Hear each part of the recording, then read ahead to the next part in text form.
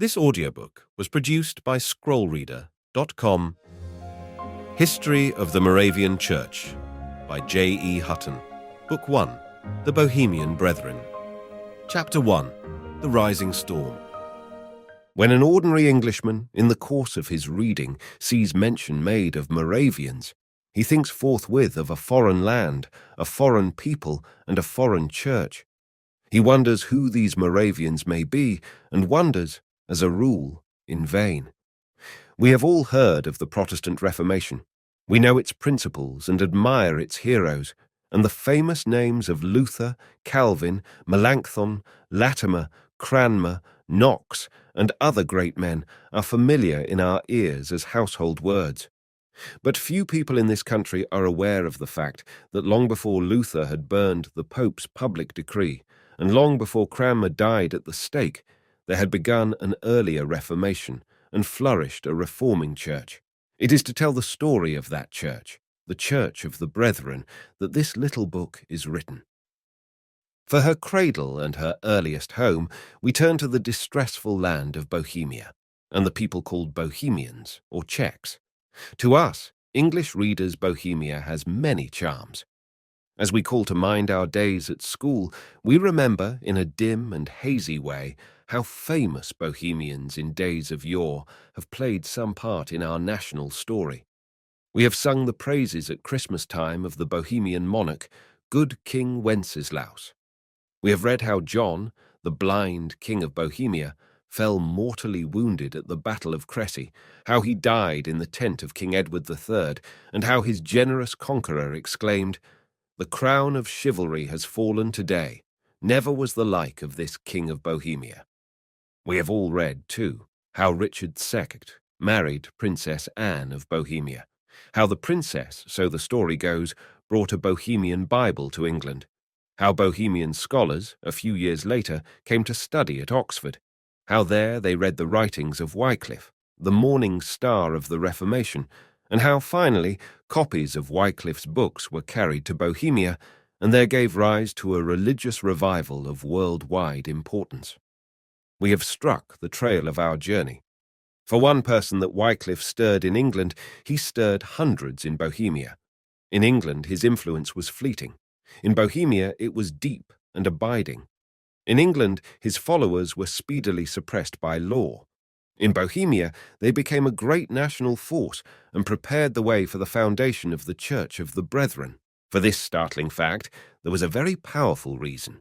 In many ways, the history of Bohemia is very like the history of Ireland, and the best way to understand the character of the people is to think of our Irish friends as we know them today. They sprang from the old Slavonic stock, and the Slavonic is very like the Celtic in nature. They had fiery Slavonic blood in their veins, and Slavonic hearts beat high with hope in their bosoms. They had all the delightful Slavonic zeal, the Slavonic dash, the Slavonic imagination. They were easy to stir, they were swift in action, they were witty in speech, they were mystic and poetic in soul, and like the Irish of the present day, they revelled in the joy of party politics and discussed religious questions with the keenest zest. With them, religion came first and foremost. All their poetry was religious, all their legends were religious, and thus the message of Wycliffe fell on hearts prepared to give it a kindly welcome. Again, Bohemia, like Ireland, was the home of two rival populations. The one was the native Czech, the other was the intruding German, and the two had not yet learned to love each other. From all sides except one, these German invaders had come. If the reader will consult a map of Europe, he will see that, except on the southeast frontier, where the sister country, Moravia, lies, Bohemia is surrounded by German-speaking states. On the northeast is Silesia, on the northwest Saxony, on the west Bavaria and the upper Palatinate, and thus Bohemia was flooded with Germans from three sides at once. For years these Germans had been increasing in power, and the whole early history of Bohemia is one dreary succession of bloody wars against German emperors and kings. Sometimes the land had been ravaged by German soldiers. Sometimes a German king had sat on the Bohemian throne. But now the German settlers in Bohemia had become more powerful than ever. They had settled in large numbers in the city of Prague and had there obtained special privileges for themselves. They had introduced hundreds of German clergymen who preached in the German language. They had married their daughters into noble Bohemian families. They had tried to make German the language of the court, had spoken with contempt of the Bohemian language, and had said that it was only fit for slaves. They had introduced German laws into many a town, and German customs into family life. And worse than all, they had overwhelming power in that pride of the country, the University of Prague.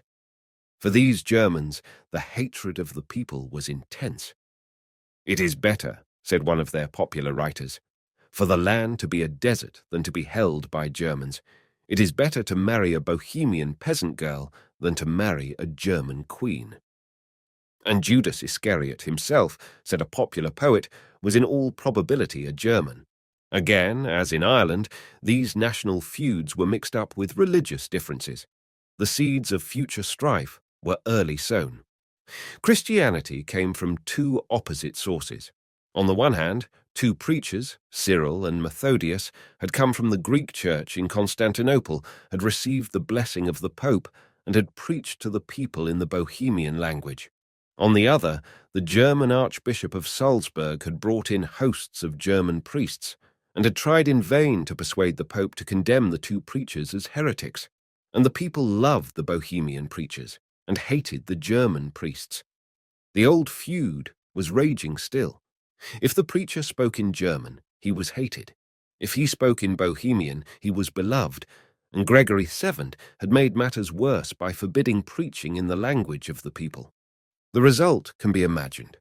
It is admitted now by all historians, Catholic and Protestant alike, that about the time when our story opens the church in Bohemia had lost her hold upon the affections of the people. It is admitted that sermons the people could understand were rare. It is admitted that the Bible was known to few, that the services held in the parish churches had become mere senseless shows, and that most of the clergy never preached at all. No longer were the clergy examples to their flocks. They hunted, they gambled, they caroused, they committed adultery, and the suggestion was actually solemnly made that they should be provided with concubines. For some years a number of pious teachers had made gallant but vain attempts to cleanse the stables. The first was Conrad of Waldhausen, an Augustinian friar. As this man was a German and spoke in German, it is not likely that he had much effect on the common people, but he created quite a sensation in Prague, denounced alike the vices of the clergy and the idle habits of the rich, persuaded the ladies of high degree to give up their fine dresses and jewels, and even caused certain well-known sinners to come and do penance in public. The next was Milik of Kremsia, 1363 to 1374. He was a Bohemian and preached in the Bohemian language. His whole life was one of noble self-sacrifice. For the sake of the poor, he renounced his position as canon and devoted himself entirely to good works. He rescued thousands of fallen women and built them a number of homes. He was so disgusted with the evils of his days that he thought the end of the world was close at hand, declared that the Emperor Charles IV was Antichrist, went to Rome to expound his views to the Pope, and posted up a notice on the door of St. Peter Es, declaring that Antichrist had come. The next was that beautiful writer, Thomas of Stitney, 1370 to 1401. He exalted the Holy Scriptures as the standard of faith, wrote several beautiful devotional books, and denounced the immorality of the monks. "They have fallen away from love," he said. "They have not the peace of God in their hearts. They quarrel, condemn, and fight each other. They have forsaken God for money." In some ways, these three reformers were all alike. They were all men of lofty character. They all attacked the vices of the clergy and the luxury of the rich, and they were all loyal to the Church of Rome and looked to the Pope to carry out the needed reform. But the next reformer, Matthew of Janno, carried the movement further, 1381 to 1393. The cause was the famous schism in the papacy. For the long period of nearly 40 years, 1378 to 1415, The whole Catholic world was shocked by the scandal of two, and sometimes three rival popes who spent their time abusing and fighting each other. As long as this schism lasted, it was hard for men to look up to the Pope as a true spiritual guide. How could men call the Pope the head of the Church when no one knew which was the true Pope? How could men respect the popes when some of the popes were men of bad moral character? Pope Urban VI was a ferocious brute who had 5 of his enemies secretly murdered. Pope Clement VII, his clever rival, was a scheming politician, and Pope John was a man whose character will scarcely bear describing in print. Of all the scandals in the Catholic Church, this disgraceful quarrel between rival popes did most to upset the minds of good men and to prepare the way for the Reformation. It aroused the scorn of John Wycliffe in England and of Matthew of Janno in Bohemia. "This schism," he wrote, "has not arisen because the priests loved Jesus Christ and his Church, but rather because they loved themselves and the world." But Matthew went even further than this. As he did not attack any Catholic dogma except the worship of pictures and images, it has been contended by some writers that he was not so very radical in his views after all, but the whole tone of his writings shows that he had lost his confidence in the Catholic Church and desired to revive the simple Christianity of Christ and the apostles. "I consider it essential," he wrote, "to root out all weeds, to restore the word of God on earth, to bring back the Church of Christ to its original, healthy, condensed condition, and to keep only such regulations as date from the time of the apostles. All the works of men," he added, "their ceremonies and traditions shall soon be totally destroyed. The Lord Jesus shall alone be exalted, and his word shall stand forever.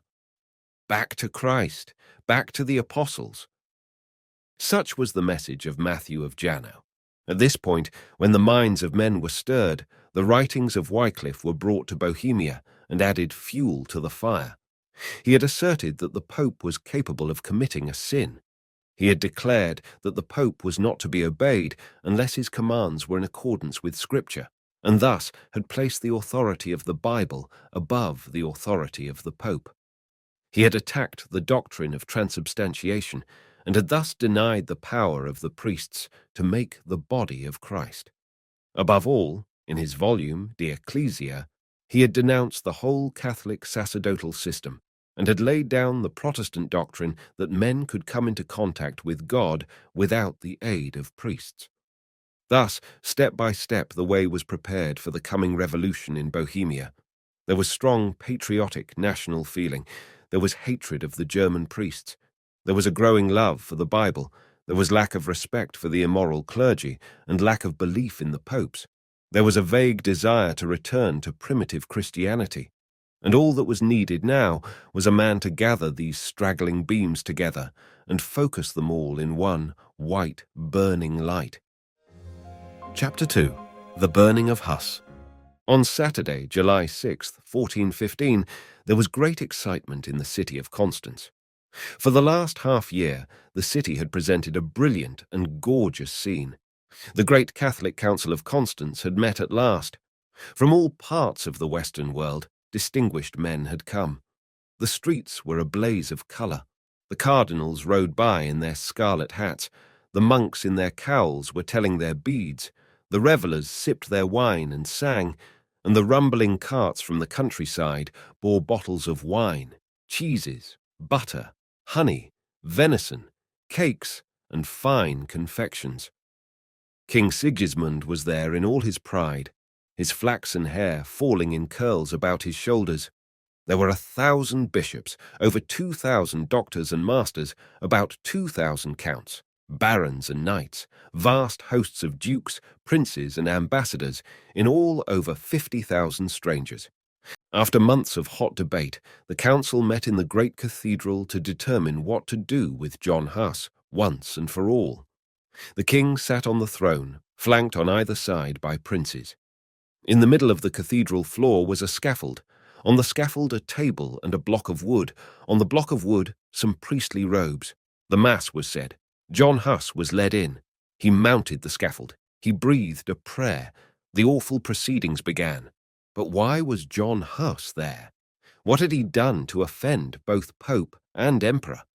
For the last 12 years, John Huss had been the boldest reformer, the finest preacher, the most fiery patriot, the most powerful writer, and the most popular hero in Bohemia. At first, he was nothing more than a child of his times.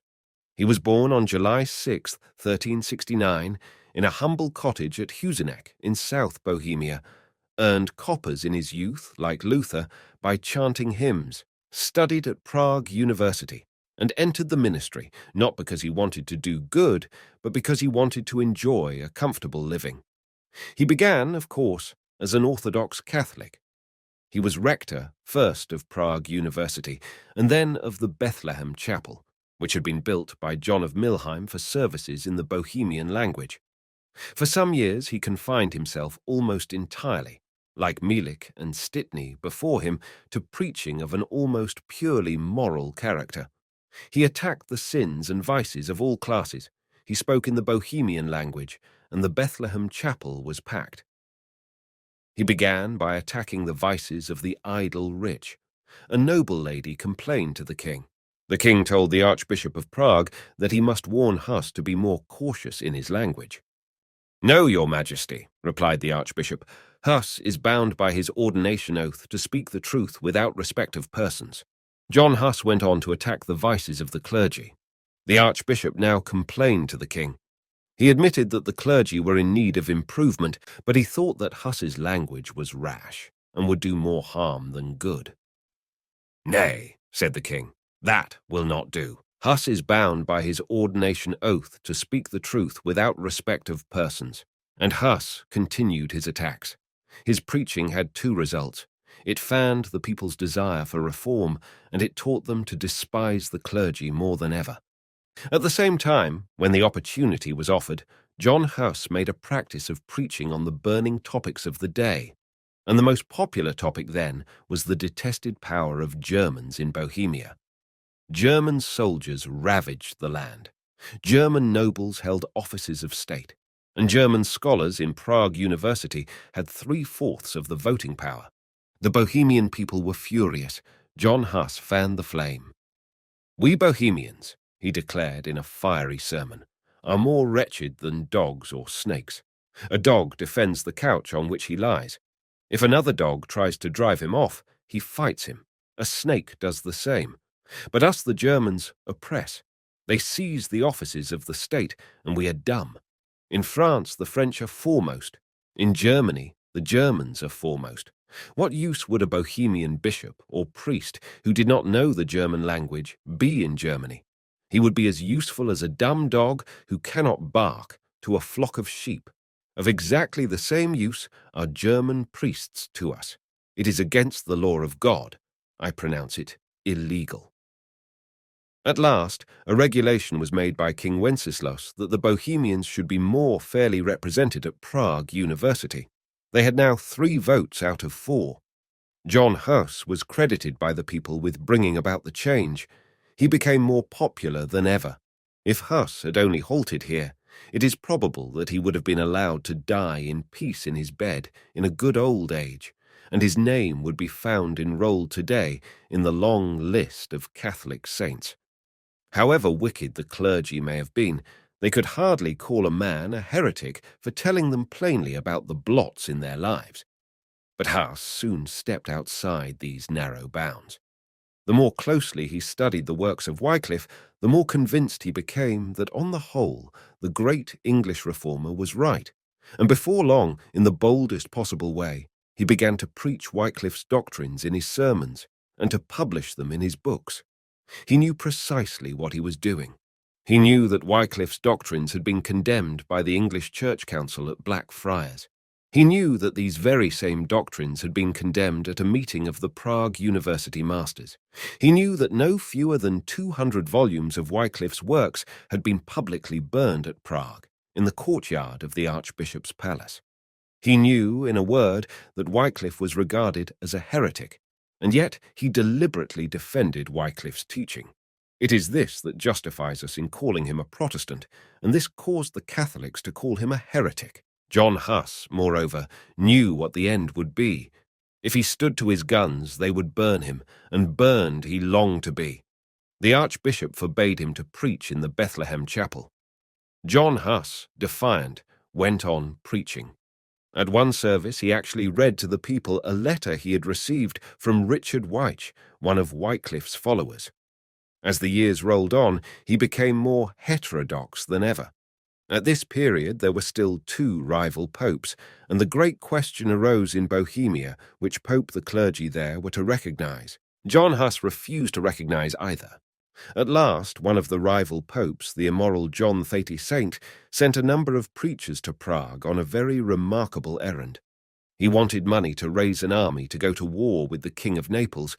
The King of Naples had supported the other pope, Gregory the Than, and now Pope John sent his preachers to Prague to sell indulgences at popular prices. They entered the city, preceded by drummers, and posted themselves in the marketplace. They had a curious message to deliver. If the good people, said they, would buy these indulgences, they would be doing two good things. They would obtain the full forgiveness of their sins and support the one lawful pope in his holy campaign. John Hus was hot with anger. What vulgar traffic in holy things was this? He believed neither in Pope John nor in his indulgences. Let who will, he thundered, proclaim the contrary. Let the pope or a bishop or a priest say, I forgive thee thy sins. I free thee from the pains of hell. It is all vain and helps thee nothing. God alone, I repeat, can forgive sins through Christ. The excitement in Prague was furious. From this moment onwards, Hus became the leader of a national religious movement. The preachers went on selling indulgences of 1409. At one and the same time, in 3 different churches, 3 young artisans sang out, Priest, thou liest. The indulgences are a fraud. For this crime, the 3 young men were beheaded in a corner near Green Street. Fond women, sentimental as usual, dipped their handkerchiefs in the blood of the martyrs, and a noble lady spread fine linen over their corpses. The university students picked up the gauntlet. They seized the bodies of the 3 young men and carried them to be buried in the Bethlehem chapel. At the head of the procession was Huss himself, and Huss conducted the funeral. The whole city was in an uproar. As the life of Huss was now in danger, and his presence in the city might lead to riots, he retired for a while from Prague to the castle of Kradnek in the country, and there, besides preaching to vast crowds in the fields, he wrote the 2 books which did the most to bring him to the stake. The first was his treatise on traffic in holy things. The second, his great, elaborate work, The Church. In the first, he denounced the sale of indulgences, and declared that even the Pope himself could be guilty of the sin of simony. In the second, following Wycliffe's lead, he criticized the whole orthodox conception of the day of the Holy Catholic Church. What was, asked Hus, the true Church of Christ? According to the popular ideas of the day, the true Church of Christ was a visible body of men on this earth. Its head was the Pope. Its officers were the cardinals, the bishops, the priests, and other ecclesiastics, and its members were those who had been baptized and who kept true to the orthodox faith. The idea of Huss was different. His conception of the nature of the true church was very similar to that held by many nonconformists of today. He was a great believer in predestination. All men, he said, from Adam onwards, were divided into 2 classes. First, those predestined by God to eternal bliss. Second, those foredoomed to eternal damnation. The true Church of Christ consisted of those predestined to eternal bliss, and no one but God himself knew to which class any man belonged. From this position, a remarkable consequence followed. For anything the Pope knew to the contrary, he might belong himself to the number of the damned. He could not, therefore, be the true head of the Church. He could not be the vicar of Christ, and the only head of the Church was Christ himself. The same argument applied to cardinals, bishops, and priests. For anything he knew to the contrary, any cardinal, bishop, or priest in the Church might belong to the number of the damned. He might be a servant, not of Christ, but of Antichrist. Therefore, said Hus, it was utterly absurd to look to men of such doubtful character as infallible spiritual guides. What right, asked Hus, had the Pope to claim the power of the keys? What right had the Pope to say who might be admitted to the Church? He had no right, as Pope, at all. Some of the popes were heretics, some of the clergy were villains, foredoomed to torment in hell, and therefore all in search of the truth must turn, not to the Pope and the clergy, but to the Bible and the law of Christ. God alone had the power of the keys. God alone must be obeyed, and the Holy Catholic Church consisted not of the Pope, the cardinals, the priests, and so many baptized members, but of all those that had been chosen by God. It is hard to imagine a doctrine more Protestant than this. It struck at the root of the whole papal conception. It undermined the authority of the Catholic Church, and no one could say to what, ere long, it might lead. It was time, said many, to take decisive action. For this purpose, Sigismund, king of the Romans and of Hungary, persuaded Pope John to summon a general church council at Constance, and at the same time he invited Hus to attend the council in person and there expound his views. John Hus set out for Constance. As soon as he arrived in the city, he received from Sigismund that famous letter of safe conduct on which whole volumes have been written. The king's promise was as clear as day. He promised Hus, in the plainest terms, 3 things. First, that he should come unharmed to the city. Second, that he should have a free hearing. And third, that if he did not submit to the decision of the council, he should be allowed to go home. Of those promises, only the first was ever fulfilled. John Hus soon found himself caught in a trap. He was imprisoned by order of the Pope. He was placed in a dungeon on an island in the Rhine and lay next to a sewer, and Sigismund either would not or could not lift a finger to help him. For 3.5 mouths he lay in his dungeon, and then he was removed to the draughty tower of a castle on Lake Geneva. His opinions were examined and condemned by the council, and at last, when he was called to appear in person, he found that he had been condemned as a heretic already. As soon as he opened his mouth to speak, he was interrupted, and when he closed it, they roared, "He has admitted his guilt. He had 1 chance of life, and 1 chance only. He must recant his heretical Wycliffite opinions, especially those set forth in his treatise on the Church." What need, said the council, could there be of any further trial? The man was a heretic. His own books convicted him, and justice must be done. And now, on the last day of the trial, John Hus stood before the great council. The scene was appalling. For some weeks, this gallant son of the morning had been tormented by neuralgia. The marks of suffering were on his brow. His face was pale. His cheeks were sunken. His limbs were weak and trembling. But his eye flashed with a holy fire, and his words rang clear and true. Around him gleamed the purple and gold and the scarlet robes. Before him sat King Sigismund on the throne. The 2 men looked each other in the face. As the articles were rapidly read out against him, John Hus endeavored to speak in his own defense. He was told to hold his tongue. Let him answer the charges all at once at the close. "How can I do that," said Hus, "when I cannot even bear them all in mind?" He made another attempt. "Hold your tongue," said Cardinal Zabarella. "We have already given you a sufficient hearing." With clasped hands and in ringing tones, Hus begged in vain for a hearing. Again he was told to hold his peace, and silently he raised his eyes to heaven in prayer. He was accused of denying the Catholic doctrine of transubstantiation. He sprang to his feet in anger. Zabarella tried to shout him down. The voice of Hus rang out above the babel. "I have never held, taught, or preached," he cried, "that in the sacrament of the altar material bread remains after consecration." The trial was short and sharp. The verdict had been given beforehand. He was now accused of another horrible crime. He had actually described himself as the 4th person in the Godhead. The charge was monstrous. "Let that doctor be named," said Hus, "who has given this evidence against me." But the name of his false accuser was never given. He was now accused of a still more dangerous error. He had appealed to God instead of appealing to the Church. "O Lord God," he exclaimed, "this council now condemns thy action and law as an error. I affirm that there is no safer appeal than that to the Lord Jesus Christ." With those brave words he signed his own death warrant. For all his orthodoxy on certain points, he made it clearer now than ever that he set the authority of his own conscience above the authority of the council, and, therefore, according to the standard of the day, he had to be treated as a heretic.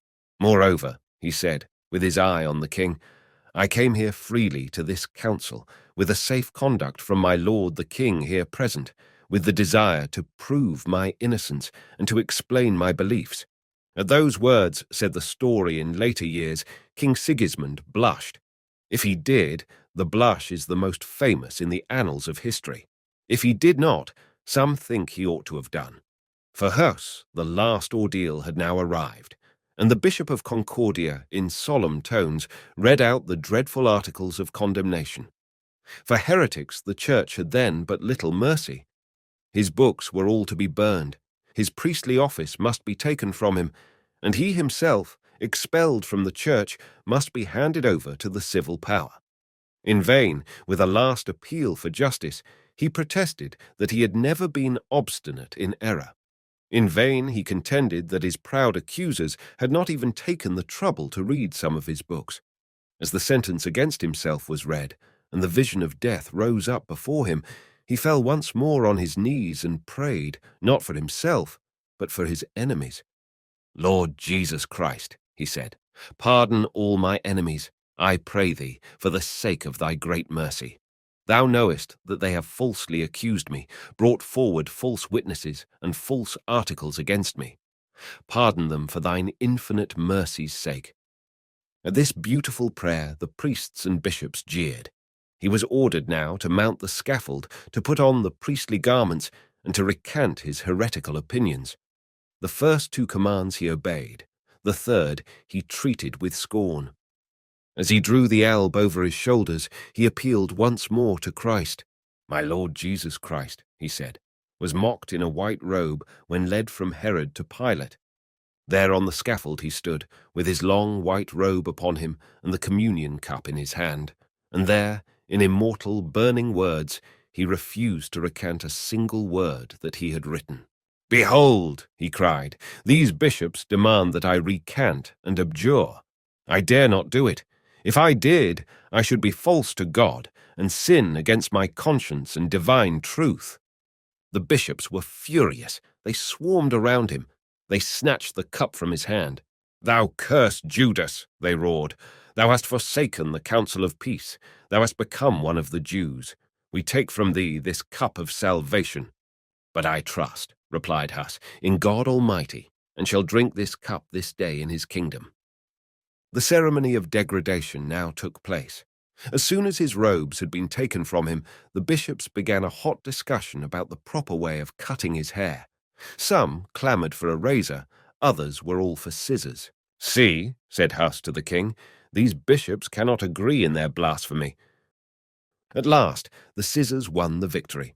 His tonsure was cut in 4 directions, and a fool's cap, a yard high, with a picture of devils tearing his soul, was placed upon that hero's head. "So," said the bishops, "we deliver your soul to the devil." "Most joyfully," said Hus. "Will I wear this crown of shame for thy sake, O Jesus, who for me didst wear a crown of thorns?" "Go, take him," said the king. And Hus was led to his death. As he passed along, he saw the bonfire in which his books were being burned. He smiled.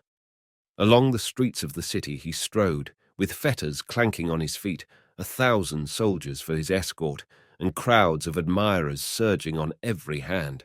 Full soon the fatal spot was reached. It was a quiet meadow among the gardens, outside the city gates. At the stake he knelt once more in prayer, and the fool's cap fell from his head. Again he smiled. "It ought to be burned along with him," said a watcher, "that he and the devils might be together." He was bound to the stake with 7 moist thongs and an old, rusty chain, and faggots of wood and straw were piled around him to the chin. For the last time, the marshal approached to give him a fair chance of abjuring. "What errors," he retorted, "shall I renounce? I know myself guilty of none. I call God to witness that all that I have written and preached has been with the view of rescuing souls from sin and perdition, and therefore most joyfully will I confirm with my blood the truth I have written and preached." As the flame arose and the wood crackled, he chanted the Catholic burial prayer, "Jesu, Son of David, have mercy upon me." From the west, a gentle breeze was blowing, and a gust dashed the smoke and sparks in his face. At the words, "who was born of the Virgin Mary," he ceased. His lips moved faintly in silent prayer, and a few moments later the martyr breathed no more. At last the cruel fire died down, and the soldiers wrenched his remains from the post, hacked his skull in pieces, and ground his bones to powder. As they prodded about among the glowing embers to see how much of Hus was left, they found, to their surprise, that his heart was still unburned. One fixed it on the point of his spear, thrust it back into the fire, and watched it frizzle away. And finally, by the marshal's orders, they gathered all the ashes together and tossed them into the Rhine. He had died, says a Catholic writer, for the noblest of all causes. He had died for the faith which he believed to be true. Chapter 3. The Welter, 1415 to 1434. The excitement in Bohemia was intense. As the ashes of Hus floated down the Rhine, the news of his death spread over the civilized world, and in every Bohemian town and hamlet, the people felt that their greatest man had been unjustly murdered. He had become the national hero and the national saint, and now the people swore to avenge his death. A Hussite league was formed by his followers, a Catholic league was formed by his enemies. The Hussite wars began. It is important to note with exactness what took place. As we study the history of men and nations, we are apt to fancy that the rank and file of a country can easily be united in one by common adherence to a common cause. It is not so. For one man who will steadily follow a principle, there are hundreds who would rather follow a leader. As long as Hus was alive in the flesh, he was able to command the loyalty of the people. But now that his tongue was silent forever, his followers split into many contending factions. For all his eloquence, he had never been able to strike one clear commanding note. In some of his views, he was a Catholic, in others a Protestant. To some, he was merely the fiery patriot, to others the champion of church reform, to others the high-souled moral teacher, to others the enemy of the Pope. If the people had only been united, they might now have gained their long-lost freedom. But unity was the very quality they lacked the most. They had no clear notion of what they wanted. They had no definite scheme of church reform. They had no great leader to show them the way through the jungle, and thus, instead of closing their ranks against the common foe, they split up into jangling sects and parties, and made the confusion worse confounded. First in rank and first in power came the Utraquists, or Calixtines.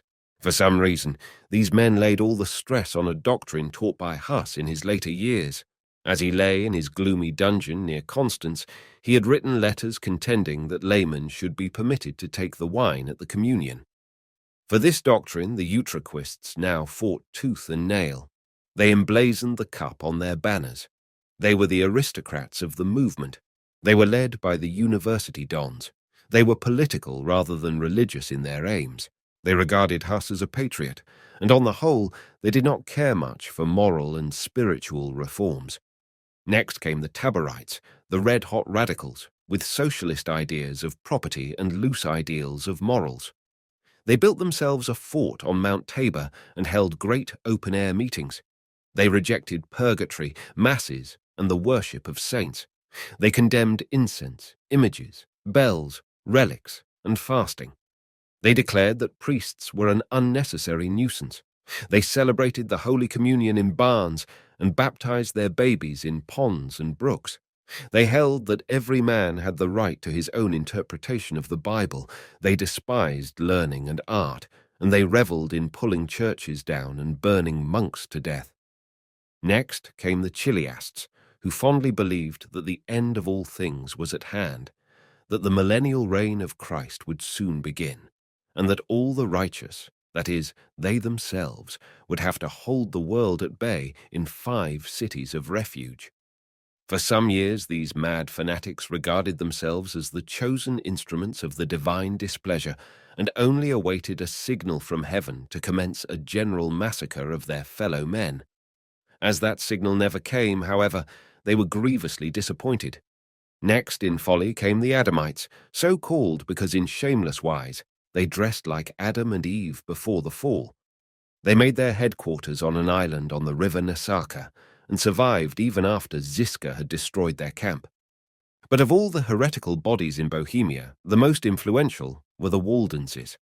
As the history of the Waldenses is still obscure, we cannot say for certain what views they held when they first came from Italy some 50 or 60 years before. At first, they seem to have been almost Catholics, but as the Hussite wars went on, they fell, it is said, under the influence of the Taborites and adopted many radical Taborite opinions. They held that prayer should be addressed not to the Virgin Mary and the saints, but to God alone, and spoke with scorn of the popular doctrine that the Virgin in heaven showed her breast when interceding for sinners. As they did not wish to create a disturbance, they attended the public services of the Church of Rome, but they did not believe in those services themselves, and are said to have employed their time at church in picking holes in the logic of the speaker. They believed neither in building churches, nor in saying masses, nor in the adoration of pictures, nor in the singing of hymns at public worship.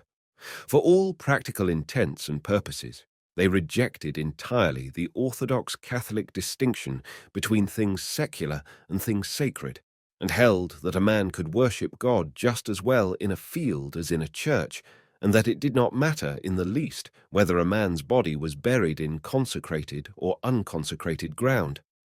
What use, they asked, were holy water, holy oil, holy palms, roots, crosses, holy splinters from the cross of Christ?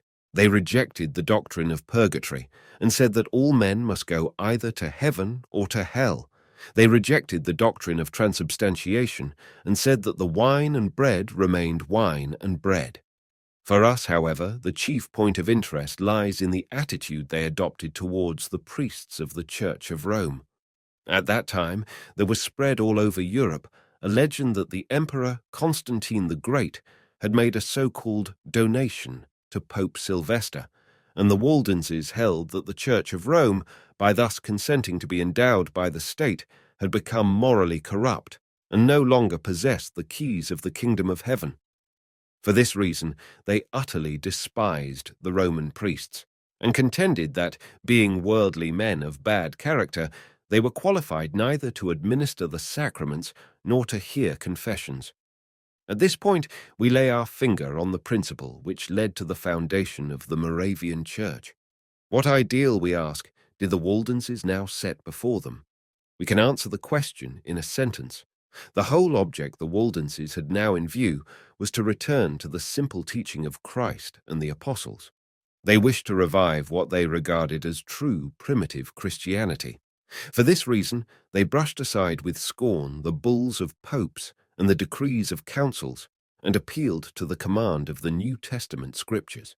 For them, the law of Christ was supreme and final, and appealing to his teaching in the Sermon on the Mount, they declared that oaths were wicked, and that war was no better than murder. If the law of Christ were obeyed, said they, what need would there be of government? How long they had held these views we do not know. Some think they had held them for centuries. Some think they had learned them recently from the Taborites. If scholars insist on this latter view, we are forced back on the further question. Where did the Taborites get their advanced opinions? If the Taborites taught the Waldenses, who taught the Taborites? We do not know. For the present, all we call say is that the Waldenses, in a quiet way, were fast becoming a mighty force in the country. They addressed each other as brother and sister. They are said to have had their own translations of the Bible. They claimed a descent from the apostles, and they are even held by some, though here we tread on very thin ice, to have possessed their own episcopal succession. But the method of the Taborites was different. If the kingdom of God was to come at all, it must come. They held by force, by fire, by the sword, by pillage, and by famine. What need to tell here the blood-curdling story of the Hussite Wars? What need to tell here how Pope Martin V summoned the whole Catholic world to a grand crusade against the Bohemian people?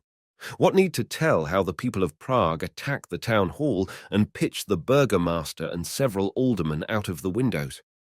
For 20 years the whole land was one boiling welter of confusion, and John Ziska, the famous blind general, took the lead of the Taborite army, and standing on a wagon with the banner above him emblazoned with the Hussite cup, he swept the country from end to end like a devouring prairie fire. It is held now by military experts that Ziska was the greatest military genius of the age. If military genius could have saved Bohemia, Bohemia would now have been saved. For some years he managed to hold at bay the finest chivalry of Europe, and he certainly saved the Hussite cause from being crushed in its birth. For faith and freedom he fought, the faith of Hus and the freedom of Bohemia.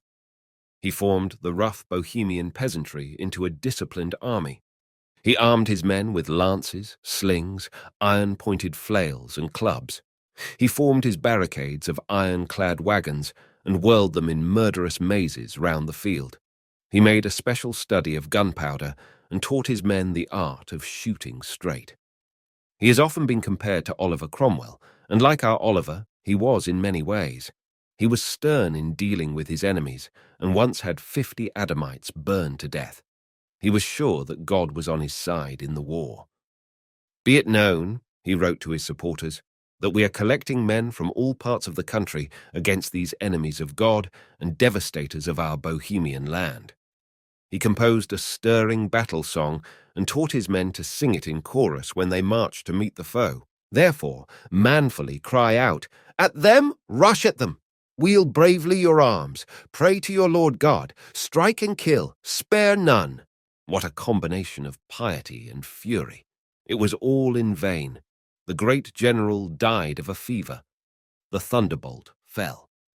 At a meeting in Prague, the Utraquists and Catholics at last came to terms and drew up a compromise known as the Compactata of Basle, 1433. For nearly 200 years after this, these compactata were regarded as the law of the land, and the Utraquist Church was recognized by the Pope as the national self-governing Church of Bohemia. The terms of the compactata were 4 in number. The communion was to be given to laymen in both kinds. All mortal sins were to be punished by the proper authorities. The word of God was to be freely preached by faithful priests and deacons, and no priests were to have any worldly possessions.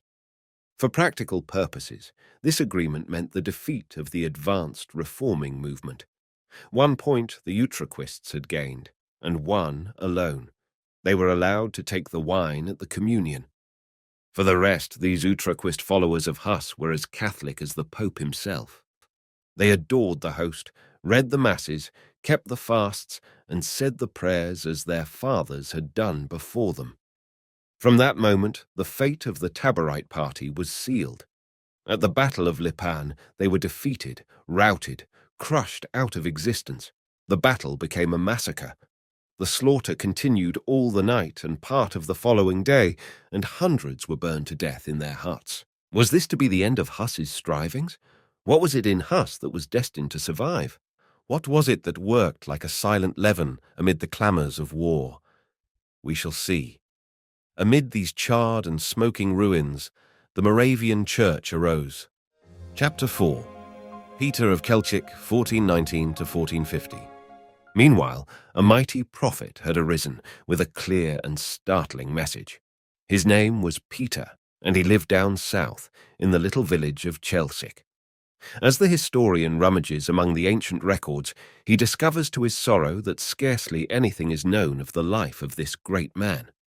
But, on the other hand, it is a joy to know that while his story is wrapped in mystery, his teaching has been preserved, and that some of the wonderful books he wrote are treasured still in his native land as gems of Bohemian literature. In later years, it was commonly said that he began life as a cobbler, but that story, at least, may be dismissed as a legend. He enlisted, we are told, in the army. He then discovered that a soldier's life was wicked. He then thought of entering a monastery, but was shocked by what he heard of the immoralities committed within the holy walls, and finally, having some means of his own, retired to his little estate at Chelcic, and spent his time in writing pamphlets about the troubles of his country. He had picked up a smattering of education in Prague. He had studied the writings of Wycliffe and of Hus, and often appealed to Wycliffe in his works. He could quote, when he liked, from the great church fathers. He had a fair working knowledge of the Bible, and above all, he had the teaching of Christ and the apostles engraved upon his conscience and his heart. As he was not a priest, he could afford to be independent. As he knew but little Latin, he wrote in Bohemian, and thus, like Stittney and Huss before him, he appealed to the people in language they could all understand. Of all the leaders of men in Bohemia, this Peter was the most original and daring. As he pondered on the woes of his native land, he came to the firm but sad conclusion that the whole system of religion and politics was rotten to the core. Not one of the jangling sects was in the right. Not one was true to the spirit of Christ. Not one was free from the dark red stain of murder.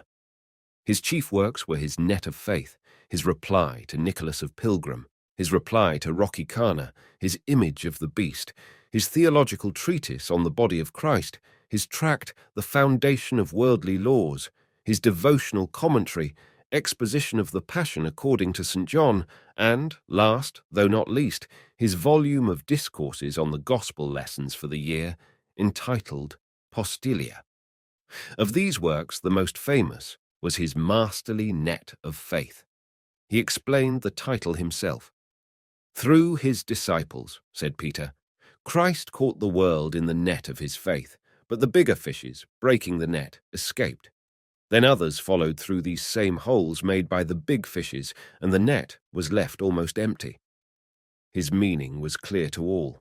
The net was the true Church of Christ. The two whales who broke it were the Emperor and the Pope. The big fishes were the mighty, learned persons, heretics and offenders, and the little fishes were the true followers of Christ. He opened his bold campaign in dramatic style.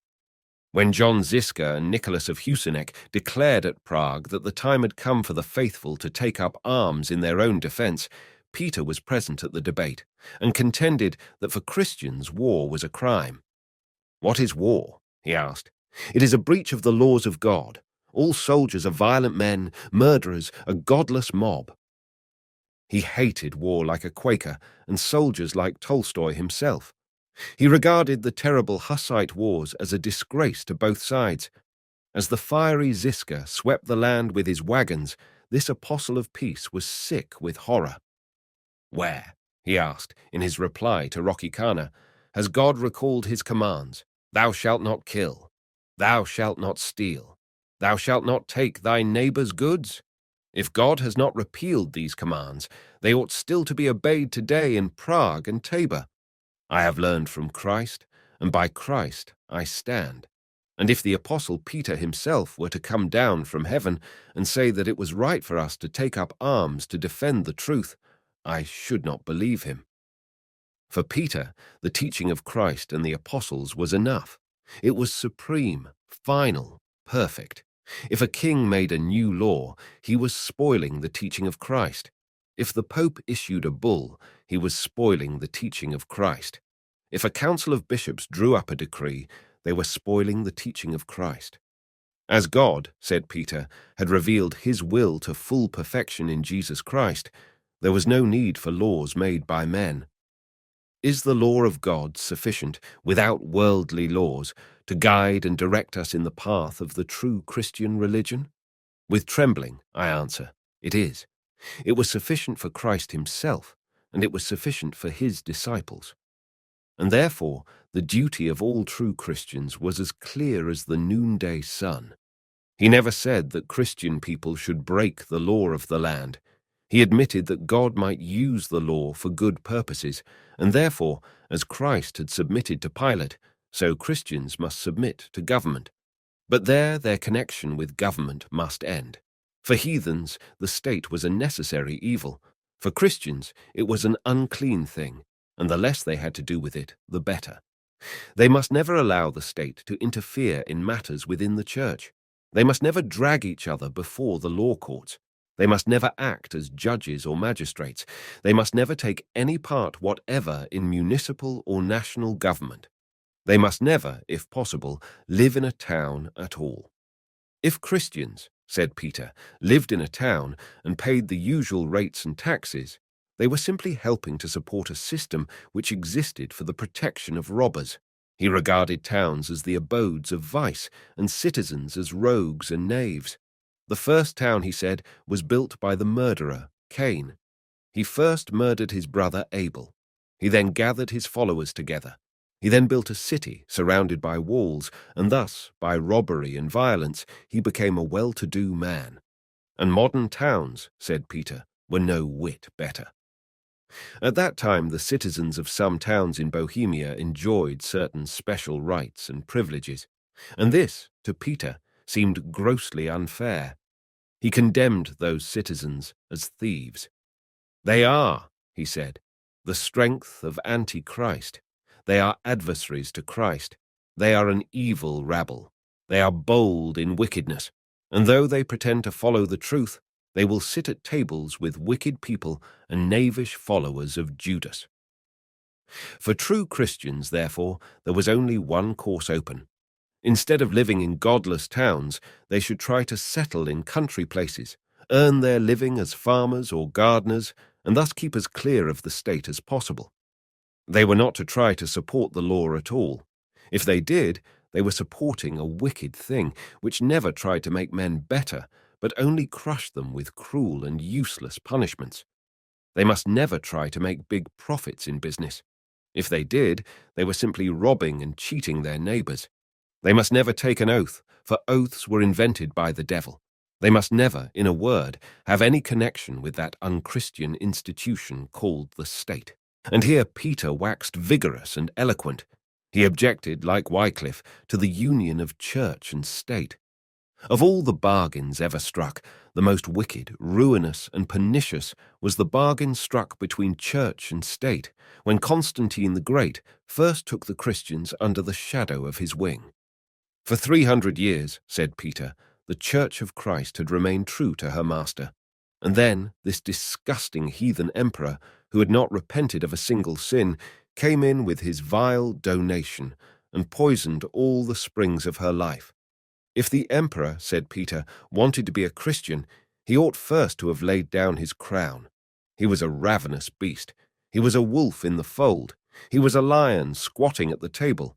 And at that fatal moment in history, when he gave his donation to the Pope, an angel in heaven had spoken the words, "This day has poison entered the blood of the Church." Since that time, said Peter, these two powers, imperial and papal, have clung together. They have turned everything to account in church and in Christendom for their own impious purposes. Theologians, professors, and priests are the satraps of the emperor. They ask the emperor to protect them so that they may sleep as long as possible, and they create war so that they may have everything under their thumb. If Peter lashed the church with whips, he lashed her priests with scorpions. He accused them of various vices. They were immoral, they were superstitious, they were vain, ignorant, and empty-headed, and, instead of feeding the church of God, they had almost starved her to death. He loathed these honorable men who sit in great houses, these purple men with their beautiful mantles, their high caps, their fat stomachs.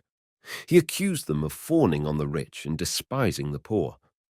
As for love of pleasure, he said, immorality, laziness, greediness, uncharitableness, and cruelty, as for these things, the priests do not hold them as sins when committed by princes, nobles, and rich commoners. They do not tell them plainly, "You will go to hell if you live on the fat of the poor and live a bestial life," although they know that the rich are condemned to eternal death by such behavior. Oh, no. They prefer to give them a grand funeral. A crowd of priests, clergy, and other folk make a long procession. The bells are rung. There are masses, singings, candles, and offerings. The virtues of the dead man are proclaimed from the pulpit. They enter his soul in the books of their cloisters and churches to be continually prayed for, and if what they say be true, that soul cannot possibly perish, for he has been so kind to the church, and must indeed be well cared for.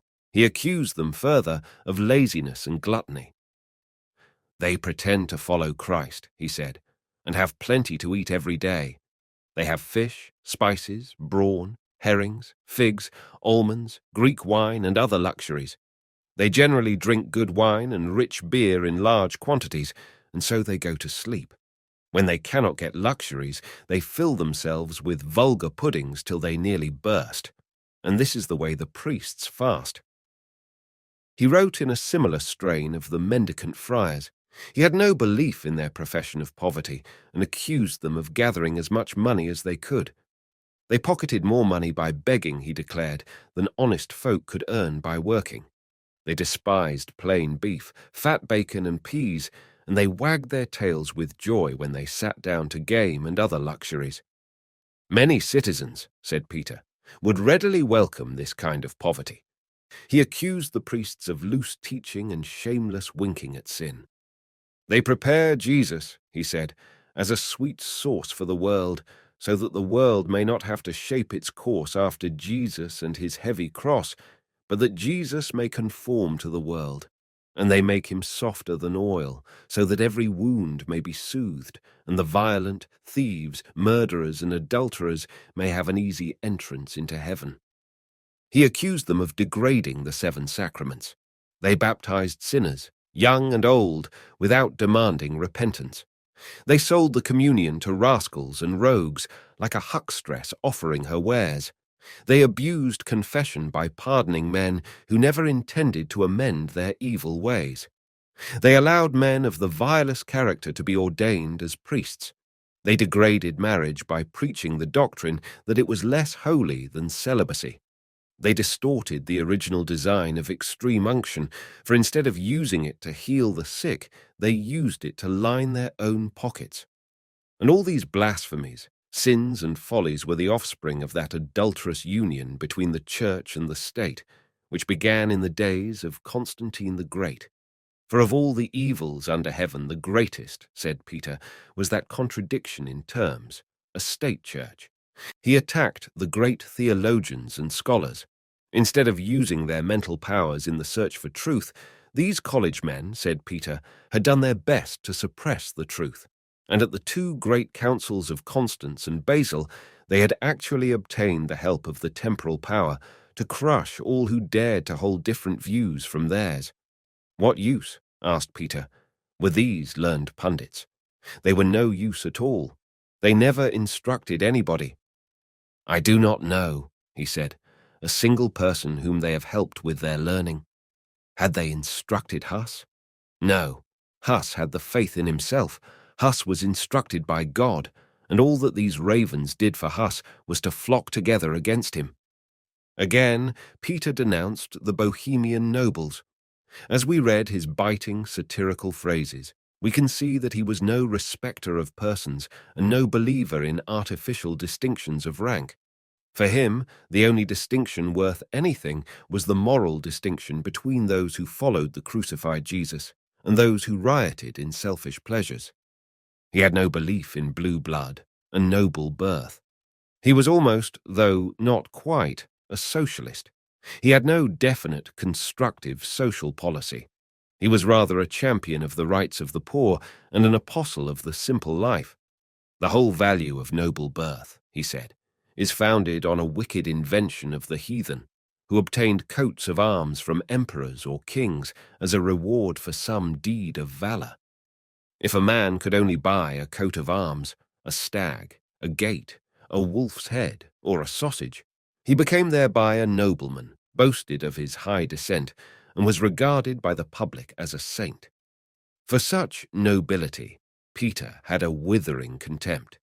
He declared that nobles of this stamp had no right to belong to the Christian Church. They lived, he said, in flat opposition to the spirit of Jesus Christ. They devoured the poor. They were a burden to the country. They did harm to all men. They set their minds on worldly glory and spent their money on extravagant dress. The men, said he, wear capes reaching down to the ground, and their long hair falls down to their shoulders, and the women wear so many petticoats that they can hardly drag themselves along and strut about like the Pope's courtesans, to the surprise and disgust of the whole world. What right had these selfish fops to call themselves Christians? They did more harm to the cause of Christ than all the Turks and heathens in the world. Thus Peter, belonging to none of the sects, found grievous faults in them all. As he always mentions the Waldenses with respect, it has been suggested that he was a Waldensian himself. But of that there is no real proof. He had apparently no organizing skill. He never attempted to form a new sect or party, and his mission in the world was to throw out hints and leave it to others to carry these hints into practice. He condemned the Utraquists because they used the sword. "If a man," he said, "eats a black pudding on Friday, you blame him. But if he sheds his brother's blood on the scaffold or on the field of battle, you praise him." He condemned the Taborites because they made light of the sacraments. "You have called the holy bread," he said, "a butterfly, a bat, an idol. You have even told the people that it is better to kneel to the devil than to kneel at the altar, and thus you have taught them to despise religion and wallow in unholy lusts." He condemned the king for being a king at all, for no intelligent man, said Peter, could possibly be a king and a Christian at the same time. And finally, he condemned the Pope as Antichrist and the enemy of God. Yet Peter was something more than a caustic critic. For the terrible ills of his age and country, he had one plain and homely remedy, and that for all true Christians to leave the Church of Rome and return to the simple teaching of Christ and his apostles. If the reader goes to Peter for systematic theology, he will be grievously disappointed. But if he goes for moral vigor, he will find a well-spread table. He did not reason his positions out like Wycliffe. He was a suggestive essayist rather than a constructive philosopher, and, radical though he was in some of his views, he held firm to what he regarded as the fundamental articles of the Christian faith. He believed in the redemptive value of the death of Christ. He believed that man must build his hopes not so much on his own good works, but rather on the grace of God. He believed, all the same, that good works were needed and would receive their due reward. He believed, further, in the real bodily presence of Christ in the sacrament, and on this topic he held a doctrine very similar to Luther's doctrine of consubstantiation. But, over and above all these beliefs, he insisted, in season and out of season, that men could partake of spiritual blessings without the aid of Roman priests. Some fruit of his labors he saw. As the fire of the Hussite wars died down, a few men in different parts of the country, especially at Chelcic, Wilenau, and Divischau, began to take Peter as their spiritual guide. They read his pamphlets with delight, became known as the Brethren of Chelcic, and wore a distinctive dress, a grey cloak with a cord tied around the waist. The movement spread, the societies multiplied, and thus, in a way no records tell, were laid the foundations of the Church of the Brethren. Did Peter see that church? We do not know. No one knows when Peter was born, and no one knows when he died. He delivered his message. He showed the way. He flashed his lantern in the darkness, and thus, whether he knew it or not, he was the literary founder of the Brethren's Church. He fired the hope. He drew the plans. It was left to another man to erect the building. As the movement spread, the societies multiplied, and the Church of the Brethren was formed in ways no records can describe. Was Peter able to see that church? There is no way to know. No one knows when Peter was born or when he died. As a result, whether he knew it or not, he was the literary founder of the Brethren's Church, for he delivered his message, showed the way, and flashed his lantern in the darkness. Hope was ignited by him. Plans were drawn by him. It was left to another man to erect the building. Chapter 5. Gregory the Patriarch and the Society at Kunwald, 1457 to 1473.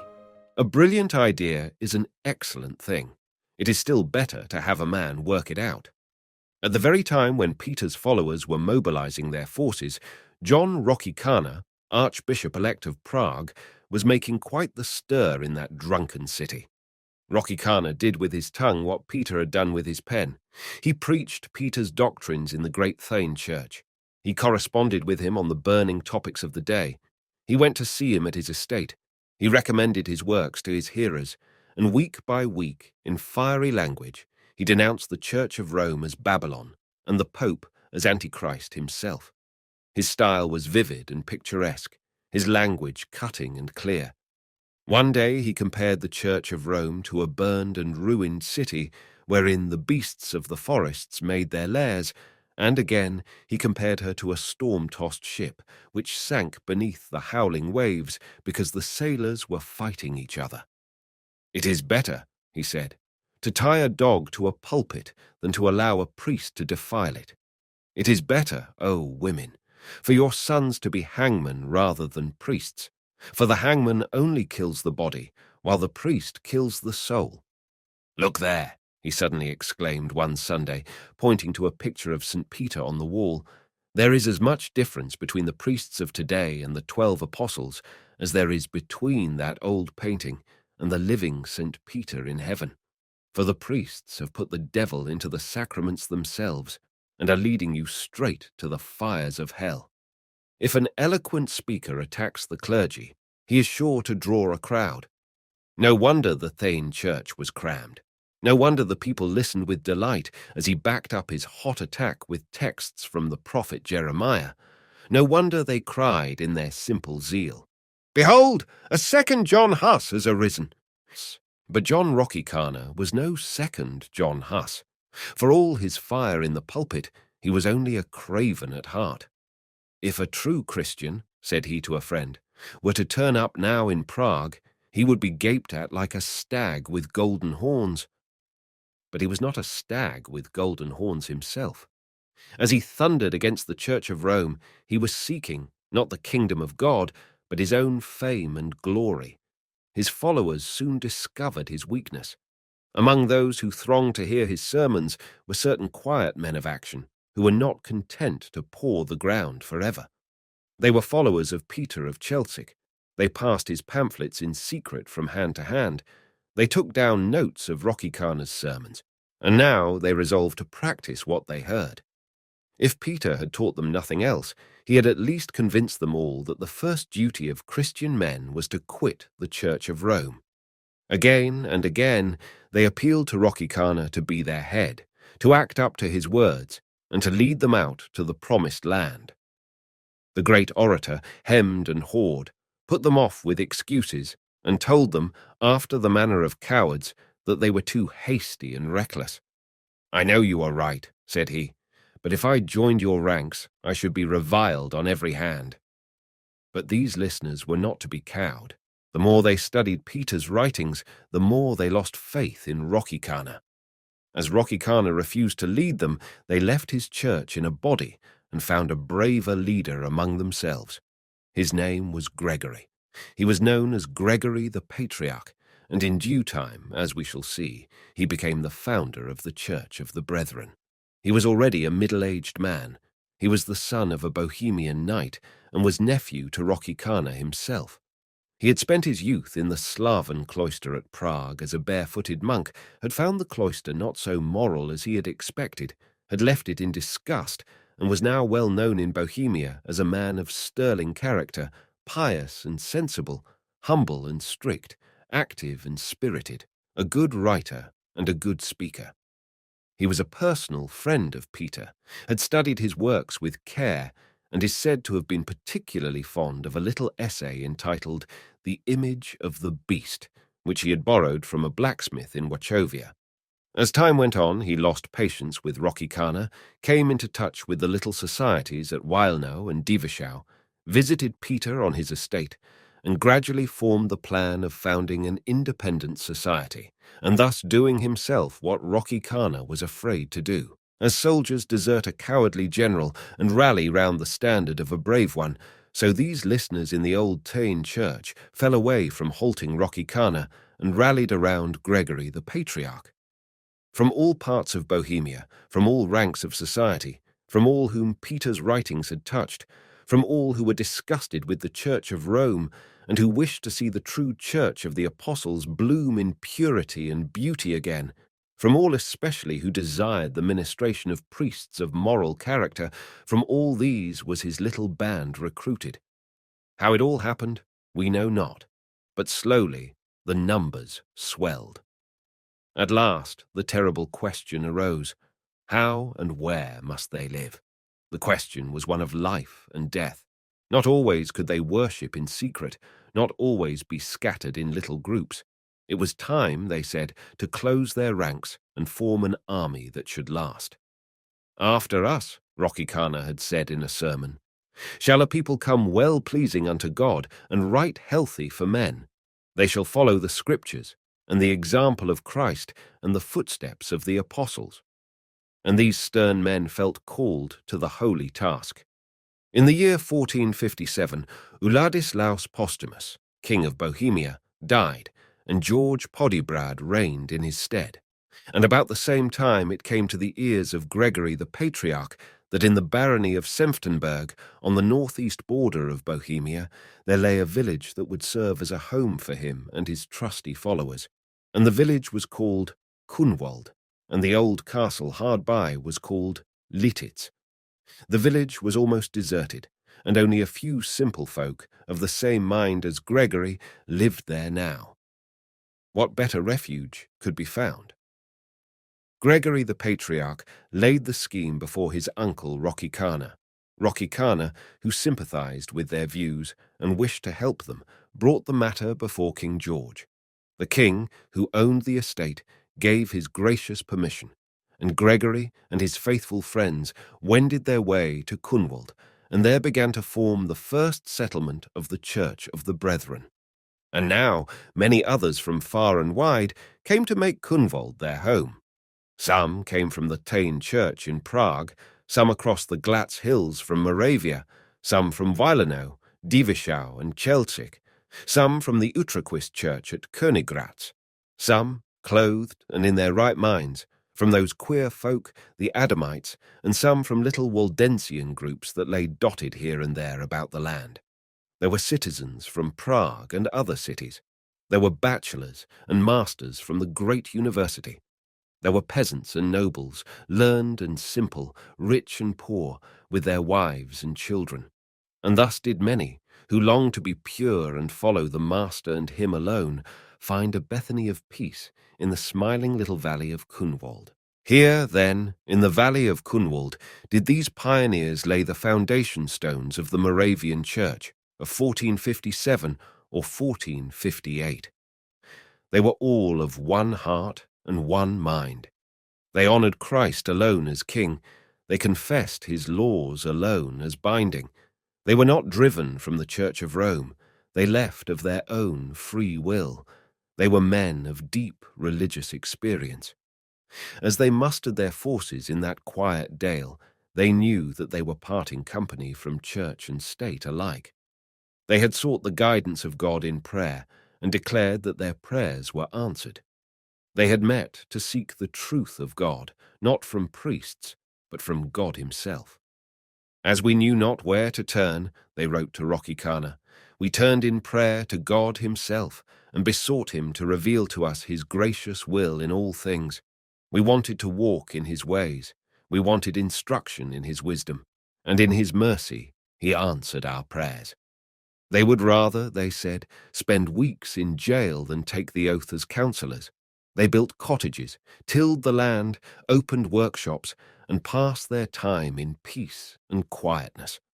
For a law and a testimony they had the Bible and the writings of Peter of Chelcic. In Michael Bradasius, a Utrecht priest, they found a faithful pastor. They made their own laws and appointed a body of 28 elders to enforce them. They divided themselves into 3 classes, the beginners, the learners, and the perfect. And the perfect gave up their private property for the good of the common cause. They had overseers to care for the poor. They had priests to administer the sacraments. They had godly laymen to teach the scriptures. They had visitors to see to the purity of family life.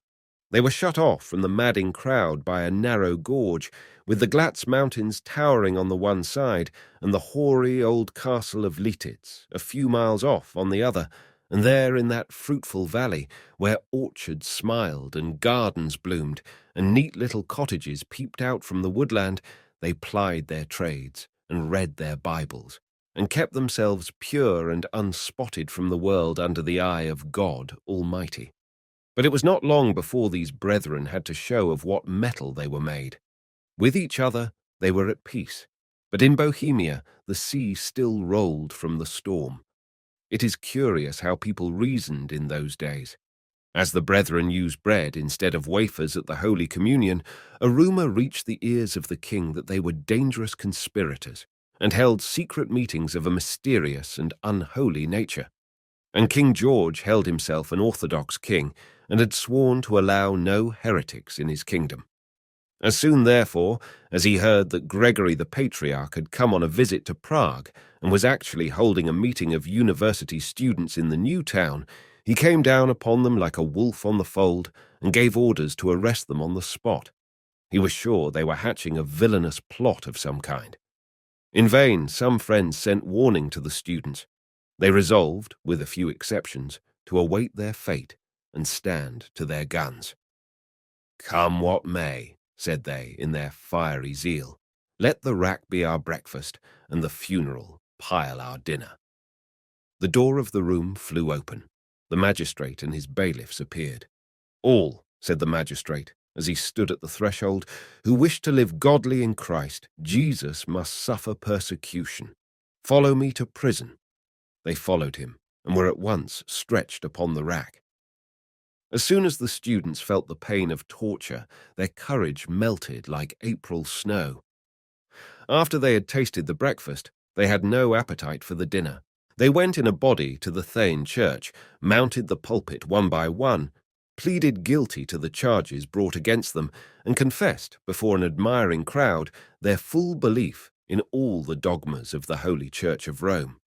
But for Gregory, the Patriarch, who was now growing old, the pain was too severe. His wrists cracked, he collapsed, and was thought to be dead, and in his collapse he dreamed a dream which seemed to him like the dreams of the prophets of old. He saw, in a lovely meadow, a tree laden with fruit. The fruit was being plucked by birds. The flights of the birds were guided by a youth of heavenly beauty, and the tree was guarded by 3 men whose faces he seemed to know.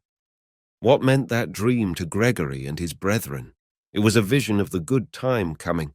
The tree was the church of the brethren. The fruit was her Bible teaching. The birds were her ministers and helpers. The youth of radiant beauty was the divine master himself. And the 3 men who stood on guard were the 3 men who were afterwards chosen as the first 3 elders of the Brethren's Church.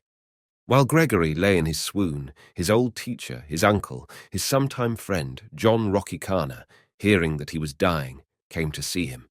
His conscience was stricken, his heart bled, and wringing his hands in agony, he moaned, "Oh, my Gregory, would I were where thou art." When Gregory recovered, Rockicana pleaded for him, and the king allowed the good old Patriarch to return in peace to Kunwald. Meanwhile, the first persecution of the brethren had begun in deadly earnest of 1461. King George Podiebrad was furious. He issued an order that all his subjects were to join either the Utraquist or the Roman Catholic Church. He issued another order that all priests who conducted the communion in the blasphemous manner of the brethren should forthwith be put to death. The priest, old Michael, was cast into a dungeon. 4 leading brethren were burned alive. The peaceful home in Kunwald was broken, and the brethren fled to the woods and mountains. For 2 full years they lived the life of hunted deer in the forest. As they durst not light a fire by day, they cooked their meals by night. And then, while the enemy dreamed and slept, They read their Bibles by the watchfire's glare and prayed till the blood was dripping from their knees. If provisions ran short, they formed a procession and marched in single file to the nearest village. And when the snow lay on the ground, they trailed behind them a pine tree branch, so that folk would think a wild beast had been prowling around. We can see them gathering in those Bohemian glades. As the sentinel stars set their watch in the sky, and the night wind kissed the pine trees, they read to each other the golden promise that where 2 or 3 were gathered together in his name, he would be in the midst of them, and rejoiced that they, the chosen of God, had been called to suffer for the truth and the church that was yet to be. In vain they appealed to Rocky Kana. He had done with them forever. Thou art of the world, they wrote, and wilt perish with the world. They were said to have made a covenant with the devil, and were commonly dubbed pitmen because they lived in pits and caves. Yet not for a moment did they lose hope. At the very time when the king in his folly thought they were crushed beneath his foot, they were in reality increasing in numbers every day. As their watchfires shone in the darkness of the forests, so their pure lives shone among a darkened people. No weapon did they use except the pen. They never retaliated, never rebelled, never took up arms in their own defense, never even appealed to the arm of justice. When smitten on one cheek, they turned the other, and from ill report they went to good report, till the king for very shame had to let them be. Well aware was he that brutal force could never stamp out spiritual life. "I advise you," said a certain bishop, "to shed no more blood. Martyrdom is somewhat like a half-roasted joint of meat, apt to breed maggots." And now the time drew near for Gregory's dream to come true. When the brethren settled in the valley of Kunwald, they had only done half their work. They had quitted the benighted Church of Rome. They had not yet put a better church in her place. They had settled on a Utraquist estate. They were under the protection of a Utraquist king. They attended services conducted by Utraquist priests. But this black-and-white policy could not last forever. If they wished to be godly men themselves, they must have godly men in the pulpits. What right had they, the chosen of God, as they called themselves, to listen to sermons from men in league with the state?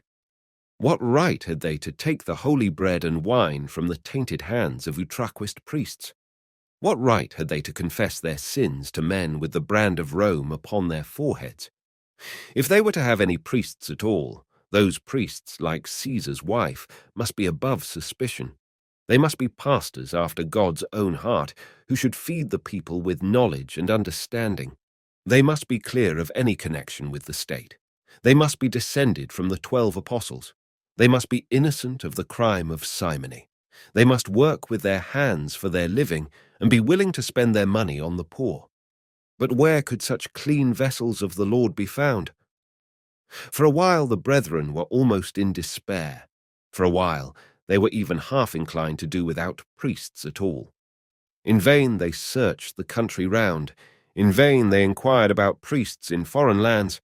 When they asked about the pure Nestorian church supposed to exist in India, they received the answer that the church was now as corrupt as the Romish.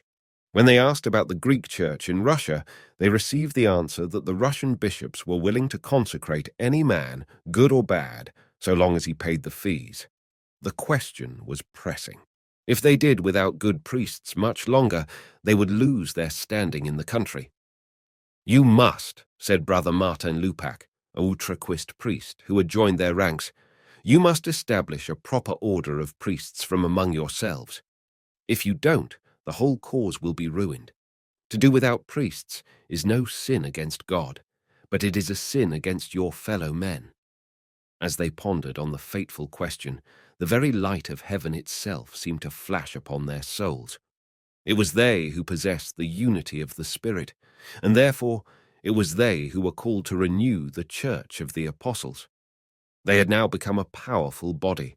They were founding settlements all over the land. They stood, they said, for the truth as it was in Jesus. They had all one faith, one hope, one aim, one sense of the Spirit leading them onward. and they perceived that if they were to weather the gale in those stormy times, they must cut the chains that bound them to Rome and fly their own colours in the breeze. And so, in 1467, about 10 years after the foundation of Kunwald, there met at Welter a synod of the brethren to settle the momentous question: is it God's will that we separate entirely from the power of the papacy, and hence from its priesthood? Is it God's will that we institute, according to the model of the primitive church, a ministerial order of our own? For weeks they had prayed and fasted day and night. About 60 brethren arrived. The synod was held in a tanner's cottage under a cedar tree, and the guiding spirit Gregory the Patriarch, for his dream was haunting him still. The cottage has long since gone, but the tree is living yet. The fateful day arrived. As the morning broke, those 60 men were all on their knees in prayer. If that prayer had been omitted, the whole proceedings would have been invalid, as the Master, said they, had prayed on the mount before he chose his 12 disciples, so they must spend the night in prayer before they chose the elders of the church. And strange, indeed, their manner of choosing was. First, the synod nominated by ballot 9 men of blameless life, from whom were to be chosen, should God so will, the first pastors of the new church. Next, 12 slips of paper were folded and put into a vase. Of these slips, 9 were blank, and 3 were marked Jest, the Bohemian, for is. Then a boy named Prokop entered the room, drew out 9 slips, and handed them round to the 9 nominated brethren. There was a hush, a deep hush, in that humble room. All waited for God to speak. The fate of the infant church seemed to hang in the balance. For the moment, the whole great issue at stake depended on the 3 papers left in the vase. It had been agreed that the 3 brethren who received the 3 inscribed papers should be ordained to the ministry. The situation was curious. As the brethren rose from their knees that morning, they were all as sure as men could be that God desired them to have pastors of their own, and yet they deliberately ran the risk that the lot might decide against them. What slips were those now lying in the vase? Perhaps the 3 inscribed ones. But it turned out otherwise. All 3 were drawn, and Matthias of Kunwald, Thomas of Preluic, and Elias of Krenuic are known to history as the first 3 ministers of the Brethren's Church. And then Gregory the Patriarch stepped forward and announced with trembling voice that these 3 men were the very 3 that he had seen in his trance in the torture chamber at Prague. Not a man in the room was surprised, not a man doubted that here again their prayers had been plainly answered. Together, the members of the synod arose and saluted the chosen 3. Together, next day, they sang in a hymn written for the occasion. We needed faithful men, and he granted us such. Most earnestly we pray, Lord, let thy gifts descend, that blessing may thy work attend. But the battle was not won, even yet. If these 3 good men, now chosen by Christ, were to be acknowledged as priests in Bohemia, they must be ordained in the orthodox way by a bishop of pure descent from the apostles. For this purpose they applied to Stephen, a bishop of the Waldens. He was just the man they needed. He was a man of noble character. He was a man whose word could be trusted. He had often given them information about the Waldensian line of bishops. He had told them how that line ran back to the days of the early church. He had told them how the Waldensian bishops had kept the ancient faith unsullied and had never broken the law of Christ by uniting with the wicked state. To that line of bishops he himself belonged. He had no connection with the Church of Rome and no connection with the state. What purer orders, thought the brethren, could they desire? They believed his statements. They trusted his honor. They admired his personal character. And now they sent old Michael Bradasius to see him in South Moravia and to lay their case before him. The old bishop shed tears of joy. He laid his hand on my head, says Michael, and consecrated me a bishop. Forthwith the new bishop returned to Welter, ordained the chosen 3 as priests, and consecrated Matthias of Kunwald a bishop. and thus arose those episcopal orders which have been maintained in the Church of the Brethren down to the present day. The goal was reached. The Church was founded. The work of Gregory was done. For 20 years he had taught his brethren to study the mind of Christ in the Scriptures and to seek the guidance of God in united prayer, and now he saw them joined as one to face the rising storm. Henceforth, he wrote gladly to King George Podiebrad, "We have done with the Church of Rome." As he saw the evening of life draw near, he urged his brethren more and more to hold fast the teaching of Peter of Chelcic and to regulate their daily conduct by the law of Christ. And by that law of Christ he probably meant the 6 commandments of the Sermon on the Mount. He took these commandments literally and enforced them with a rod of iron. No brother could be a judge or magistrate or counsellor. No brother could take an oath or keep an inn or trade beyond the barest needs of life. No noble, unless he laid down his rank, could become a brother at all. No peasant could render military service or act as a bailiff on a farm. No brother could ever divorce his wife or take an action at law. As long as Gregory remained in their midst, the brethren held true to him as their leader. He had not, says Jinderley, a single trace of personal ambition in his nature, and though he might have become a bishop, he remained a layman to the end. Full of years he died in 1473, and his bones repose in a cleft where tufts of forget-me-not grow, at Brandeis on the Adler, hard by the Moravian frontier. Chapter 6. Luke of Prague and the High Church Reaction, 1473 to 1530. Of the brethren who settled in the valley of Kunwald, the greater number were country peasants and tradesmen of humble rank. But already the noble and mighty were pressing in. As the eyes of Gregory closed in death, a new party was rising to power. Already the brethren were strong in numbers, and already they were longing to snap the fetters that Gregory had placed upon their feet. From Neustadt in the north to Skutch in the south, and from Klumek in the west to Kunwald in the east, they now lay thickly sprinkled, and in all the principal towns of that district, an area of 900 square miles, they were winning rich and influential members. In came the university dons. In came the aldermen and knights.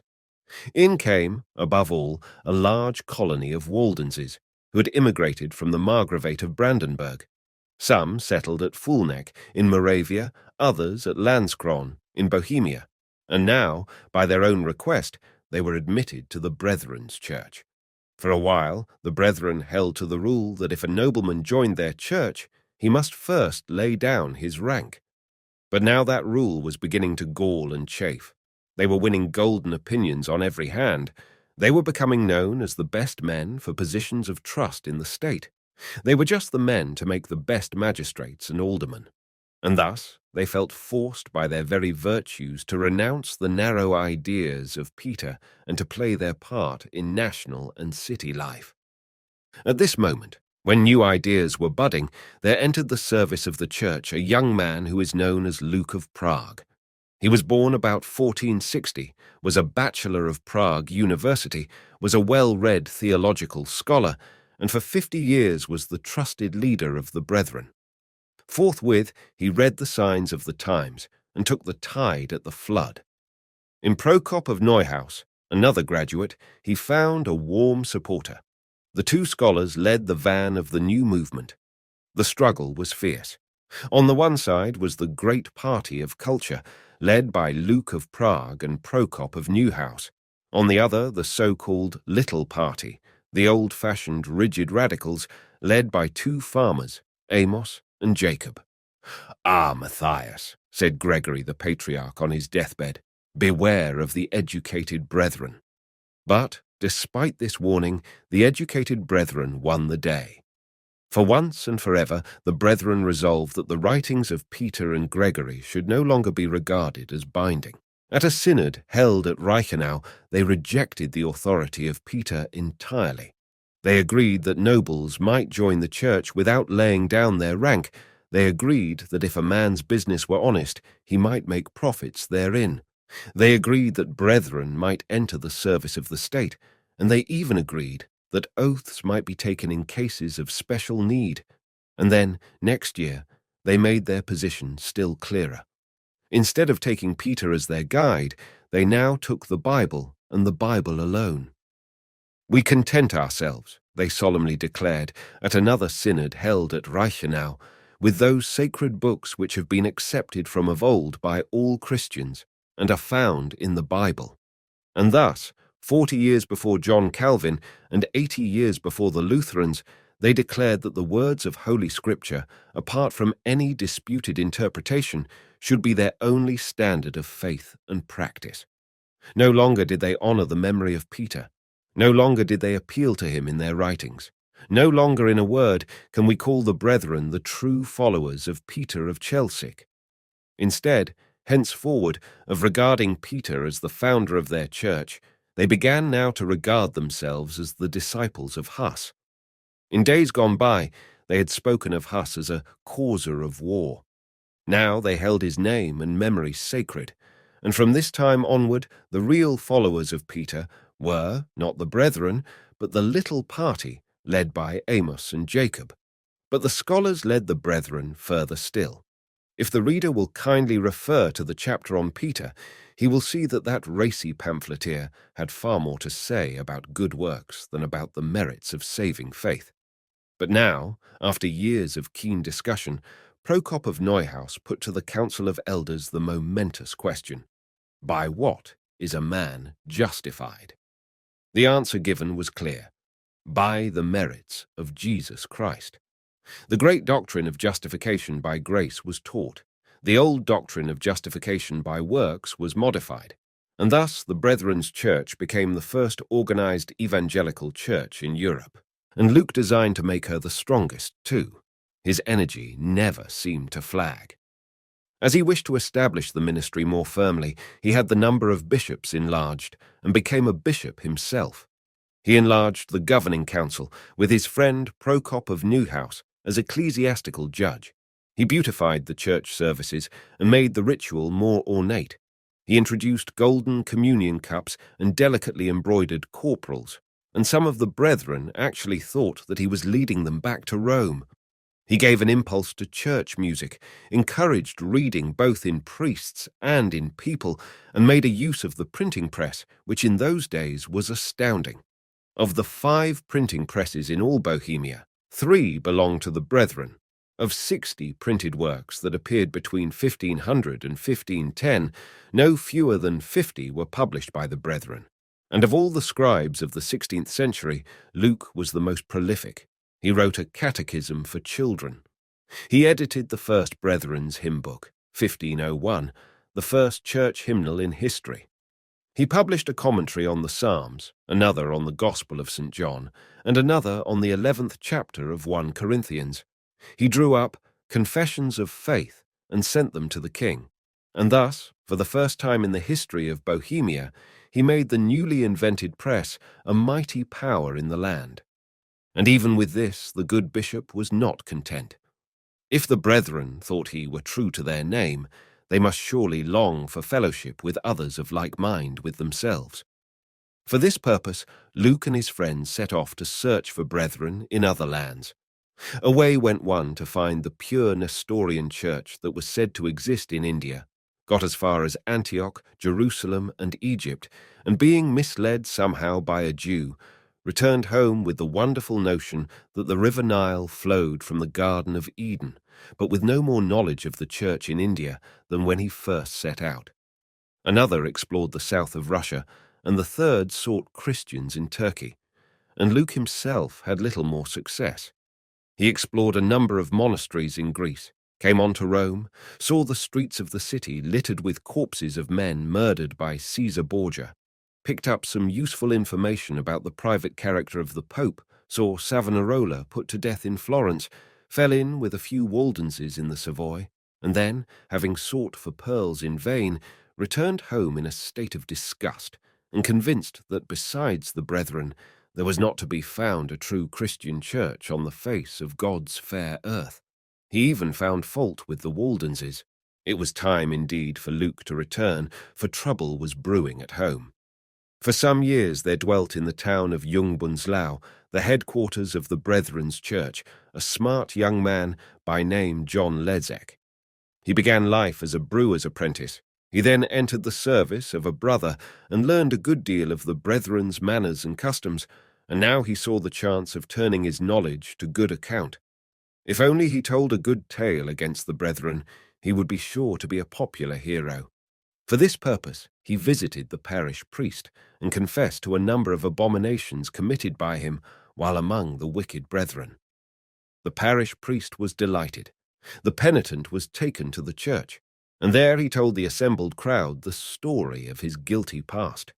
Of all the bad men in the country, he said, these brethren were the worst.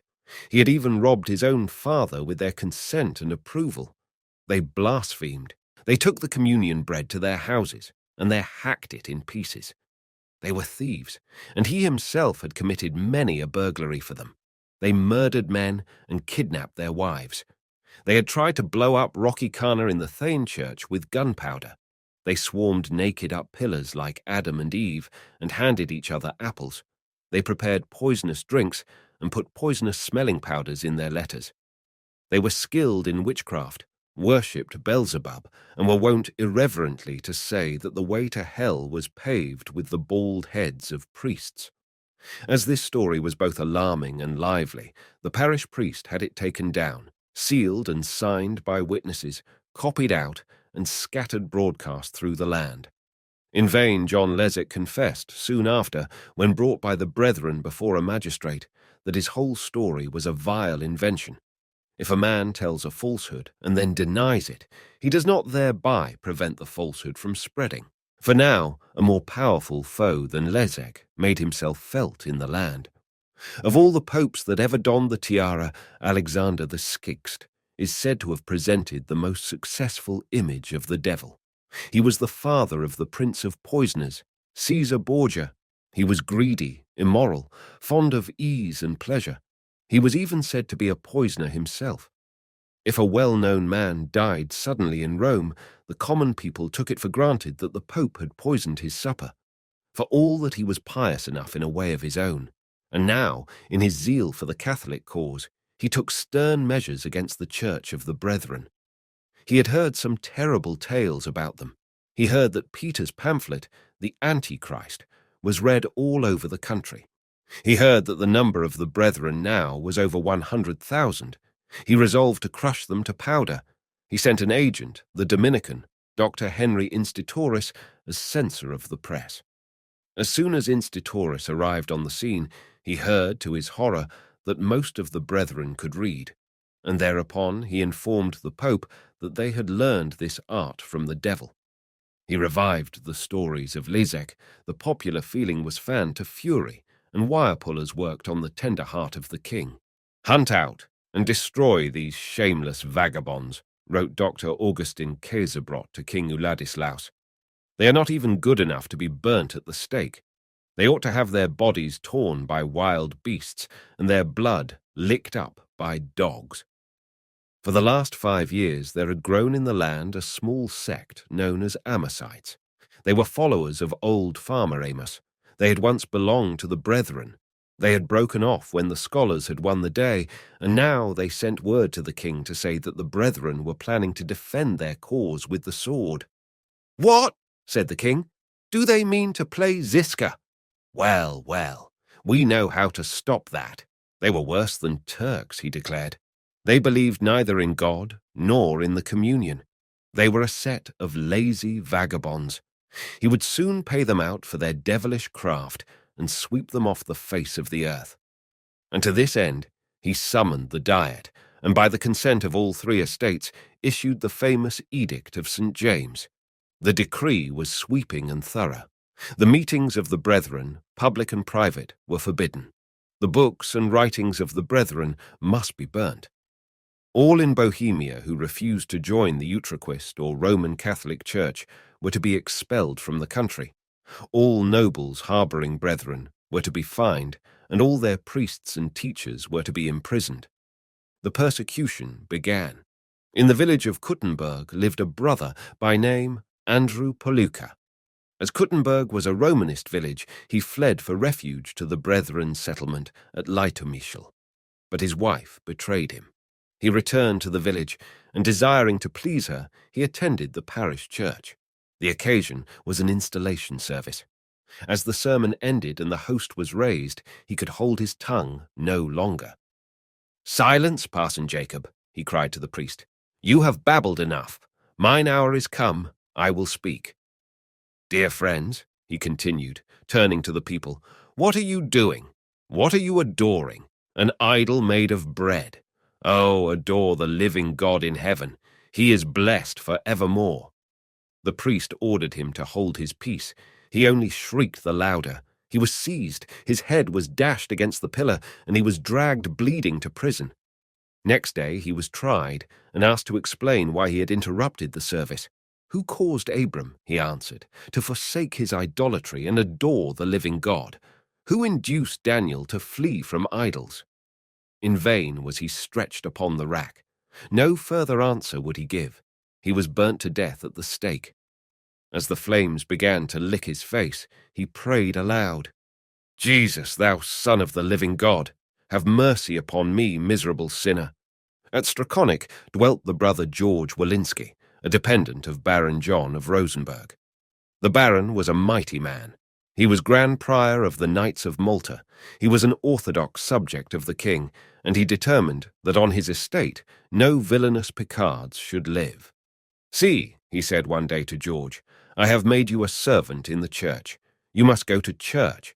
You are a Picard, and I have received instructions from Prague that all men on my estate must be either Utraquists or Catholics." The brother refused, the baron insisted, and the prior of Strakonic was brought to convert the heretic. "No one," said the prior, "should ever be tortured into faith. The right method is reasonable instruction, and innocent blood always cries to heaven, 'Lord, Lord, when wilt thou avenge me?' But this common sense was lost on the furious baron. As brother George refused to yield, the baron cast him into the deepest dungeon of his castle. The bread and meat he had secreted in his pockets were removed. The door of the dungeon was barred, and all that was left for the comfort of his soul was a heap of straw whereon to die and a comb to do his hair. For 5 days he lay in the dark, and then the baron came to see him. The prisoner was almost dead. His teeth were closed. His mouth was rigid. The last spark of life was feebly glimmering. The baron was aghast. The mouth was forced open, hot soup was poured in, the prisoner revived, and the baron burst into tears. "Ah," he exclaimed, "I am glad he is living," and allowed George to return to his brethren. Amid scenes like this, Bishop Luke was a tower of strength to his brethren.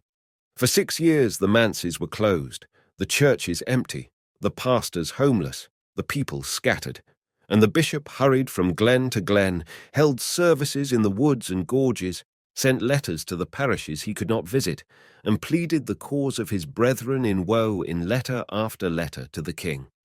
As the storm of persecution raged, he found time to write a stirring treatise entitled The Renewal of the Church, and thus by pen and by cheery word he revived the flagging hope of all. For a while, the brethren were robbed of this morsel of comfort. As the bishop was hastening on a pastoral visit, he was captured by Peter von Suda, the brigand, the prince and master of all thieves, was loaded with chains, cast into a dungeon, and threatened with torture and the stake. At that moment, destruction complete and final seemed to threaten the brethren. Never had the billows rolled so high. Never had the breakers roared so loud, and bitterly the hiding brethren complained that their leaders had steered them on the rocks. Yet sunshine gleamed amid the gathering clouds. For some time there had been spreading among the common people a conviction that the brethren were under the special protection of God, and that any man who tried to harm them would come to a tragic end. It was just while the brethren were sunk in despair that several of their enemies suddenly died, and people said that God himself had struck a blow for the persecuted pitmen. The great Dr. Augustine, their fiercest foe, fell dead from his chair at dinner. Baron Kolditz, the chancellor, fell ill of a carbuncle in his foot and died.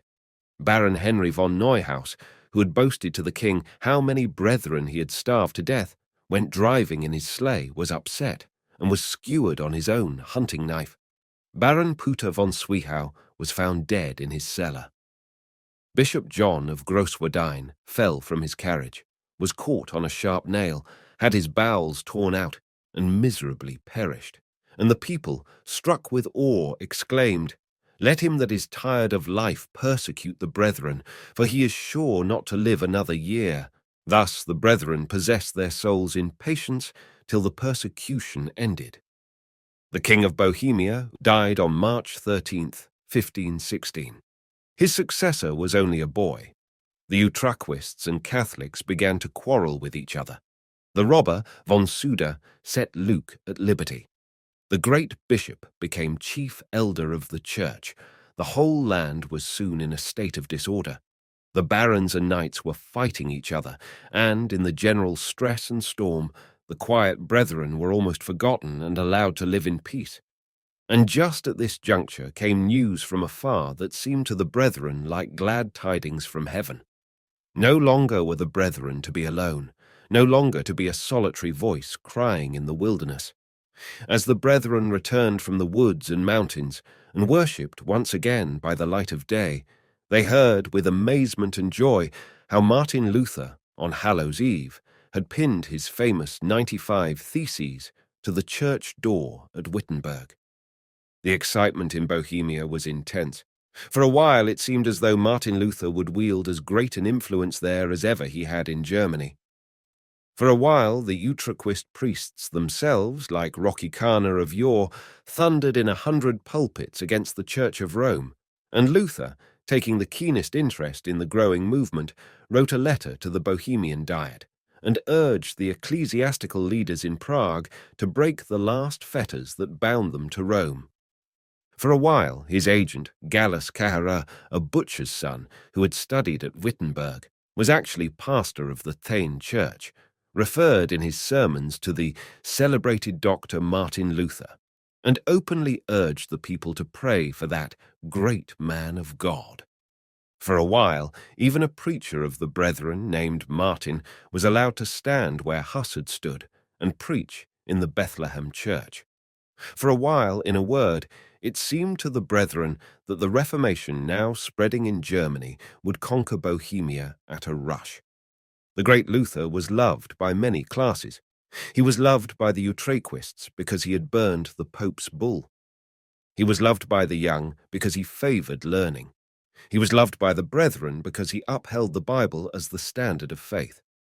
As soon as Luther had left the Wartburg, the brethren boldly held out to him the right hand of fellowship, sent 2 German brethren, John Horn and Michael Weiss, to see him, presented him with a copy of their confession and catechism, began a friendly correspondence on various points of doctrine and discipline, and thus opened their hearts to hear with respect what the great reformer had to say. Amid these bright prospects, Luke of Prague breathed his last on December 11th, 1528. As Gregory the Patriarch had gone to his rest when a new party was rising among the brethren, so Luke of Prague crossed the cold river of death when new ideas from Germany were stirring the hearts of his friends. He was never quite easy in his mind about Martin Luther. He still believed in the 7 sacraments. He still believed in the brethren's system of stern moral discipline. He still believed, for practical reasons, in the celibacy of the clergy. "This eating," he wrote, "this drinking, this self-indulgence, this marrying, this living to the world, what a poor preparation it is for men who are leaving Babylon. If a man does this, he is yoking himself with strangers. Marriage never made anyone holy yet. It is a hindrance to the higher life and causes endless trouble." Above all, he objected to Luther's way of teaching the great doctrine of justification by faith. "Never, never," he said in a letter to Luther, "can you ascribe a man's salvation to faith alone. The Scriptures are against you. You think that in this you are doing a good work, but you are really fighting against Christ himself and clinging to an error." He regarded Luther's teaching as extreme and one-sided.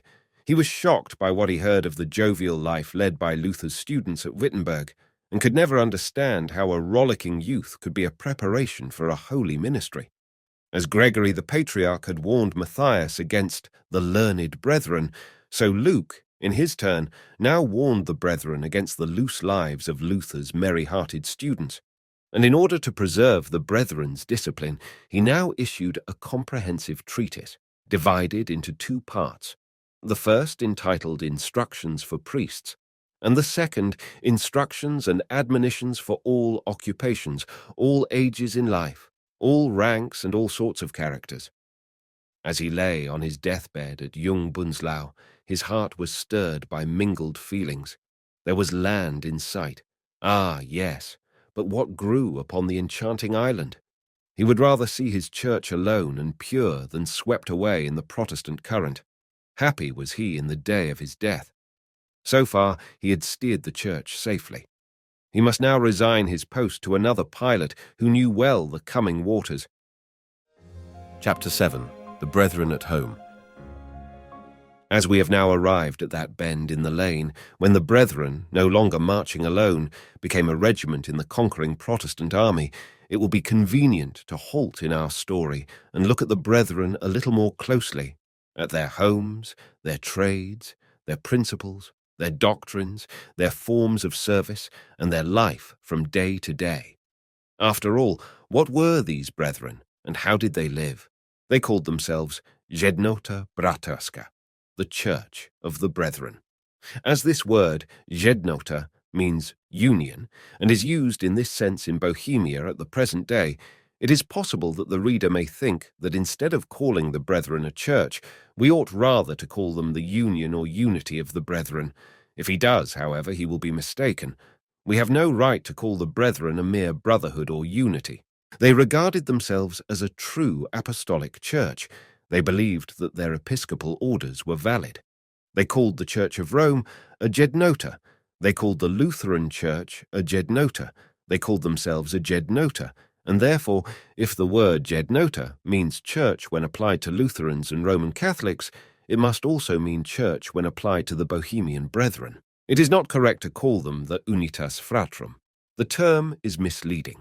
It suggests a brotherhood rather than an organized church. We have no right to call them a sect.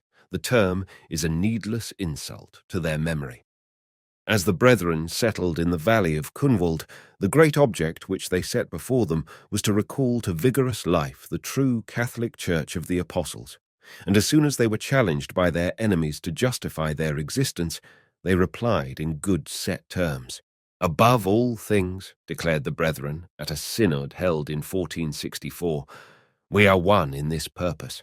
We hold fast the faith of the Lord Christ. We will abide in the righteousness and love of God. We will trust in the living God. We will do good works. We will serve each other in the spirit of love.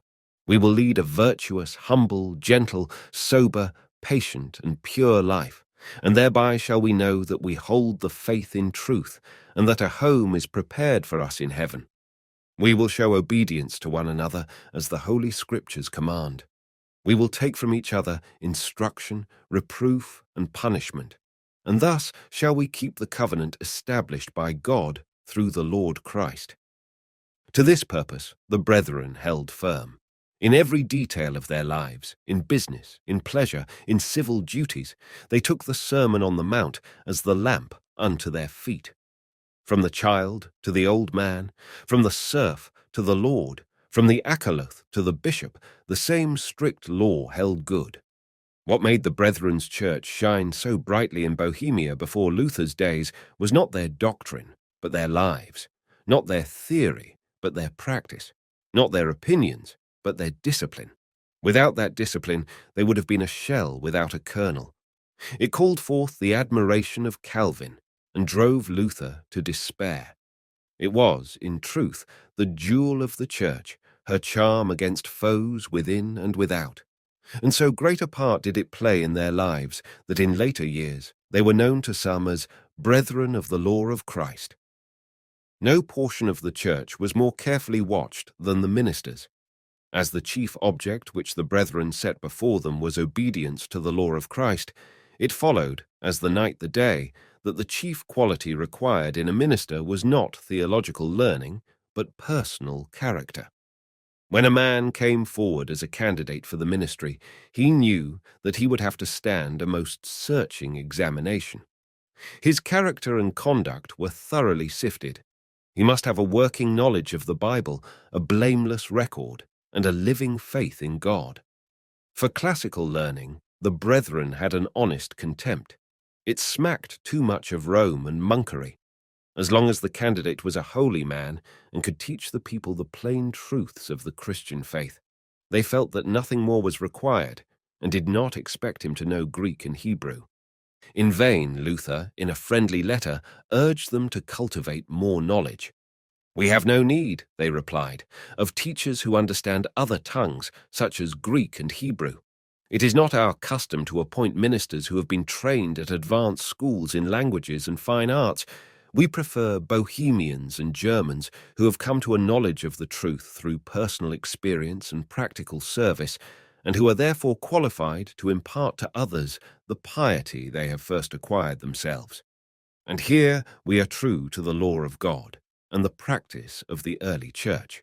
Instead of regarding learning as an aid to faith, they regarded it as an hindrance and a snare.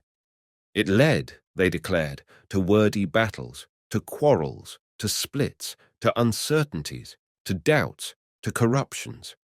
As long, they said, as the ministers of the Church of Christ were simple and unlettered men, so long was the Church a united body of believers. But as soon as the parsons began to be scholars, all sorts of evils arose.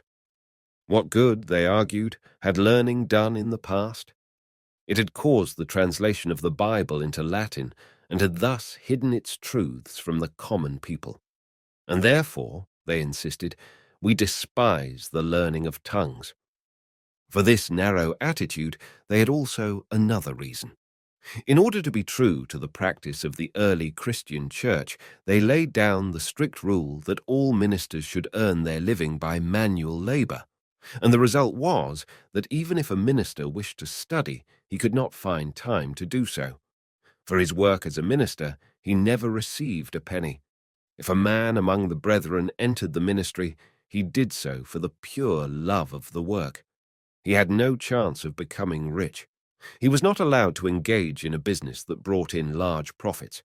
If he earned any more in the sweat of his brow than he needed to make ends meet, he was compelled to hand the surplus over to the general funds of the church, and if someone kindly left him some money, that money was treated in the same way.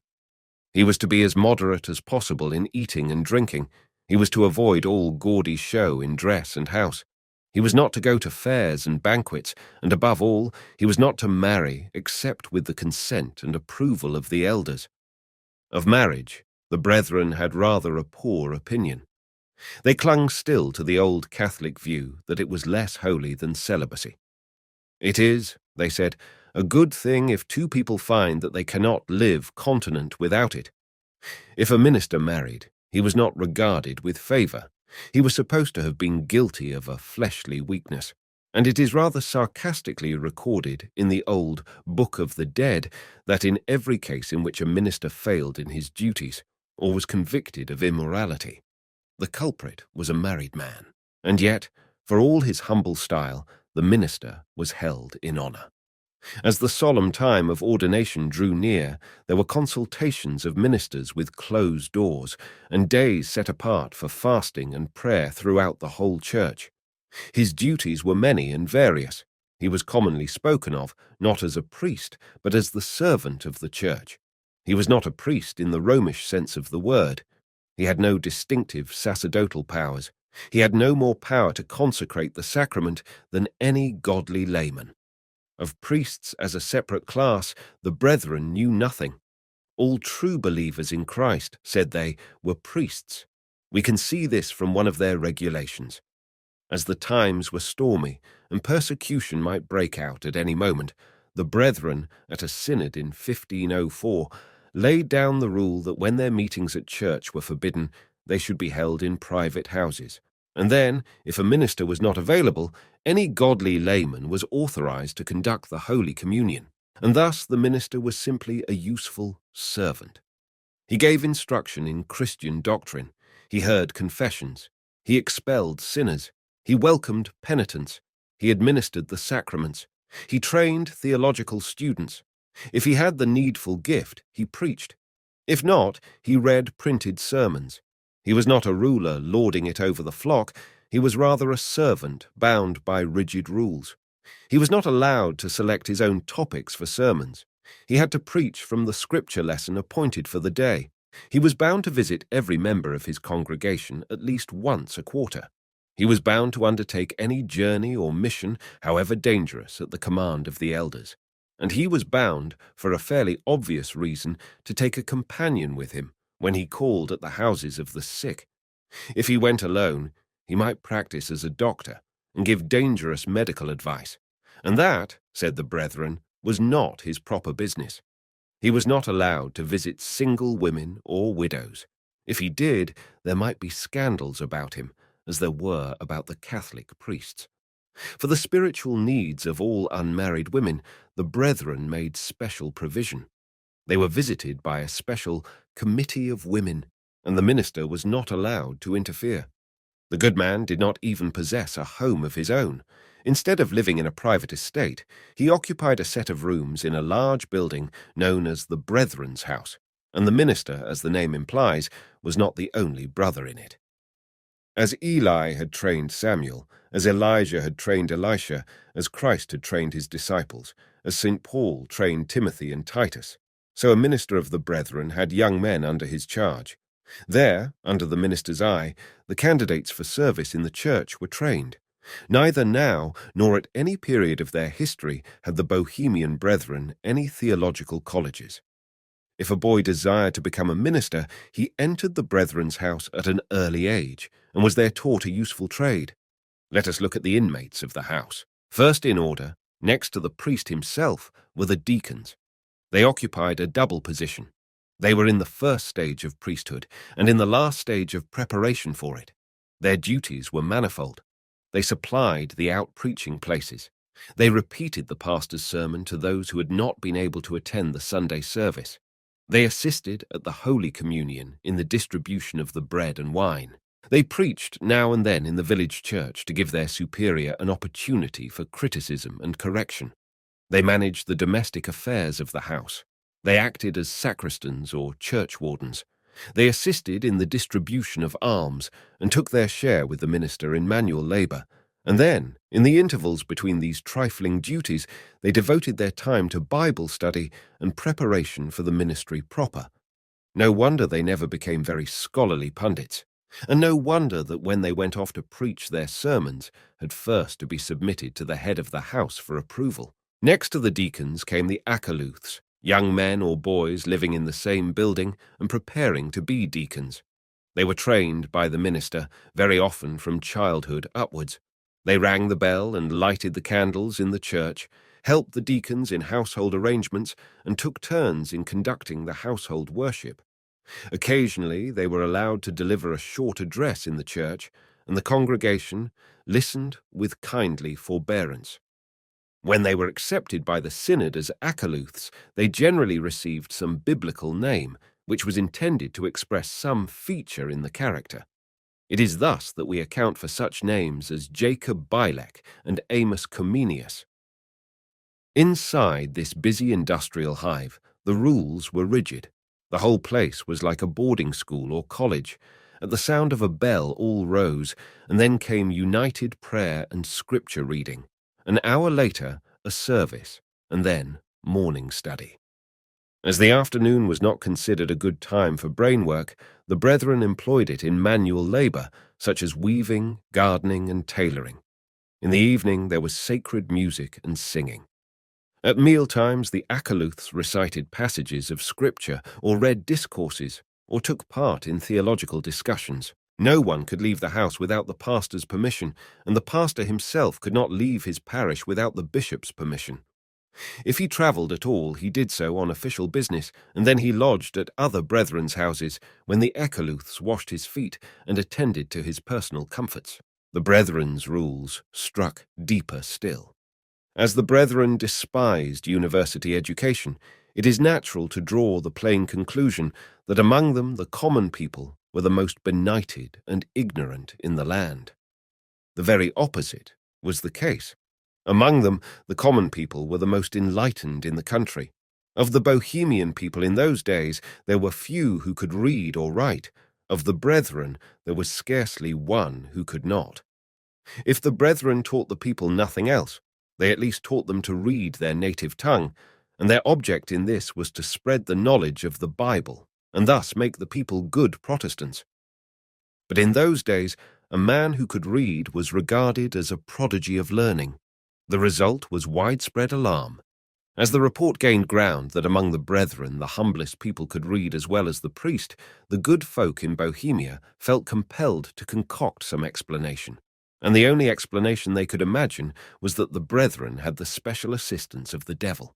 If a man, said they, joined the ranks of the brethren, the devil immediately taught him the art of reading, and if, on the other hand, he deserted the brethren, the devil promptly robbed him of the power and reduced him again to a wholesome, benighted condition. "Is it really true," said Baron Rosenbergs to his dependent George Walensky, "that the devil teaches all who become Picards to read, and that if a peasant leaves the brethren, he is able to read no longer?" In this instance, however, the devil was innocent. The real culprit was Bishop Luke of Prague. Of all the services rendered by Luke to the cause of popular education and moral and spiritual instruction, the greatest was his publication of his Catechism for Children, commonly known as the Children's Questions. It was a masterly and comprehensive treatise. It was published first, of course, in the Bohemian language. It was published again in a German edition for the benefit of the German members of the Church. It was published again, with some alterations, by a Lutheran at Magdeburg. It was published again, with more alterations, by another Lutheran at Wittenberg. It was published again, in abridged form, at Zurich, and was recommended as a manual of instruction for the children at St. Gallen. And thus it exercised a profound influence on the whole course of the Reformation, both in Germany and in Switzerland. For us, however, the point of interest is its influence in Bohemia and Moravia. It was not a book for the priests. It was a book for the fathers of families. It was a book found in every brother's home. It was the children's reader. As the boys and girls grew up in the Brethren's Church, they learned to read, not in national schools, but in their own homes, and thus the Brethren did for the children what ought to have been done by the state. Among them, the duties of a father were clearly defined. He was both a schoolmaster and a religious instructor. He was the priest in his own family. He was to bring his children up in the Christian faith. He was not to allow them to roam at pleasure, or play with the wicked children of the world. He was to see that they were devout at prayers, respectful in speech, and noble and upright in conduct. He was not to allow brothers and sisters to sleep in the same room, or boys and girls to roam the daisied fields together. He was not to strike his children with a stick or with his fists. If he struck them at all, he must do so with a cane. Above all, he had to teach his children the catechism. They were taught by their parents until they were 12 years old. They were then taken in hand by their sponsors, and thus they were prepared for confirmation, not as in the Anglican Church by a clergyman only, but partly by their own parents and friends. The Brethren's rules struck deeper still. For law and order, the Brethren had a passion. Each congregation was divided into 3 classes: the beginners, those who were learning the questions and the first elements of religion; the proficients, the steady members of the church; and the perfect, those so established in faith, hope, and love as to be able to enlighten others. For each class, a separate catechism was prepared. At the head, too, of each congregation was a body of civil elders. They were elected by the congregation from the perfect. They assisted the pastor in his parochial duties. They looked after his support in case he were in special need. They acted as poor law guardians, lawyers, magistrates, and umpires, and thus they tried to keep the people at peace and prevent them from going to law. Every 3 months they visited the houses of the brethren and inquired whether business were honestly conducted, whether family worship were held, whether the children were properly trained. For example, it was one of the duties of a father to talk with his children at the Sunday dinner table on what they had heard at the morning service, and when the elder paid his quarterly visit, he soon discovered, by examining the children, how far this duty had been fulfilled. The brethren's rules struck deeper still. For the labourer in the field, for the artisan in the workshop, for the tradesman with his wares, for the baron and his tenants, for the master and his servants, there were laws and codes to suit each case and make every trade and walk in life serve in some way to the glory of God. Among the brethren all work was sacred. If a man was not able to show that his trade was according to the law of Christ and of direct service to his holy cause, he was not allowed to carry it on at all. He must either change his calling or leave the church. In the brethren's church, there were no dice makers, no actors, no painters, no professional musicians, no wizards or seers, no alchemists, no astrologers, no courtesans or panderers. The whole tone was stern and puritanic. For art, for music, for letters, and for pleasure the brethren had only contempt, and the fathers were warned against staying out at night and frequenting the card-room and the liquor saloon. And yet, withal, these stern brethren were kind and tender-hearted. If the accounts handed down are to be believed, the villages where the brethren settled were the homes of happiness and peace. As the brethren had no definite social policy, they did not, of course, make any attempt to break down the distinctions of rank. And yet, in their own way, they endeavoured to teach all classes to respect each other. They enjoined the barons to allow their servants to worship with them around the family altar. They urged the rich to spend their money on the poor instead of on dainties and fine clothes. They forbade the poor to wear silk, urged them to be patient, cheerful, and industrious, and reminded them that in the better land their troubles would vanish like dew before the rising sun. For the poorest of all, those in actual need, they had special collections several times a year. The fund was called the Corbona and was managed by 3 officials. The first kept the box, the second the key, and the third the accounts, and the rich and poor had all to bow to the same system of discipline. There were 3 degrees of punishment. For the first offence, the sinner was privately admonished. For the second, he was rebuked before the elders and excluded from the Holy Communion until he repented. For the third, he was denounced in the church before the whole congregation, and the loud Amen of the assembled members proclaimed his banishment from the brethren's church. The system of government was Presbyterian. At the head of the whole brethren's church was a board called the Inner Council, elected by the synod. Next came the bishops, elected also by the synod. The supreme authority was this general synod.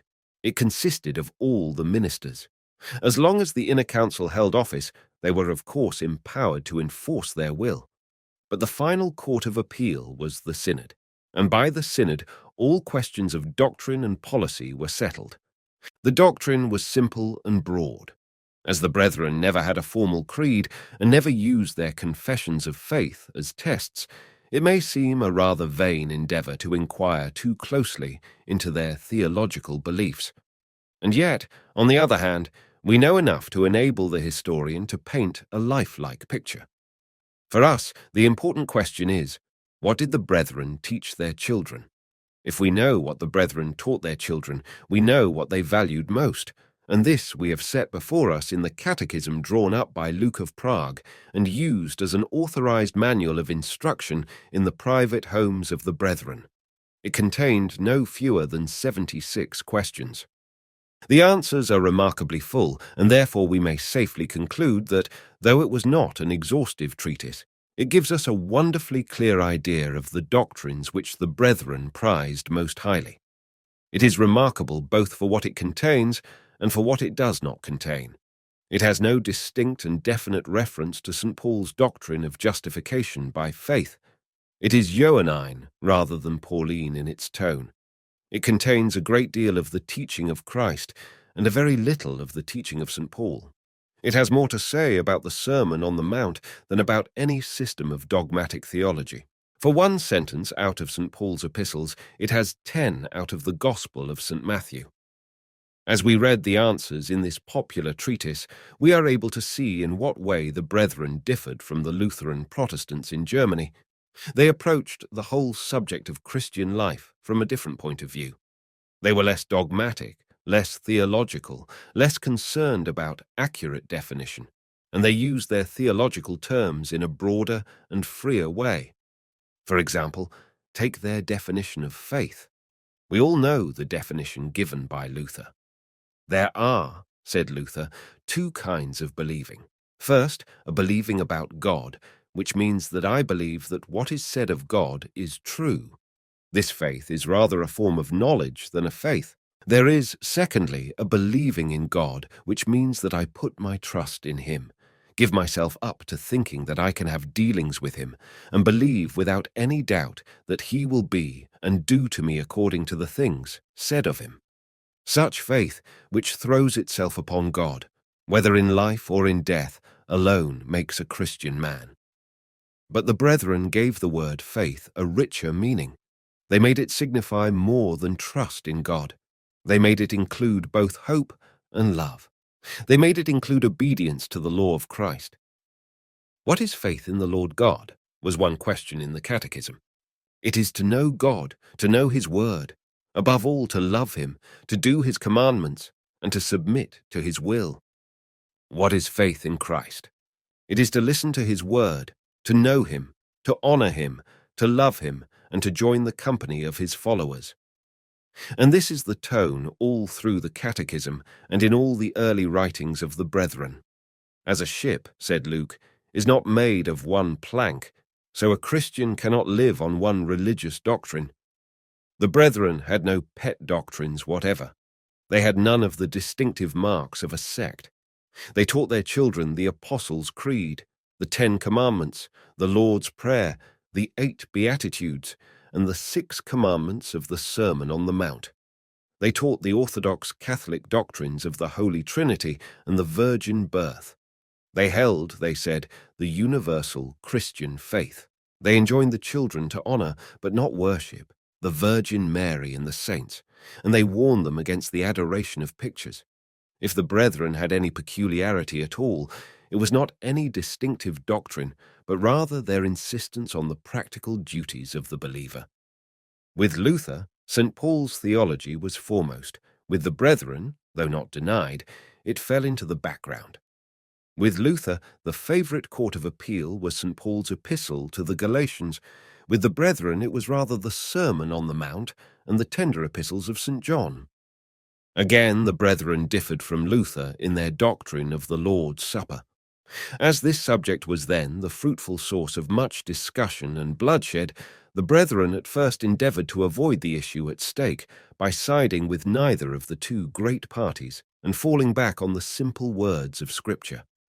Some say, they said, it is only a memorial feast, that Christ simply gave the bread as a memorial. Others say that the bread is really the body of Christ, who is seated at the right hand of God. We reject both these views. They were not taught by Christ Himself.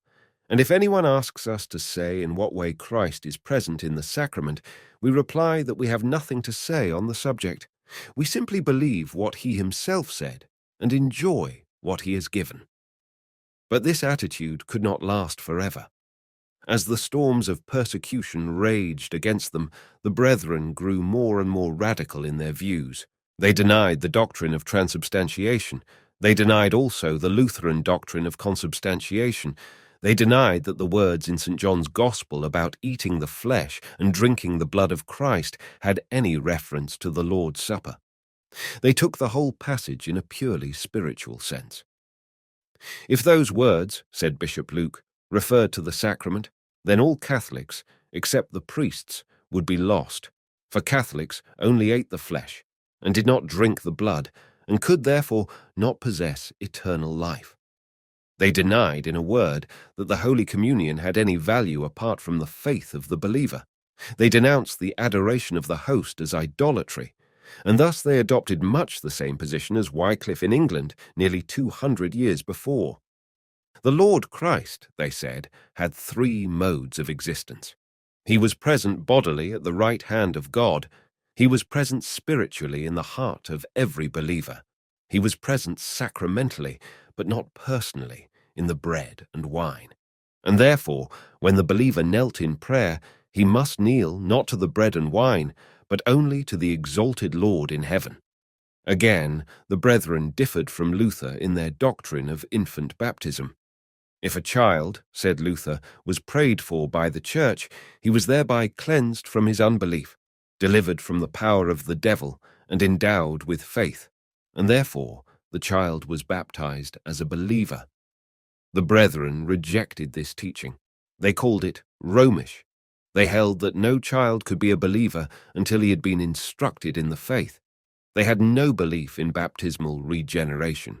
With them, infant baptism had quite a different meaning. It was simply the outward and visible sign of admission to the Church. As soon as the child had been baptized, he belonged to the class of the beginners, and then, when he was 12 years old, he was taken by his godfather to the minister, examined in his questions, and asked if he would hold true to the faith he had been taught. If he said yes, the minister struck him in the face to teach him that he would have to suffer for Christ. And then, after further instruction, he was confirmed by the minister, admitted to the communion, and entered the ranks of the proficient. Such, then, was the life, and such were the views of the Bohemian brethren. What sort of picture does all this bring before us? It is the picture of a body of earnest men, united not by a common creed, but rather by a common devotion to Christ, a common reverence for Holy Scripture, and a common desire to revive the customs of the early Christian Church. In some of their views they were narrow, in others remarkably broad. In some points they had still much to learn. In others they were far in advance of their times and anticipated the charitable teaching of the present day. Chapter 8. John Augusta and his policy, 1531 to 1548. As the great Bishop Luke lay dying at Jungbunzlau, there was rising to fame among the brethren the most brilliant and powerful leader they had ever known. Again, we turn to the old Thane Church. Again, the preacher is denouncing the priests, and again in the pew is an eager listener with soul aflame with zeal. His name was John Augusta. He was born in 1500 at Prague. His father was a hatter, and in all probability he learned the trade himself. He was brought up in the Utraquist faith. He took the sacrament every Sunday in the famous old Thane Church, and there he heard the preacher declare that the priests in Prague cared for nothing but comfort, and that the average Christians of the day were no better than crack-brained heathens sprinkled with holy water. The young man was staggered. He consulted other priests, and the others told him the same dismal tale. One lent him a pamphlet entitled The Antichrist, another lent him a treatise by Hus, and a third said solemnly, "My son, I see that God has more in store for you than I can understand." But the strangest event of all was still to come. As he rode one day in a covered wagon with two priests of high rank, it so happened that one of them turned to Augusta and urged him to leave the Utraquist church and join the ranks of the brethren at Jungbunzlau. Augusta was horrified. Again he consulted the learned priest. Again he received the same strange counsel, and one day the priest ran after him, called him back, and said, "Listen, dear brother, I beseech you, leave us. You will get no good among us. Go to the brethren at Bunzlau, and there your soul will find rest." Augusta was shocked beyond measure. He hated the brethren, regarded them as beasts, and had often warned others against them. But now he went to see them himself, and found to his joy that they followed the Scriptures, obeyed the gospel, and enforced their rules without respect of persons. For a while he was in a quandary. His conscience drew him to the brethren, his honour held him to the Utraquists, and finally his own father-confessor settled the question for him. "Dear friend," said the holy man, "entrust your soul to the brethren. Never mind if some of them are hypocrites, who do not obey their own rules. It is your business to obey the rules yourself. What more do you want? If you return to us in Prague, you will meet with none but sinners and sodomites." And so, by the advice of Utraquist priests, this ardent young man joined the ranks of the brethren, was probably trained in the brethren's house at Jung Bunzlau, and was soon ordained as a minister. Forthwith, he rose to fame and power in the pulpit. His manner was dignified and noble. His brow was lofty, his eye flashing, his bearing the bearing of a commanding king. He was a splendid speaker, a ready debater, a ruler of men, an inspirer of action. He was known ere long as the Bohemian Luther, and he spread the fame of the Brethren's Church throughout the Protestant world. Full soon, in truth, he began his great campaign. As he entered on his work as a preacher of the gospel, he found that among the younger brethren there were quite a number who did not feel at all disposed to be bound by the warning words of Luke of Prague. They had been to the great Wittenberg University. They had mingled with Luther's students. They had listened to the talk of Michael Weiss, who had been a monk at Breslau and had brought Lutheran opinions with him. They admired both Luther and Melanchthon, and they now resolved with one consent that if the candlestick of the Brethren's Church was not to be moved from out its place, they must step shoulder to shoulder with Luther, become a regiment in the conquering Protestant army, and march with him to the goodly land where the flower of the glad, free gospel bloomed in purity and sweet perfume. At the first opportunity, Augusta, their leader, brought forward their views. At a synod held at Brandis-on-the-Adler, summoned by Augusta's friend John Horn, the senior bishop of the church, for the purpose of electing some new bishops, Augusta rose to address the assembly.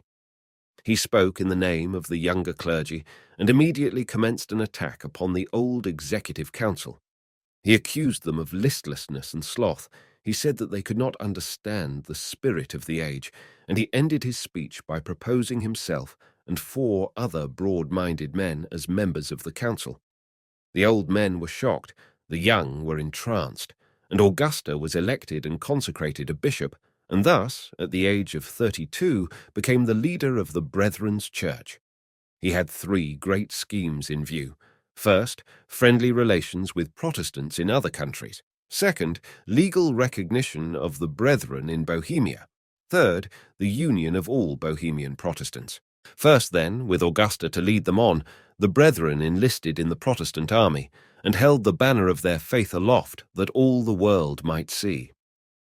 As the Protestants in Germany had issued the Confession of Augsburg and had it read in solemn style before the face of the Emperor Charles V, so now the Brethren issued a new and full Confession of Faith to be sent first to George Margrave of Brandenburg, and then laid in due time before Ferdinand, King of Bohemia.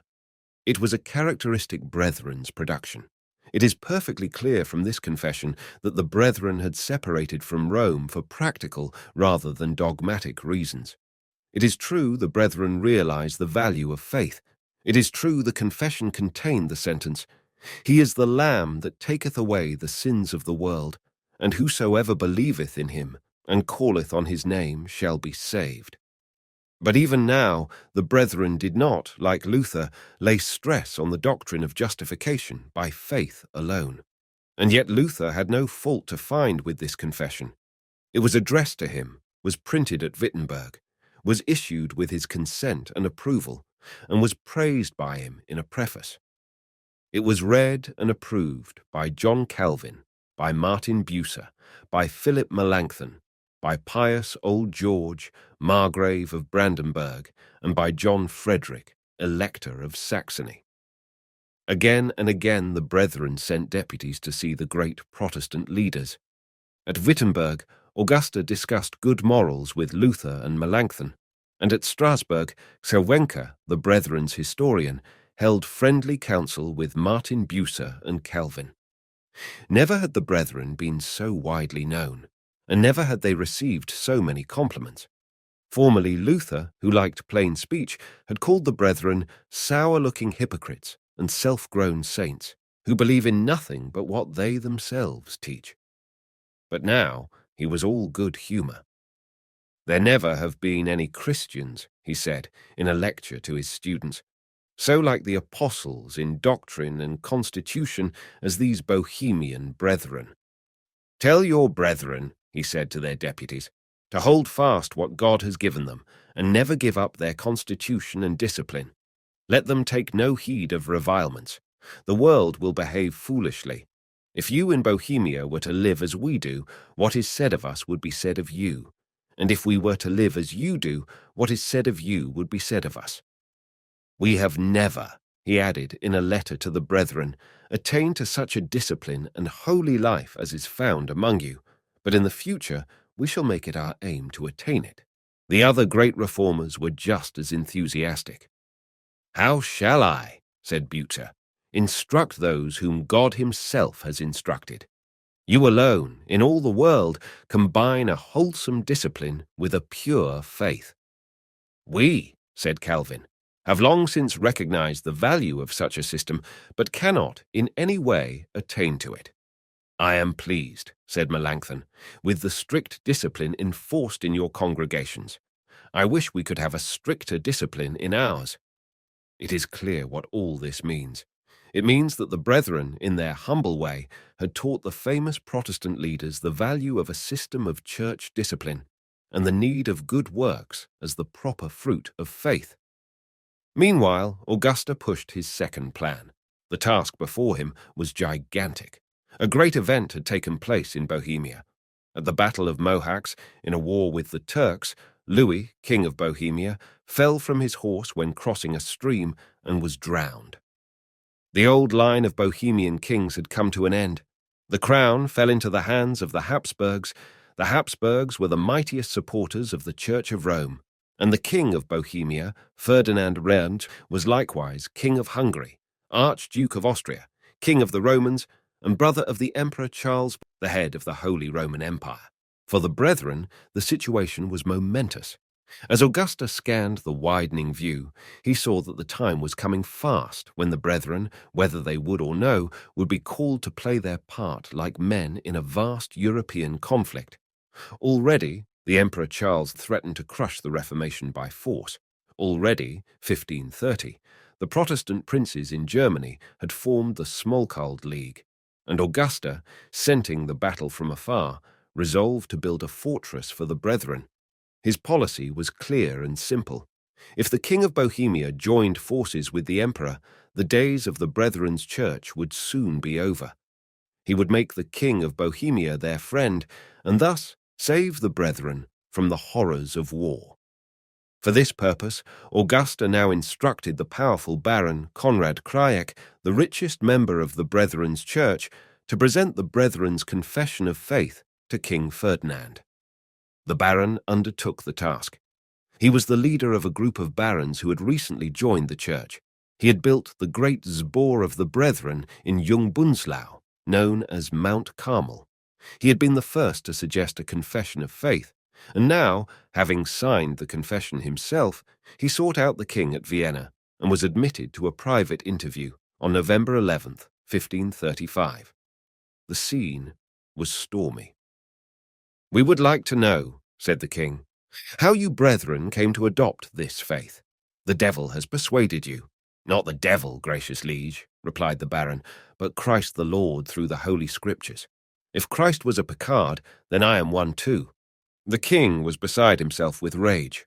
"What business," he shouted, "have you to meddle with such things? You're neither pope, nor emperor, nor king. Believe what you will. We shall not prevent you. If you really want to go to hell, go by all means." The baron was silent. The king paused. "Yes, yes," he continued. "You may believe what you like, and we shall not prevent you. But all the same, I give you warning that we shall put a stop to your meetings, where you carry on your hocus-pocus." The baron was almost weeping. "Your Majesty," he protested, "should not be so hard on me and my noble friends. We are the most loyal subjects in your kingdom." The king softened, spoke more gently, but still held to his point. "I swore," he said, "at my coronation to give justice to the Utraquists and Catholics, and I know what the statute says." As the king spoke those ominous words, he was referring, as the baron knew full well, to the terrible edict of St. James. The interview ended, the baron withdrew. The issue still hung doubtful, and yet the baron had not spoken in vain. For 3 days the king was left undisturbed, and then 2 other barons appeared and presented the confession, signed by 12 nobles and 33 knights in due form. "Do you really think," they humbly said, "that it helps the unity of the kingdom when priests are allowed to say in the pulpit that it is less sinful to kill a Picard than it is to kill a dog?" The king was touched. His anger was gone. And a week later, he promised the barons that as long as the brethren were loyal subjects, he would allow them to worship as they pleased. For some years, the new policy worked very well, and the king kept his promise. The brethren were extending on every hand. They had now at least 400 churches and 200,000 members. They printed and published translations of Luther's works. They had a church in the city of Prague itself. They enjoyed the favor of the leading nobles in the land, and Augusta, in a famous sermon, expressed the hope that before very long the brethren and Utraquists would be united and form one national Protestant church. At this point, a beautiful incident occurred. As the brethren were now so friendly with Luther, there was a danger that they would abandon their discipline, become ashamed of their own little church, and try to imitate the teaching and practice of their powerful Protestant friends. For some years after Luke's death, they actually gave way to this temptation, and Luke's last treatise, Regulations for Priests, was scornfully cast aside. But the brethren soon returned to their senses. As John Augusta and John Horn travelled in Germany, they made the strange and startling discovery that, after all, the Brethren's church was the best church they knew. For a while, they were dazzled by the brilliance of the Lutheran preachers, but in the end, they came to the conclusion that though these preachers were clever men, they had not so firm a grip on divine truth as the Brethren. At last, in 1546, the Brethren met in a synod at Jungbunzlau to discuss the whole situation. With tears in his eyes, John Horn addressed the assembly. "I have never understood till now," he said, "what a costly treasure our church is. I have been blinded by the reading of German books. I have never found anything so good in those books as we have in the books of the Brethren. You have no need, beloved brethren, to seek for instruction from others. You have enough at home. I exhort you to study what you have already. You will find there all you need." Again, the discipline was revived in all its vigor. Again, by Augusta's advice, the Catechism of Luke was put into common use, and the brethren began to open schools and teach their principles to others. But now their fondest hopes were doomed to be blasted. For the last time, Augusta went to Wittenberg to discuss the value of discipline with Luther, and as his stay drew to a close, he warned the great man that if the German theologians spent so much time in spinning doctrines and so little time in teaching morals, there was danger brewing ahead. The warning soon came true. The Reformer died. The gathering clouds in Germany burst, and the Smolensk War broke out. The storm swept on to Bohemia. As the emperor gathered his forces in Germany to crush the Protestant princes to powder, so Ferdinand in Bohemia summoned his subjects to rally round his standard at Leitmeritz and defend the kingdom and the throne against the Protestant rebels. For the first time in their history, the Bohemian brethren were ordered to take sides in a civil war. The situation was delicate. If they fought for Ferdinand, they would be untrue to their faith. If they fought against him, they would be disloyal to their country. In this dilemma, they did the best they could. As soon as they could possibly do so, the elders issued a form of prayer to be used in all their churches. It was a prayer for the kingdom and the throne. But meanwhile, others were taking definite sides. At Leitmeritz, the Catholics and old-fashioned Utraquists mustered to fight for the king. And at Prague, the Protestant nobles met to defend the cause of religious liberty. They met in secret at a brother's house. They formed a committee of safety of 8, and of those 8, 4 were brethren. and they passed a resolution to defy the king and send help to the German Protestant leader John Frederick, Elector of Saxony.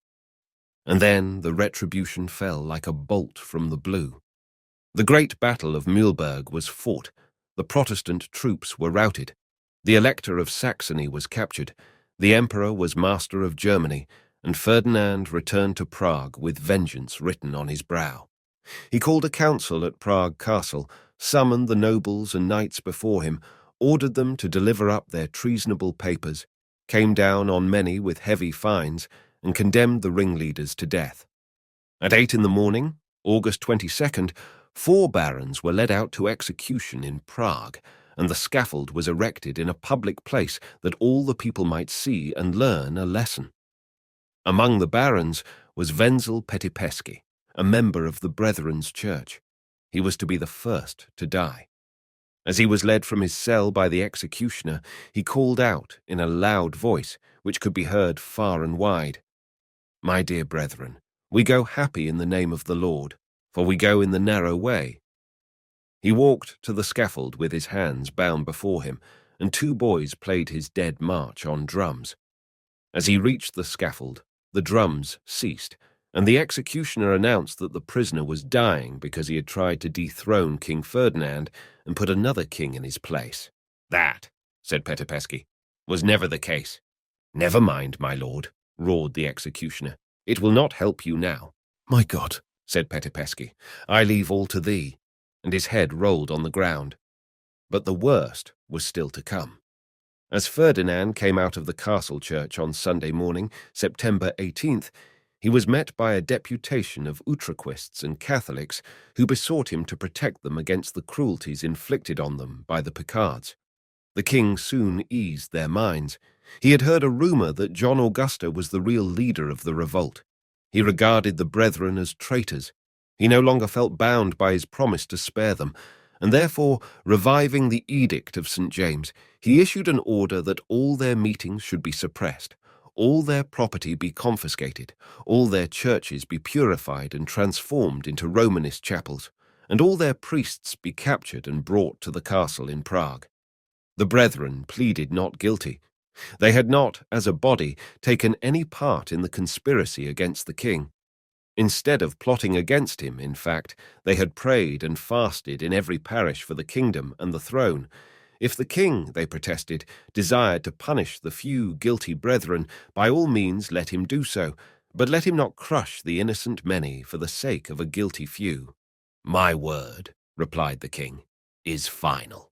The brethren continued to protest, and the king retorted by issuing an order that all brethren who lived on royal estates must either accept the Catholic faith or leave the country before 6 weeks were over. And never was king more astounded and staggered than Ferdinand at the result of this decree. Chapter 9. The Brethren in Poland, 1548 to 1570. It is easy to see what Ferdinand expected. He had no desire to shed more blood. He wished to see Bohemia at peace. He knew that the brethren, with all their skill, could never sell out in 6 weeks, and therefore he hoped that, like sensible men, they would abandon their satanic follies, consider the comfort of their wives and children, and nestle snugly in the bosom of the Church of Rome. But the brethren had never learned the art of dancing to Ferdinand's piping. As the king would not extend the time, they took him at his word. The rich came to the help of the poor, and before the 6 weeks had flown away, a large band of brethren had bidden a sad farewell to their old familiar haunts and homes and started on their journey north across the pine-clad hills. From Litomyshl, Klumitz, and Solnik, by way of Frankenstein and Breslau, and from Turnau and Brandeis on the Adler across the giant mountains, they marched in 2 main bodies from Bohemia to Poland. The time was the leafy month of June, and the first part of the journey was pleasant. "We were born," says one, "on eagle's wings." As they tramped along the country roads, with wagons for the women, old men and children, they made the air ring with the gladsome music of old brethren's hymns, and their march was more like a triumphal procession than the flight of persecuted refugees. They were nearly 2,000 in number. They had hundreds with them, both Catholic and Protestant, to protect them against the mountain brigands. They had guards of infantry and cavalry. They were freed from toll at the turnpikes. They were supplied with meat, bread, milk, and eggs by the simple country peasants. They were publicly welcomed and entertained by the mayor and council of Glatz. As the news of their approach ran on before, the good folk in the various towns and villages would sweep the streets and clear the road to let them pass with speed and safety to their desired haven far away. For 2 months they enjoyed themselves at Posen, and the Polish nobles welcomed them as brothers. But the bishop regarded them as wolves in the flock and had them ordered away. From Posen they marched to Polish Prussia and were ordered away again, and not till the autumn leaves had fallen and the dark, long nights had come did they find a home in the town of Königsberg, in the Lutheran Duchy of East Prussia, and even there they were almost worried to death. As they settled down as peaceful citizens in this Protestant land of light and liberty, they found, to their horror and dismay, that Lutherans, when it suited their purpose, could be as bigoted as Catholics. They were forced to accept the Confession of Augsburg. They were forbidden to ordain their own priests or practice their own peculiar customs. They were treated, not as Protestant brothers, but as highly suspicious foreigners, and a priest of the Brethren was not allowed to visit a member of his flock unless he took a Lutheran pastor with him. "If you stay with us," said Sparatus, the superintendent of the East Prussian Lutheran Church, "you must accommodate yourselves to our ways. Nobody sent for you, nobody asked you to come. If the Brethren, in a word, were to stay in East Prussia, they must cease to be Brethren at all, and allow themselves to be absorbed by the conquering Lutherans of the land." Meanwhile, however, they had a Moses to lead them out of the desert. George Israel is a type of the ancient Brethren. He was the son of a blacksmith, was a close friend of Augusta, had been with him at Wittenberg, and was now the second great leader of the Brethren. When Ferdinand issued his decree, Israel, like many of the Brethren's ministers, was summoned to Prague to answer for his faith and conduct on pain of a fine of 1,000 ducats, and when some of his friends advised him to disobey the summons and even offered to pay the money, he gave one of those sublime answers which light up the gloom of the time. "No," he replied, "I have been purchased once and for all with the blood of Christ, and will not consent to be ransomed with the gold and silver of my people. Keep what you have, for you will need it in your flight, and pray for me that I may be steadfast in suffering for Jesus."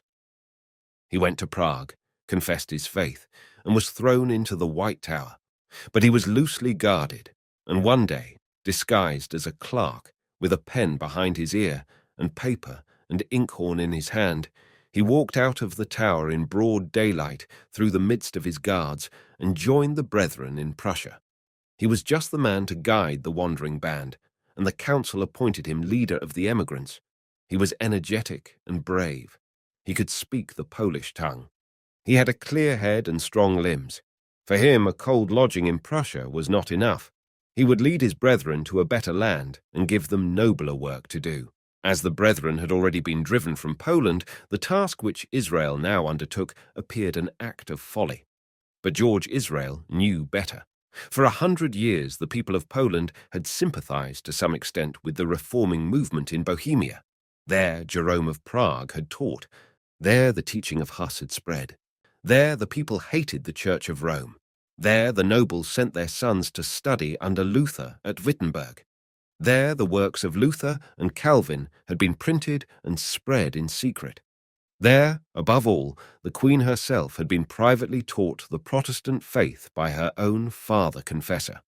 And there, thought Israel, the Brethren in time would find a hearty welcome. And so, while still retaining the oversight of a few parishes in East Prussia, George Israel, by commission of the council, set out to conduct a mission in Poland, 1551.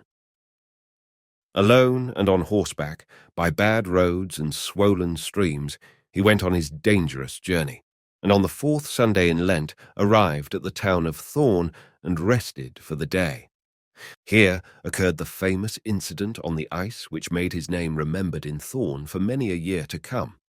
As he was walking on the frozen river to try whether the ice was strong enough to bear his horse, the ice broke up with a crash. George Israel was left on a solitary lump and was swept whirling down the river. And then, as the ice blocks cracked and banged and splintered into thousands of fragments, he sprang like a deer from block to block and sang with loud, exulting voice, "Praise the Lord from the earth, ye dragons and all deeps, fire and hail, snow and vapour, stormy wind fulfilling his word." There was a great crowd on the bank. The people watched the thrilling sight with awe, and when at last he reached firm ground, they welcomed him with shouts of joy. We marvel not that such a man was like the sword of Gideon in the conflict. He rode on to Posen, the capital of Great Poland, began holding secret meetings, and established the first evangelical church in the country. The Roman Catholic bishop heard of his arrival and put 40 assassins on his track. But Israel was a man of many wiles as well as a man of God. He assumed disguises and changed his clothes so as to baffle pursuit, appearing now as an officer, now as a coachman, now as a cook. He presented himself at the castle of the noble family of the Ostrogoths, was warmly welcomed by the countess, and held a service in her rooms. The count was absent, heard the news, and came in a state of fury. He seized a whip.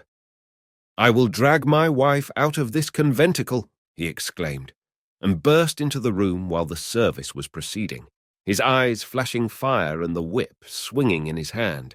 The preacher, Chelcic, calmly went on preaching. "Sir," said George Israel, pointing to an empty seat, "sit down there." The Count of Ostrorog meekly obeyed, listened quietly to the discourse, became a convert that very day, turned out his own Lutheran court chaplain, installed George Israel in his place, and made a present to the brethren of his great estate on the outskirts of the town. For the brethren, the gain was enormous. As the news of the Count's conversion spread, other nobles quickly followed suit. The town of Ostrorog became the centre of a swiftly growing movement. The poor brethren in Prussia returned to Poland and found churches ready for their use. And before 7 years had passed away, the brethren had founded 40 congregations in this, their first land of exile. They had, however, another great mission to fulfill. As the brethren spread from town to town, they discovered that the other Protestant bodies, the Lutherans, Zwinglians, and Calvinists, were almost as fond of fighting with each other as of denouncing the Church of Rome, and therefore the people, longing for peace, were disgusted more or less with them all. But the brethren stood on a rather different footing. They were cousins to the Poles in blood. They had no fixed and definite creed. They thought far more of brotherly love than of orthodoxy in doctrine, and therefore the idea was early broached that the Church of the Brethren should be established as the national church of Poland. The idea grew. The Lutherans, Zwinglians, Calvinists, and Brethren drew closer and closer together. They exchanged confessions, discussed each other's doctrines, met in learned consultations, and held united synods again and again. For 15 years, the glorious vision of a union of all the Protestants in Poland hung like glittering fruit just out of reach. There were many walls in the way. Each church wanted to be the leading church in Poland. Each wanted its own confession to be the bond of union. Each wanted its own form of service, its own form of government to be accepted by all. But soon, one and all began to see that the time had come for wranglings to cease. The Jesuits were gaining ground in Poland. The Protestant kingdom must no longer be divided against itself. At last, the brethren, the real movers of the scheme, persuaded all to assemble in the great united synod of Sendomir, and all Protestants in Poland felt that the fate of the country depended on the issue of the meeting. It was the greatest synod that had ever been held in Poland. It was an attempt to start a new movement in the history of the Reformation, an attempt to fling out the apple of discord and unite all Protestants in one grand army which should carry the enemy's forts by storm. At first the goal seemed further off than ever. As the Calvinists were the strongest body, they confidently demanded that their confession should be accepted and put forward the telling argument that it was already in use in the country. As the Lutherans were the next strongest body, they offered the Augsburg Confession, and both parties turned round upon the Brethren and accused them of having so many confessions that no one knew which to take. And then young Turnovius, the representative of the Brethren, rose to speak. The Brethren, he said, had only one confession in Poland. They had presented that confession to the king. They believed that it was suited best to the special needs of the country, and yet they would accept the Calvinists' confession as long as they might keep their own as well. There was a deadlock. What was to be done? The Brethren's work seemed about to come to naught. Debates and speeches were in vain. Each party remained firm as a rock. And then, in wondrous mystic wise, the tone of the gathering softened. "For God's sake, said the Palatine of Sendomir in his speech, remember what depends upon the result of our deliberations, and incline your hearts to that harmony and love which the Lord has commanded us to follow above all things." As the Palatine ended his speech, he burst into tears. His friend, the Palatine of Krakow, sobbed aloud. Forthwith, the angry clouds disparted and revealed the bow of peace. The obstacles to union vanished, and the members of the synod agreed to draw up a new confession, which should give expression to the united faith of all. The confession was prepared April 14th. It is needless to trouble about the doctrinal details. For us, the important point to notice is the spirit of union displayed. For the first, but not for the last, time in the history of Poland, the evangelical Protestants agreed to sink their differences on points of dispute and unite their forces in common action against alike the power of Rome and the Unitarian sects of the day. The joy was universal. The scene in the hall at Sendomir was inspiring. When the committee laid the confession before the synod, all the members arose and sang the Ambrosian Te Deum. With outstretched hands, the Lutherans advanced to meet the Brethren, and with outstretched hands, the Brethren advanced to meet the Lutherans. The next step was to make the union public. For this purpose, the Brethren, a few weeks later, formed a procession one Sunday morning and attended service at the Lutheran Church. And then, in the afternoon, the Lutherans attended service in the Church of the Brethren on May 28, 1570. It is hard to believe that all this was empty show, and yet the truth must be confessed that this union of Sendomir was by no means the beautiful thing that some writers have imagined. It was the result, to a very large extent, not of any true desire for unity, but rather of an attempt on the part of the Polish nobles to undermine the influence and power of the clergy. It led to no permanent union of the Protestants in Poland. Its interest is sentimental rather than historic.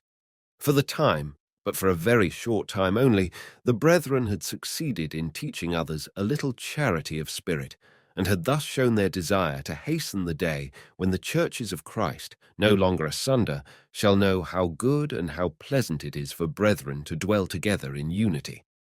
And all this attempt at unity, this second home for the Brethren, this new evangelical movement in Poland, was the strange result of the edict issued by Ferdinand, King of Bohemia.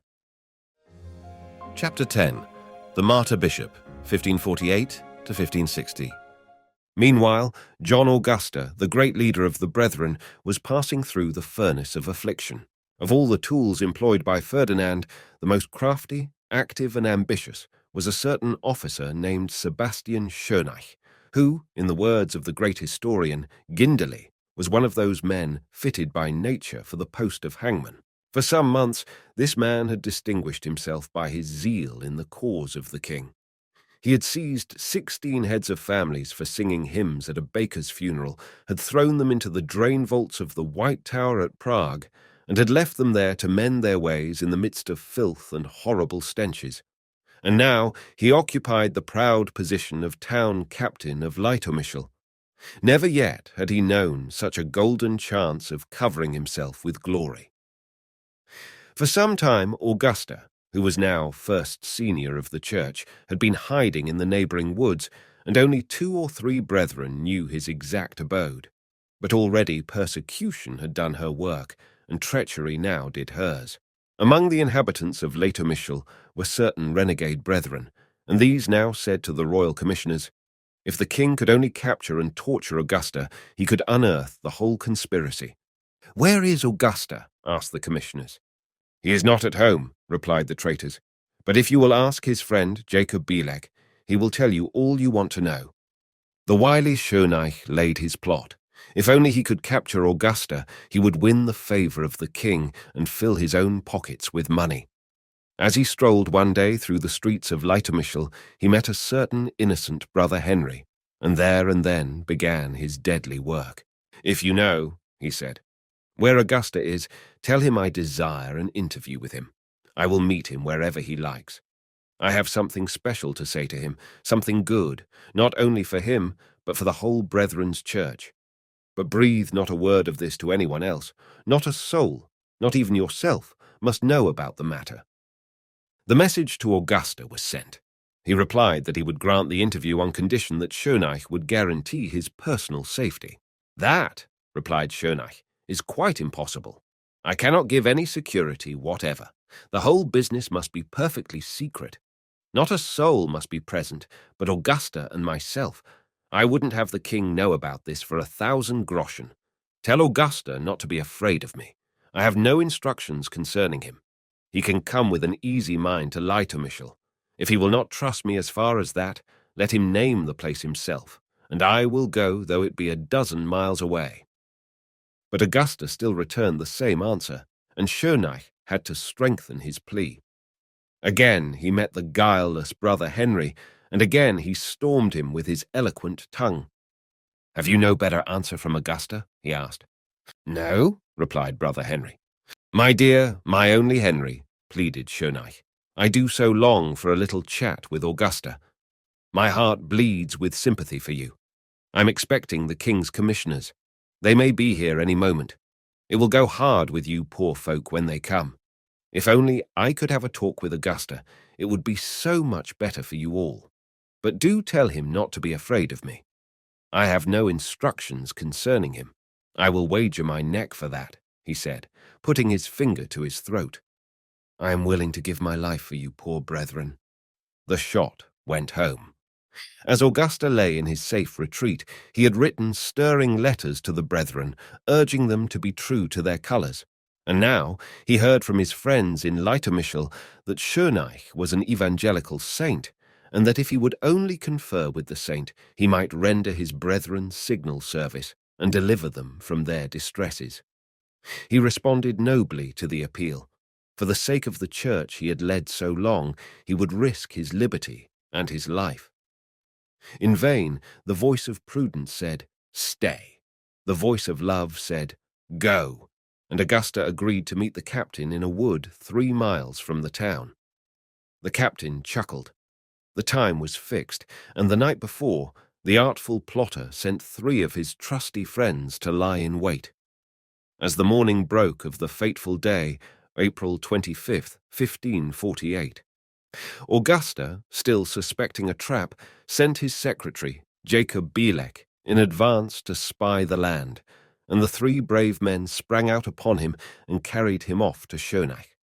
And then, at the appointed hour, came John Augusta himself. He had dressed himself as a country peasant, carried a hoe in his hand, and strolled in the woodland whistling a merry tune. For the moment the hirelings were baffled. They seized him and let him go. They seized him again and let him go again. They seized him for the 3rd time, searched him, and found a fine handkerchief in his bosom. "Ah," said one of them, "a country peasant does not use a handkerchief like this." The game was up. Augusta stood revealed, and Schöneich, hearing the glorious news, came prancing up on his horse. "My lord," said Augusta, "is this what you call faith?" "Did you never hear," said Schöneich, "that promises made in the night are never binding? Did you never hear of a certain Jew with his red beard and yellow bag? Did you never hear of the mighty power of money? And where have you come from this morning? I hear you have plenty of money in your possession. Where is that money now?" As they rode next day in a covered wagon on their way to the city of Prague, the captain pestered Augusta with many questions. "My dear Johannes," said the jovial wag, "where have you been? With whom? Where are your letters and your clothes? Whose is this cap? Where did you get it? Who lent it to you? What do they call him? Where does he live? Where is your horse? Where is your money? Where are your companions? Why do you ask so many questions?" asked Augusta. "Because," replied Schonach, letting out the murder, "I want to be able to give information about you. I don't want to be called a donkey or a calf." And now began for John Augusta a time of terrible testing. As the captain rapped his questions out, he was playing his part in a deadly game that involved the fate not only of the Brethren's Church, but of all evangelicals in the land. For months, King Ferdinand had longed to capture Augusta. He regarded him as the author of the Smalcald League. He regarded him as the deadliest foe of the Catholic faith in Europe. He regarded the peaceful brethren as rebels of the vilest kind, and now that he had Augusta in his power, he determined to make him confess the plot, and then, with the proof he desired in his hands, he would stamp out the Brethren's Church for once and all. For this purpose, Augusta was now imprisoned in the White Tower at Prague. He was placed in the wine vaults below the castle, had heavy fetters on his hands and feet, and sat for days in a crunched position. The historic contest began. For 2 hours at a stretch, the king's examiners riddled Augusta with questions. "Who sent the letter to the king?" they asked. "Where do the brethren keep their papers and money? To whom did the brethren turn for help when the king called on his subjects to support him? Who went with you to Wittenberg? For what and for whom did the brethren pray?" "They prayed," said Augusta, "that God would incline the heart of the king to be gracious to us." As Augusta's answers to all these questions were not considered satisfactory, they next endeavored to sharpen his wits by torturing a German coiner in his presence, and when this mode of persuasion failed, they tortured Augusta himself. They stripped him naked. They stretched him face downwards on a ladder. They smeared his hips with boiling pitch. They set the spluttering mess on fire and drew it off, skin and all, with a pair of tongs. They screwed him tightly in the stocks. They hung him up to the ceiling by a hook, with the point run through his flesh. They laid him flat upon his back and pressed great stones on his stomach. It was all in vain. Again they urged him to confess the part that he and the brethren had played in the great revolt, and again Augusta bravely replied that the brethren had taken no such part at all. At this the king himself intervened. For some months he had been busy enough at Augsburg, assisting the emperor in his work, but now he sent a letter to Prague with full instructions how to deal with Augusta. If gentle measures did not succeed, then sterner measures, said he, must be employed. He had 3 new tortures to suggest. First, he said, let Augusta be watched and deprived of sleep for 5 or 6 days. Next, he must be strapped to a shutter, with his head hanging over one end. He must have vinegar rubbed into his nostrils. He must have a beetle fastened onto his stomach. And in this position, with his neck aching, his nostrils smarting, and the beetle working its way to his vitals, he must be kept for 2 days and 2 nights. And third, if these measures did not act, he must be fed with highly seasoned food and allowed nothing to drink. But these suggestions were never carried out. As the messenger hastened with the king's billet doux, and the brethren on the northern frontier were setting out for Poland, Augusta and Bielek were on their way to the famous old castle of Perglitz. For ages that castle, built on a rock and hidden away in darkling woods, had been renowned in Bohemian lore. There the mother of Charles IV had heard the nightingales sing. There the faithful ran the story, had held John Ziska at bay. There had many a rebel suffered in the terrible torture tower, and there Augusta and his faithful friend were to lie for many a long and weary day. They were taken to Perglitz in 2 separate wagons. They travelled by night and arrived about midday. They were placed in 2 separate cells, and for 16 years the fortunes of the brethren centred round Perglitz Castle. If the bishop had been the vilest criminal, he could not have been more grossly insulted. 2 years he had to share his cell with a vulgar German coiner, and the coiner, in facetious pastime, often smote him on the head. His cell was almost pitch dark. The window was shuttered within and without, and the merest glimmer from the cell next door struggled in through a chink 4 inches broad. At meals alone, he was permitted half a candle. For bedding, he had a leather bolster, a coverlet, and what Germans call a bed sack. For food, he was allowed 2 rations of meat, 2 hunches of bread, and 2 jugs of barley beer a day. His shirt was washed about once a fortnight, his face and hands twice a week, his head twice a year, and the rest of his body never. He was not allowed the use of a knife and fork. He was not allowed to speak to the prison attendants.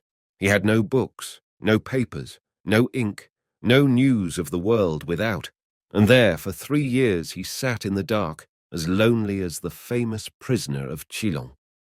Again, by the king's command, he was tortured with a gag in his mouth to stifle his screams, and a threat that if he would not confess he should have an interview with the hangman. And again he refused to deny his brethren and was flung back into his corner. The delivering angel came in humble guise. Among the warders who guarded his cell was a daring youth who had lived at Leiter. He had been brought up among the brethren. He regarded the bishop as a martyr. His wife lived in a cottage near the castle, and now, drunken rascal though he was, he risked his life for Augusta's sake, used his cottage as a secret post office, and handed in to the suffering bishop letters, books, ink, paper, pens, money, and candles. The brethren stationed a priest in Purglitz village. The great bishop was soon as bright and active as ever. By day he buried his tools in the ground. By night he plugged every chink and cranny and applied himself to his labours. Not yet was his spirit broken. Not yet was his mind unhinged. As his candle burned in that gloomy dungeon in the silent watches of the night, so the fire of his genius shone anew in those darksome days of trial and persecution. And still he urged his afflicted brethren to be true to the faith of their fathers, to hold fast the Apostles' Creed, and to look onward to the brighter day when once again their pathway would shine as the wings of a dove that are covered with silver and her feathers with yellow gold. He comforted Bilek in his affliction. He published a volume of sermons for the elders to read in secret. He composed a number of stirring and triumphant hymns, and there he penned the noble words still sung in the Brethren's church. Praise God forever. Boundless is his favour to his church and chosen flock, founded on Christ the rock. As he lay in his cell, he pondered much on the sad fate of his brethren. At one time, he heard a rumour that the church was almost extinct. Some, he knew, had fled to Poland. Some had settled in Moravia. Some, robbed of lands and houses, were roaming the country as peddlers or earning a scanty living as farm labourers. And some, alas, had lowered the flag and joined the Church of Rome. And yet Augusta had never abandoned hope. For 10 years, despite a few interruptions, he kept in almost constant touch, not only with his own brethren, but also with the Protestant world at large. He was still, he thought, the loved and honoured leader. He was still the mightiest religious force in the land. And now, in his dungeon, he sketched a plan to heal his country's woes and form the true disciples of Christ into one grand national Protestant army against which both Pope and Emperor would forever contend in vain. Chapter 11. The Last Days of Augusta, 1560 to 1572. To Augusta, the prospect seemed hopeful. Great changes had taken place in the Protestant world. The Lutherans in Germany had triumphed. The religious peace of Augsburg had been consummated. The German Protestants had now a legal standing. The great emperor, Charles V, had resigned his throne. His successor was his brother Ferdinand, the late King of Bohemia. The new King of Bohemia was Ferdinand's eldest son. Maximilian was well disposed towards Protestants, and persecution in Bohemia died away. And now the brethren plucked up heart again. They rebuilt their chapel at their headquarters, Jungbundslau. They presented a copy of their hymn book to the king. They divided the church into 3 provinces: Bohemia, Moravia, and Poland. They appointed George Israel first senior in Poland, John Czerny first senior in Bohemia and Moravia, and Kowenka secretary to the whole church. But the brethren had gone further still.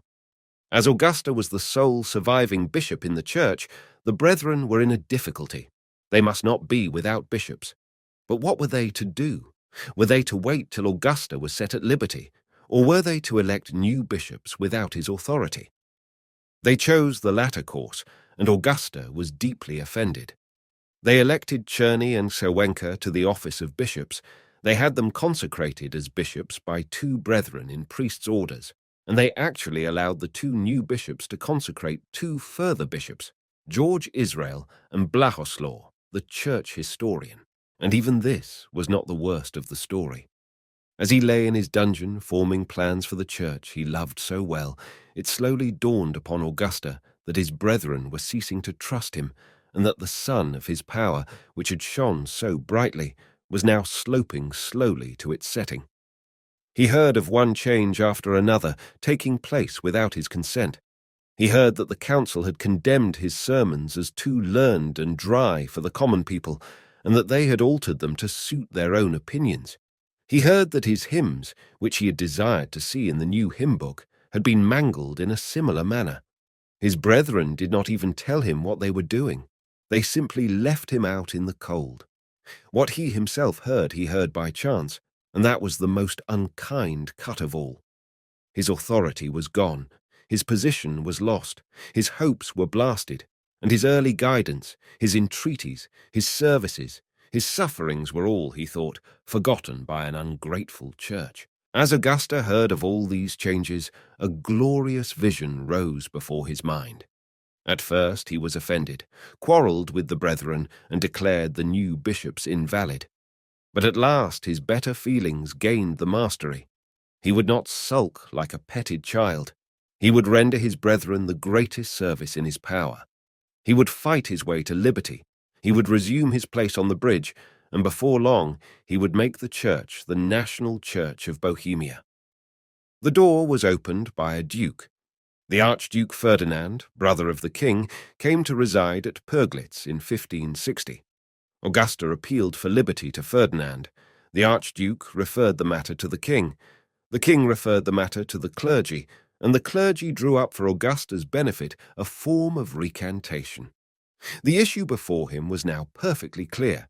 There was one road to freedom, and one only. He must sign the form of recantation in full. The form was drastic. He must renounce all his previous religious opinions. He must acknowledge the Holy Catholic Church and submit to her in all things. He must eschew the gatherings of Waldenses, Picards, and all other apostates, denounce their teaching as depraved, and recognize the Church of Rome as the one true Church of Christ. He must labor for the unity of the Church and endeavor to bring his brethren into the fold. He must never again interpret the Scriptures according to his own understanding, but submit rather to the exposition and authority of the Holy Roman Church, which alone was fit to decide on questions of doctrine. He must do his duty by the king, obey him, and serve him with zeal as a loyal subject. And finally, he must write out the whole recantation with his own hand, take a public oath to keep it, and have it signed and sealed by witnesses. Augusta refused point blank. His hopes of liberty vanished. His heart sank in despair. They might as well, said Bielek, his friend, have asked him to walk on his head. But here Lord Sternberg, governor of the castle, suggested another path. If Augusta, said he, would not join the Church of Rome, perhaps he would at least join the Utraquists. He had been a Utraquist in his youth. The brethren were Utraquists under another name, and all that Augusta had to do was to give himself his proper name, and his dungeon door would fly open. Of all the devices to entrap Augusta, this well-meant trick was the most enticing. The argument was a shameless logical juggle. The Utraquists celebrated the communion in both kinds. The brethren celebrated the communion in both kinds. Therefore, the brethren were Utraquists. At first, Augusta himself appeared to be caught. I, John Augusta, he wrote, confess myself a member of the whole evangelical church, which, wherever it may be, receives the body and blood of the Lord Jesus Christ in both kinds. I swear that, along with the Holy Catholic Church, I will maintain true submission and obedience to her chief head, Jesus Christ. I will order my life according to God's holy word and the truth of his pure gospel. I will be led by him, obey him alone, and by no other human thoughts and inventions. I renounce all erroneous and wicked opinions against the holy universal Christian apostolic faith.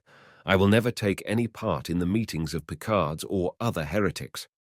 If Augusta thought that by language like this he would catch his examiners napping, he was falling into a very grievous error.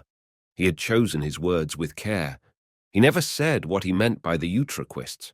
He never said whether he would include the brethren among the Utraquists or among the Picards and heretics. And he had never made any reference to the Pope. His examiners were far too clever to be deceived. Instead of recommending that Augusta be now set at liberty, they contended that his recantation was no recantation at all. He had shown no inclination, they said, towards either Rome or Utraquism. His principles were remarkably like those of Martin Luther. He had not acknowledged the supremacy of the Pope, and when he said he would not be led by any human inventions, he was plainly repudiating the Church of Rome. What is the good, they asked, of Augusta's promising to resist heretics when he does not acknowledge the brethren to be heretics? It is, they said, as clear as day that John Augusta has no real intention of renouncing his errors. Let the man say straight out to which party he belonged. Again, Augusta tried to fence, and again he met his match. Instead of saying in plain language to which party he belonged, he persisted in his first assertion that he belonged to the Catholic Evangelical Church, which was now split into various sects. But as the old man warmed to his work, he threw caution aside. I have never, he said, had anything to do with Waldenses or Picards. I belong to the general Evangelical Church, which enjoys the communion in both kinds. I renounce entirely the popish sect known as the Holy Roman Church. I deny that the Pope is the vicar of Christ. I deny that the Church of Rome alone has authority to interpret the Scriptures. If the Church of Rome claims such authority, she must first show that she is free from the spirit of the world and possesses the spirit of charity. And until that is done, I refuse to bow to her decrees. He defended the Church of the Brethren with all his might. It was, he said, truly evangelical. It was Catholic. It was apostolic. It was recognized and praised by Luther, Calvin, Melanchthon, Bucer, Bullinger, and other saints. As long as the moral life of the Church of Rome remained at such a low ebb, so long would there be need for the Brethren's Church. If the Church of Rome will mend her ways, the Brethren, said he, will return to her fold. But till that blessed change takes place, they will remain where they are. He denied being a traitor. If anyone says that I have been disloyal to the emperor, I denounce that person as a liar. If His Majesty knew how loyal I have been, he would not keep me here another hour. I know why I am suffering. I am suffering, not as an evildoer, but as a Christian. The first skirmish was over. The clergy were firm, and Augusta sank back exhausted in his cell. But the kindly governor was still resolved to smooth the way for his prisoners. I will not rest, he said, till I see them at liberty. He suggested that Augusta should have an interview with the Jesuits. What would be the good of that, said Augusta. I should be like a little dog in the midst of a pack of lions. I pray you, let these negotiations cease. I would rather stay where I am. It is clear there is no escape for me unless I am false to my honor and my conscience. I will never recant nor act against my conscience. May God help me to keep true till death. At last, however, Augusta gave way, attended Mass with Bilek in the castle chapel, and consented to an interview with the Jesuits, on condition that Bilek should go with him, and that he should also be allowed another interview with the Utraquists, 1561. The day for the duel arrived. The chosen spot was the new Jesuit college at Prague. As they drove to the city, both Augusta and Bilek were allowed to stretch their limbs and even get out of sight of their guards. At Prague, they were allowed a dip in the royal bath. It was the first bath they had had for 14 years, and the people came from far and near to gaze upon their scars. And now, being fresh and clean in body, Augusta, the stubborn heretical Picard, was to be made clean in soul. As the Jesuits were determined to do their work well, they laid down the strict condition that no one but themselves must be allowed to speak with the prisoners. For the rest, the prisoners were treated kindly. The bedroom was neat, the food was good, the large, bright dining room had 7 windows. They had wine to dinner and were waited on by a discreet and silent butler. Not a word did that solemn functionary utter. If the brethren made a remark to him, he laid his fingers on his lips like the witches in Macbeth. The great debate began. The Jesuit spokesman was Dr. Henry Blissam. He opened by making a clean breast of the whole purpose of the interview. "It is well known to you both," said he, "for what purpose you have been handed over to our care, that we, if possible, may help you to a right understanding of the Christian faith. If the Jesuits could have had their way, they would have had Augusta's answers set down in writing. But here Augusta stood firm as a rock. He knew the game the Jesuits were playing. The interview was of national importance. If his answers were considered satisfactory, the Jesuits would have them printed, sow them broadcast, and boast of his conversion. And if, on the other hand, they were unsatisfactory, they would send them to the emperor as proof that Augusta was a rebel, demand his instant execution, and start another persecution of the brethren. Dr. Henry made the first pass. "The Holy Universal Church," he said, "is the true bride of Christ and the true mother of all Christians." Augusta politely agreed. "On this is question," he said, "our own party thinks and believes exactly as you do." "No one," continued the doctor suavely, "can believe in God who does not think correctly of the Holy Church and regard her as his mother, and without the Church there is no salvation." Again Augusta politely agreed, and again the learned Jesuit beamed with pleasure. Now came the tug of war. "This holy Christian Church," said Blissam, "has never erred and cannot err." Augusta met this with a flat denial. If he surrendered here, he surrendered all, and would be untrue to his brethren. If he once agreed that the Church was infallible, he was swallowing the whole Roman pill. In vain the doctor argued. Augusta held his ground.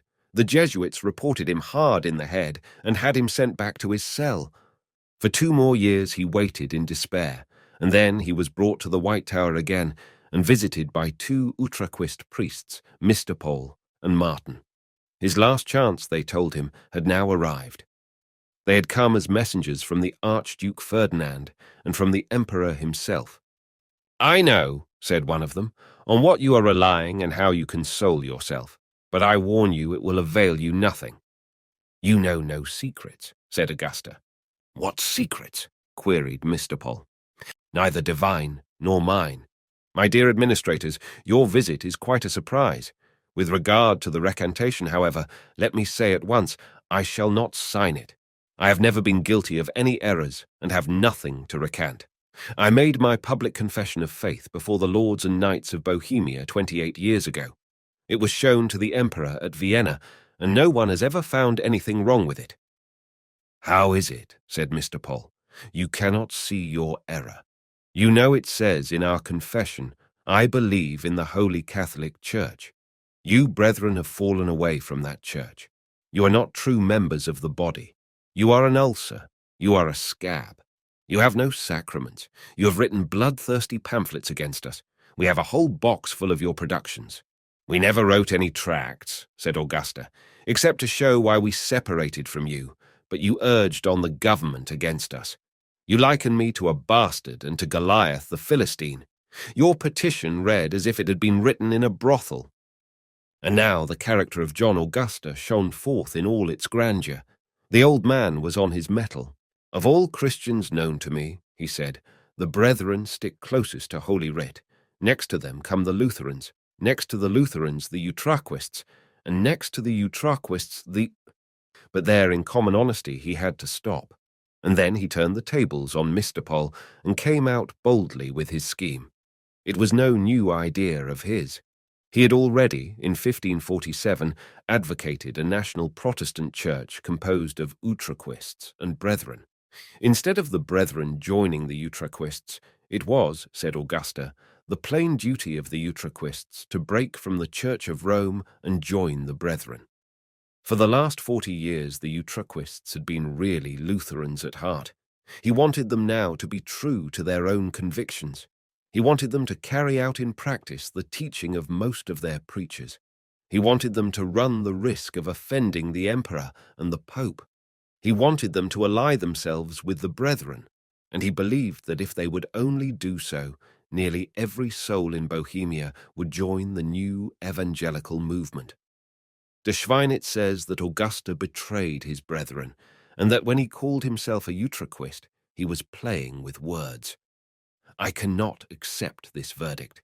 He explained clearly and precisely what he meant. He was a Utraquist in the same sense as Luther, and the castle he had built in the air was nothing less than a grand international union of all the evangelical Christians in Europe. My lords, he pleaded in golden words, let us cease this mutual accusation of each other. Let us cease our destructive quarrelling. Let us join in seeking those higher objects which we both have in common, and let us remember that we are both of one origin, one nation, one blood, and one spirit. Think of it, dear lords, and try to find some way to union. The appeal was pathetic and sincere. It fell on Adder's ears. His scheme found favour neither with Brethren nor with Utraquists. To the Brethren, Augusta was a Jesuitical juggler. To the Utraquists, he was a supple athlete trying to dodge his way out of prison. You shift about, wrote the Brethren, in a most remarkable manner. You make out the Utraquist church to be different from what it really is, in order to keep a door open through which you may go. In their judgment, he was nothing less than an ambitious schemer.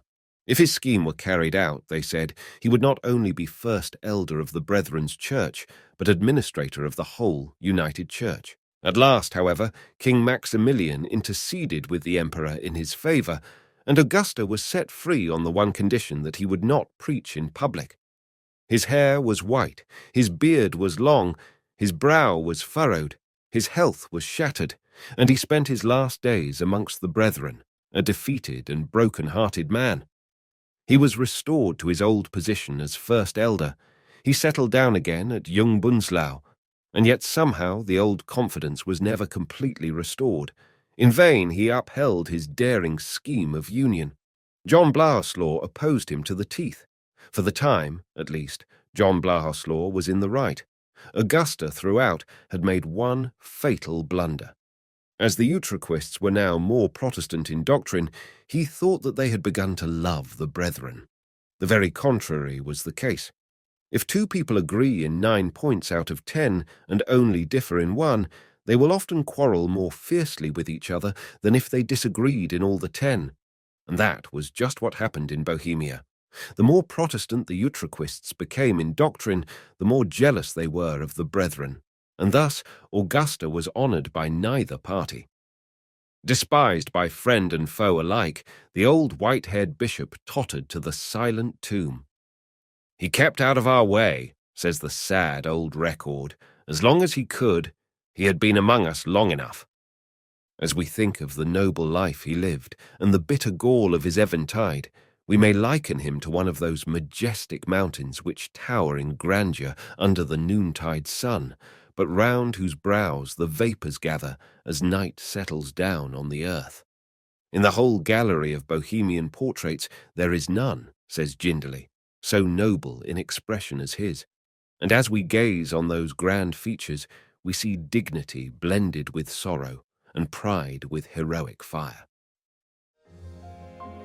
Chapter 12. The Golden Age, 1572 to 1603. As the Emperor Maximilian II set out from the royal castle in Prague for a drive, he met a baron famous in all the land. The baron was John von Zeratin, the richest member of the Brethren's Church. He had come to Prague on very important business. His home lay at Namiest, in Moravia. He lived in a stately castle, built on two huge crags and surrounded by the houses of his retainers and domestics. His estate was 25 miles square. He had a lovely park of beeches, pines, and old oaks. He held his court in kingly style. He had gentlemen of the chamber of noble birth. He had pages and secretaries, equerries and masters of the chase. He had valets, lackeys, grooms, stable boys, huntsmen, barbers, watchmen, cooks, tailors, shoemakers, and saddlers. He had sat at the feet of Blahoslaw, the learned church historian. He kept a court chaplain, who was, of course, a pastor of the Brethren's Church, and now he had come to talk things over with the head of the Holy Roman Empire. The emperor offered the baron a seat in his carriage. The brother and the emperor drove on side by side. "I hear," said the emperor, "that the Picards are giving up their religion and going over to the Utraquists." The baron was astounded. He had never, he said, heard the slightest whisper that the brethren intended to abandon their own confessions. "I have heard it," said the emperor, "as positive fact from Baron Hassenstein himself." "It is not true," replied Zeratin. "What, then?" said the emperor. "Do the Utraquists mean when they say that they are the true Hussites and wish me to protect them in their religion?" "Your gracious majesty," replied Zeratin, "the brethren, called Picards, are the true Hussites. They have kept their faith unsullied, as you may see yourself from the confession they presented to you." The emperor looked puzzled. He was waxing old and feeble, and his memory was failing. "What?" he said. "Have the Picards got a confession?" He was soon to hear the real truth of the matter. For some months there had sat in Prague a committee of learned divines who had met for the purpose of drawing up a national Protestant Bohemian confession. The dream of Augusta seemed to be coming true. The brethren took their part in the proceedings. "We are striving," said Slawata, one of their deputies, "for peace, love, and unity. We have no desire to be censors of dogmas. We leave such matters to theological experts." The confession was prepared, read out at the Diet, and presented to the emperor. It was a compromise between the teaching of Luther and the teaching of the brethren. In its doctrine of justification by faith, it followed the teaching of Luther. In its doctrine of the Lord's Supper, it inclined to the broader evangelical view of the brethren. The emperor attended the Diet in person and made a notable speech. "I promise," he said, "on my honor as an emperor, that I will never oppress or hinder you in the exercise of your religion, and I pledge my word in my own name and also in the name of my successors." Let us try to grasp the meaning of this performance. As the Edict of St. James was still in force, the brethren, in the eyes of the law, were still heretics and rebels. They had no legal standing in the country, and at any moment the king in his fury might order them to quit the land once more. But the truth is that the King of Bohemia was now a mere figurehead. The real power lay in the hands of the barons. The barons were Protestant almost to a man. As the emperor lay dying a few months later in the castle of Regensburg, he was heard to murmur the words, "The happy time is come." For the brethren, the happy time had come indeed. They knew that the so-called Utraquist Church was Utraquist only in name. They knew that the Bible was read in every village. They knew that Lutheran doctrines were preached in hundreds of Utraquist churches. They knew that in their own country they had now more friends than foes, and thus, free from the terrors of the law, they trod the primrose path of peace and power. We have come to the golden age of the Brethren's Church. It was the age of material prosperity. As the sun of freedom shone upon their way, the brethren drifted further still from the old Puritan ascetic ideas of Peter and Gregory the Patriarch. They had now all classes in their ranks. They had 17 rich and powerful barons of the stamp of John Zeratin. They had over 140 knights. They had capitalists, flourishing tradesmen, mayors, and even generals in the army. And the Lord High Chamberlain now complained that 2/3 of the people in Bohemia were brethren. Nor was this all. For many years, the Brethren had been renowned as the most industrious and prosperous people in the country, and were specially famous for their manufacture of knives. They were noted for their integrity of character, and were able to obtain good situations as managers of estates, houses, wine cellars, and mills, and in many of the large settlements, such as Jungbunzlau and Leitomischl, they conducted flourishing business concerns for the benefit of the church at large. They made their settlements the most prosperous places in the country. They built hospitals. They had a fund for the poor called the Corbona, and on many estates they made themselves so useful that the barons, in their gratitude, set them free from the usual tolls and taxes. To the Brethren, business was now a sacred duty. They had seen the evils of poverty, and they did their best to end them. They made no hard and fast distinction between secular and sacred, and the cooks and housemaids in the Brethren's houses were appointed by the church and called from one sphere of service to another just as much as the presbyters and deacons. The clergy, though still doing manual labour, were now rather better off. The gardens and fields attached to the manses helped to swell their income, and therefore we are not surprised to hear that some of them were married. Again, the Brethren were champions of education. They had seen the evil of their ways.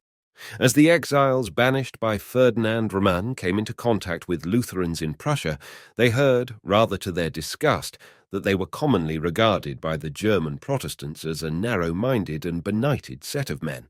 And therefore, at the special invitation of the Lutheran Bishop Spiratus, they began the practice of sending some of their students to foreign universities. It is pathetic to read how the first 2 students were sent. "We granted them," says the record, "their means of support. We gave them £7 and 10 shillings apiece and sent them off to Basel." We are not informed how long the money was to last. For some years the new policy was fiercely opposed, and the leader of the opposition was John Augusta. He regarded this new policy with horror, condemned it as a falling away from the old simplicity and piety, and predicted that it would bring about the ruin of the Brethren's church. At the head of the Progressive Party was John Blahoslaw, the historian. He had been to Wittenberg and Basel himself.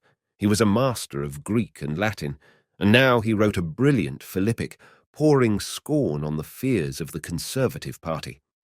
"For my part," he said, "I have no fear that learned and pious men will ever ruin the Church. I am far more afraid of the action of those high-minded and stupid schemers who think more highly of themselves than they ought to think." It is clear to whom these stinging words refer. They are a plain hit at Augusta. "It is absurd," he continued, "to be afraid of learning and culture.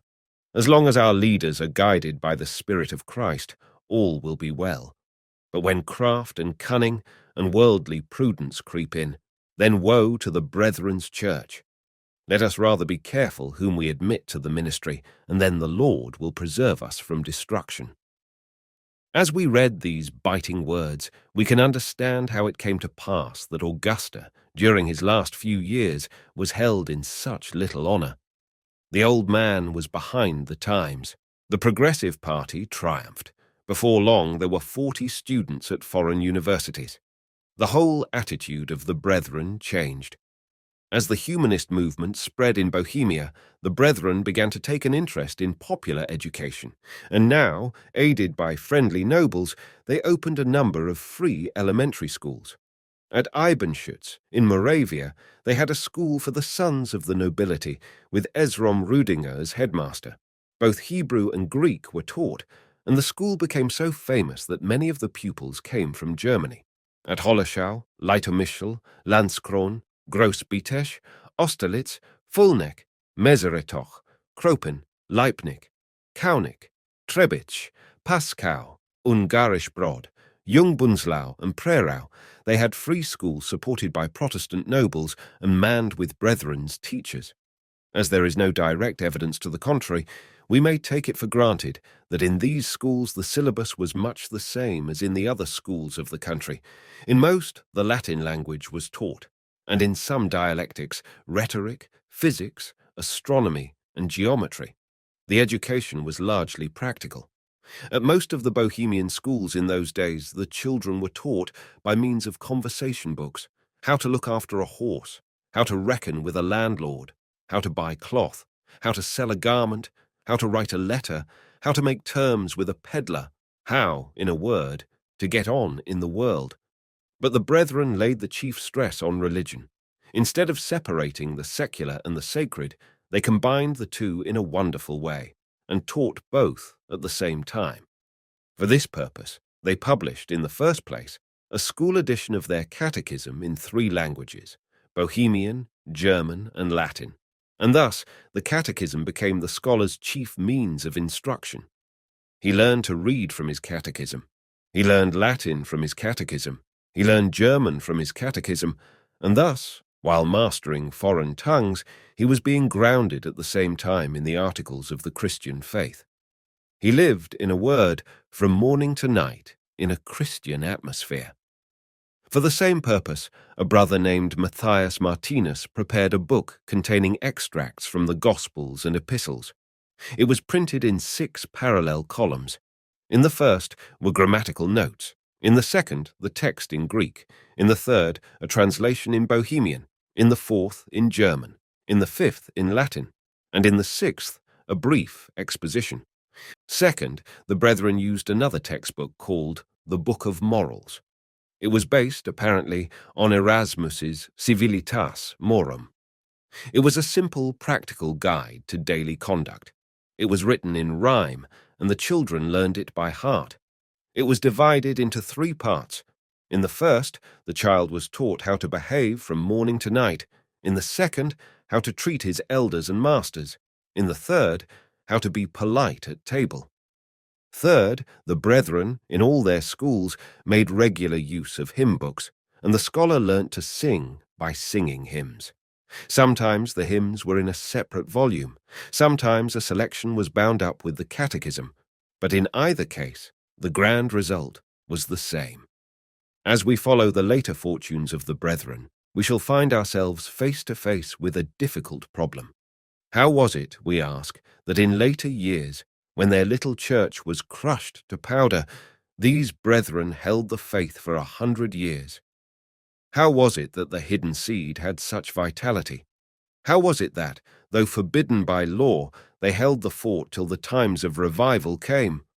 For answer, we turn to their catechism. They had learned it first in their own homes. They had learned it later at school. They had made it the very marrow of their life. They taught it in turn to their children, and thus, in the darkest hours of trial, they handed on the torch of faith from one generation to another. We come now to another secret of their strength. Of all the Protestants in Europe, the Bohemian brethren were the first to publish a hymn book, and by this time they had published 10 editions.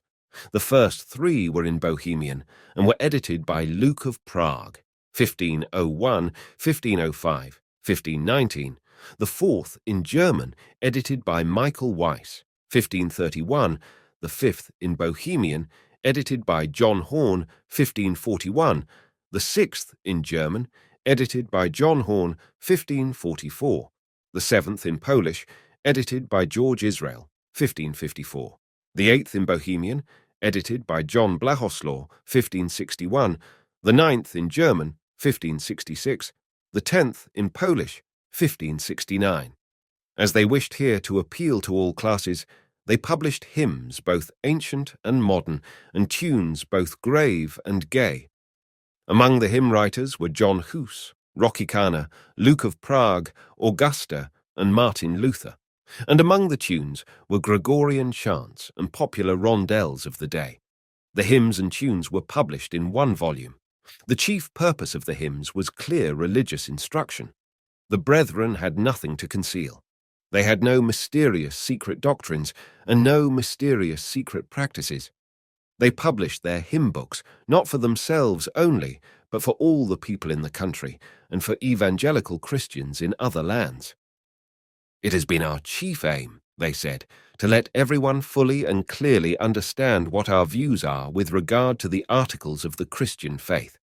And here the hymns were powerful preachers of the faith. They spread the brethren's creed in all directions. They were clear, orderly, systematic, and scriptural, and thus they were sung in the family circle by bands of young men in the brethren's houses, by shepherds watching their flocks by night, by sturdy peasants as they trudged to market. And then, on Sunday, in an age when congregational singing was as yet but little known, the brethren made the rafters ring with the sound of united praise. "Your churches," wrote the learned Esrom Rudinger, "surpass all others in singing. For where else are songs of praise, of thanksgiving, of prayer and instruction so often heard? Where is there better singing?" The newest edition of the Bohemian hymn book, with its 743 hymns, is an evidence of the multitude of your songs. 346 have been translated into German. In your churches, the people can all sing and take part in the worship of God. But of all the services rendered by the brethren to the cause of the evangelical faith in Bohemia, the noblest and the most enduring was their translation of the Bible into the Bohemian tongue. In the archives of the Brethren's Church at Herrnhut are now to be seen 6 musty volumes known as the Kralitz Bible, 1579–93. The idea was broached by Blahoslaw, the church historian. The expense was borne by Baron John von Zerotin. The actual printing was executed at Zerotin's castle at Kralitz. The translation was based, not on the Vulgate, but on the original Hebrew and Greek. The work of translating the Old Testament was entrusted to 6 Hebrew scholars, Aeneas, Cepolo, Streich, Ephraim, Jessen, and Capito. The New Testament was translated by Blahoslaw himself, 1565. The work was of national interest. For the first time, the Bohemian people possessed the Bible in a translation from the original tongue, with the chapters subdivided into verses and the Apocrypha separated from the canonical books. The work appeared at first in cumbersome form. It was issued in 6 bulky volumes, with only 8 or 9 verses to a page, and a running commentary in the margin. The paper was strong, the binding dark brown, the page quarto, the type Latin, the style chaste and idiomatic, and the commentary fairly rich in broad, practical theology. But all this was no use to the poor. For the benefit, therefore, of the common people, the brethren published a small thin paper edition in a plain calf binding. It contained an index of quotations from the Old Testament in the New, an index of proper names with their meanings, a lectionary for the Christian year, references in the margin, and a vignette including the famous Brethren's episcopal seal, the Lamb and the Flag. The size of the page was only 5 inches by 7½ The number of pages was 1160. The paper was so remarkably thin that the book was only 1¼ inches thick, and thus it was suited in every way to hold the same place in the affections of the people that the Geneva Bible held in England in the days of our Puritan fathers. The Kralitz Bible was a masterpiece. It helped to fix and purify the language, and thus completed what Stittney and Hus had begun. It became the model of a chaste and simple style, and its beauty of language was praised by the Jesuits. It is a relic that can never be forgotten, a treasure that can never lose its value. It is issued now, word for word, by the British and Foreign Bible Society. It is read by the people in their own homes and is used in the Protestant churches of the country. And thus, as the Catholic Jinderly says, it will probably endure as long as the Bohemian tongue is spoken. But even this was not the end of the Brethren's labours. We come to the most amazing fact in their history. On the one hand, they were the greatest literary force in the country. On the other, they took the smallest part in her theological controversies. For example, take the case of John Blahoslaw. He was one of the most brilliant scholars of his day. He was master of a beautiful literary style. He was a member of the Brethren's Inner Council. He wrote a History of the Brethren. He translated the New Testament into Bohemian. He prepared a standard Bohemian grammar. He wrote also a treatise on music, and other works too many to mention here. And yet, learned bishop though he was, he wrote only one theological treatise, Election Through Grace. And even here he handled his subject from a practical rather than a theological point of view. Again, Take the case of Jacob Bilek, Augusta's companion in prison. If ever a man had just cause to hate the Church of Rome, it was surely this humble friend of the great Augusta, and yet he wrote a full account of their dreary years in prison without saying one bitter word against his persecutors and tormentors. From this point of view, his book is delightful. It is full of piety, of trust in God, of vivid dramatic description. It has not a bitter word from cover to cover, and thus it is a beautiful and precious example of the broad and charitable spirit of the brethren. Again, it is surely instructive to note what subject most attracted the brethren's attention. For religious debate, they cared but little. For history, they had a consuming passion. And now their leading scholars produce the greatest historical works in the language. Brother Jaffe wrote a work on the brethren's episcopal orders, entitled The Sword of Goliath. Wenzel Brezan wrote a history of the House of Rosenberg, containing much interesting information about Bohemian social life. Baron Charles von Zeratin wrote several volumes of memoirs. The whole interest of the brethren now was broad and national in character. The more learned they grew, the less part they took in theological disputes. They regarded such disputes as waste of time. They had no pet doctrines to defend. They were now in line with the other Protestants of the country, and they held that the soul was greater than the mind and good conduct best of all. No longer did they issue confessions of faith of their own. No longer did they lay much stress on their points of difference with Luther. We come here to a point of great importance. It has been asserted by some historians that the brethren never taught the doctrine of justification by faith. For answer, we turn to their later catechism prepared, 1554, by Gierek Gerk. "In what way," ran one question, "can a sinful man obtain salvation? By the pure grace of God alone, through faith in Jesus Christ, our Lord, who of God is made unto us wisdom and righteousness, and sanctification and redemption." What sort of picture does all this bring before us? It is the picture of a body of men who had made remarkable progress. No longer did they despise education. They fostered it more than any men in the country. No longer did they speak with contempt of marriage. They spoke of it as a symbol of holier things. It was time, thought some, for these broad-minded men to have their due reward.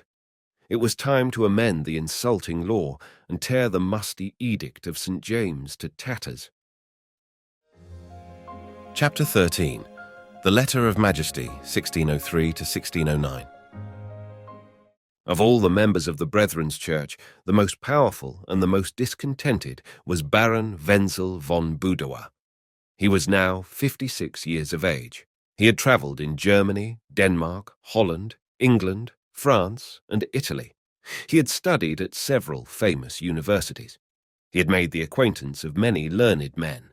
He had entered the imperial service and served as ambassador at Constantinople. He had mastered Turkish and Arabic, had studied the Mohammedan religion, had published the Alcoran in Bohemian, and had written a treatise denouncing the creed and practice of Islam as satanic in origin and character. He belonged to the Emperor's Privy Council and also to the Imperial Court of Appeal. He took part in theological controversies and preached sermons to his tenants. He was the bosom friend of Baron Charles von Zeratin, the leading brother of Moravia.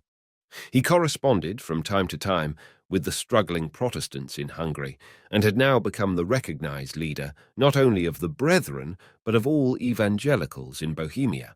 He had one great purpose to attain. As the Brethren had rendered such signal service to the moral welfare of the land, it seemed to him absurd and unfair that they should still be under the ban of the law and still be denounced in Catholic pulpits as children of the devil. He resolved to remedy the evil. The Emperor, Rudolph II, paved the way. He was just the man that Budower required. He was weak in body and in mind. He had ruined his health, said popular scandal, by indulging in dissolute pleasures. His face was shriveled, his hair bleached, his back bent, his step tottering. He was too much interested in astrology, gems, pictures, horses, antique relics, and similar curiosities to take much interest in government. He suffered from religious mania and was constantly afraid of being murdered, and his daily hope and prayer was that he might be spared all needless trouble in this vexatious world and have absolutely nothing to do. And now he committed an act of astounding folly. He first revived the Edict of St. James, ordered the nobles throughout the land to turn out all Protestant pastors in 1602 to 1603, and sent a body of armed men to close the Brethren's houses at Jungbunzlau. And then, having disgusted 2/3 of his loyal subjects, he summoned a diet and asked for money for a crusade against the Turks. But this was more than Wenzel could endure.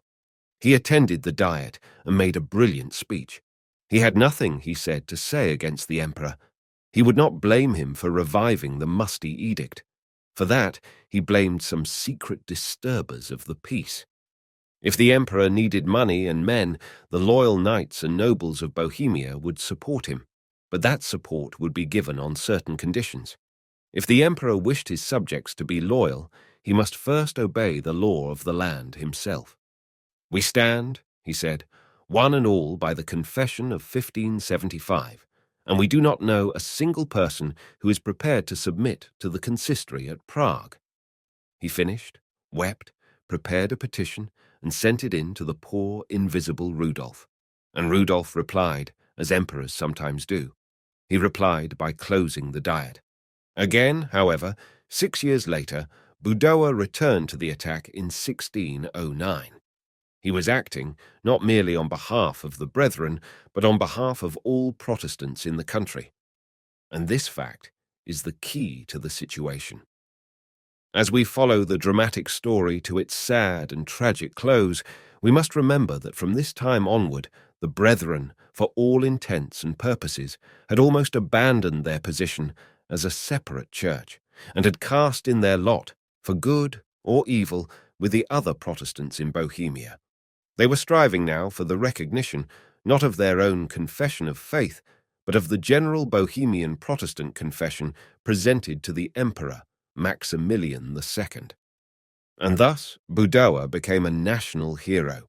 He called a meeting of Lutherans and Brethren in the historic Green Saloon, prepared a resolution demanding that the Protestant confession be inscribed in the statute book, and followed by a crowd of nobles and knights, was admitted to the sacred presence of the emperor.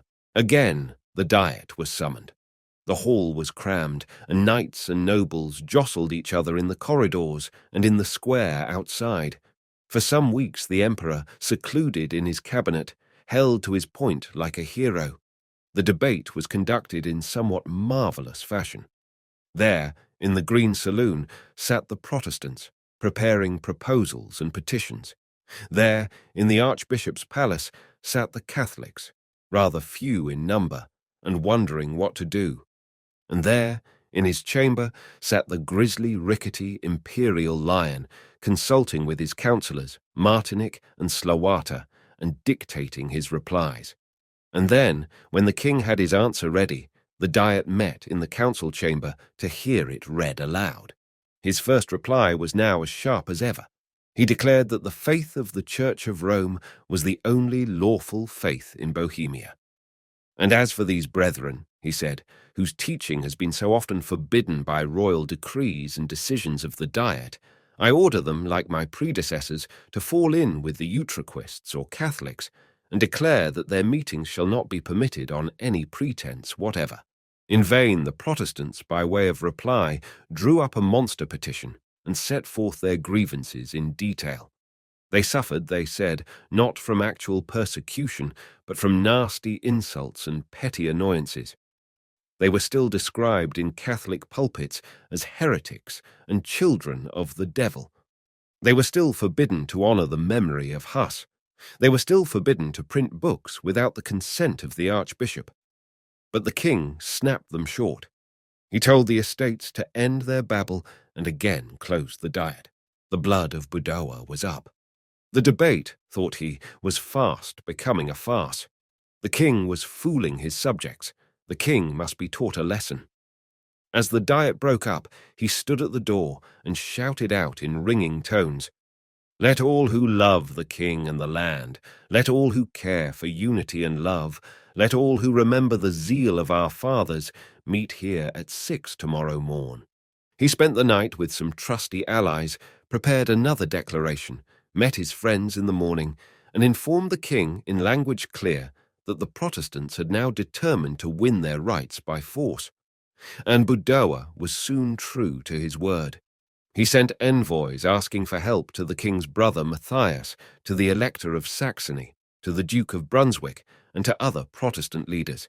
He called a meeting of nobles and knights in the courtyard of the castle, and there, with heads bared and right hands upraised, they swore to be true to each other and to win their liberty at any price, even at the price of blood. He arranged for an independent meeting in the town hall of the new town. The king forbade the meeting. "What better place," replied Budowa, "would His Majesty like to suggest?" As he led his men across the long Prague bridge, he was followed by thousands of supporters. He arrived in due time at the square in front of the hall. The royal captain appeared and ordered him off. The crowd jeered and whistled the captain away, and yet Budowa was no vulgar rebel. He insisted that every session in the hall should be begun and ended with prayer. He informed the king again and again that all he wished was liberty of worship for Protestants. He did his best to put an end to the street rows, the drunken brawls that now disgraced the city.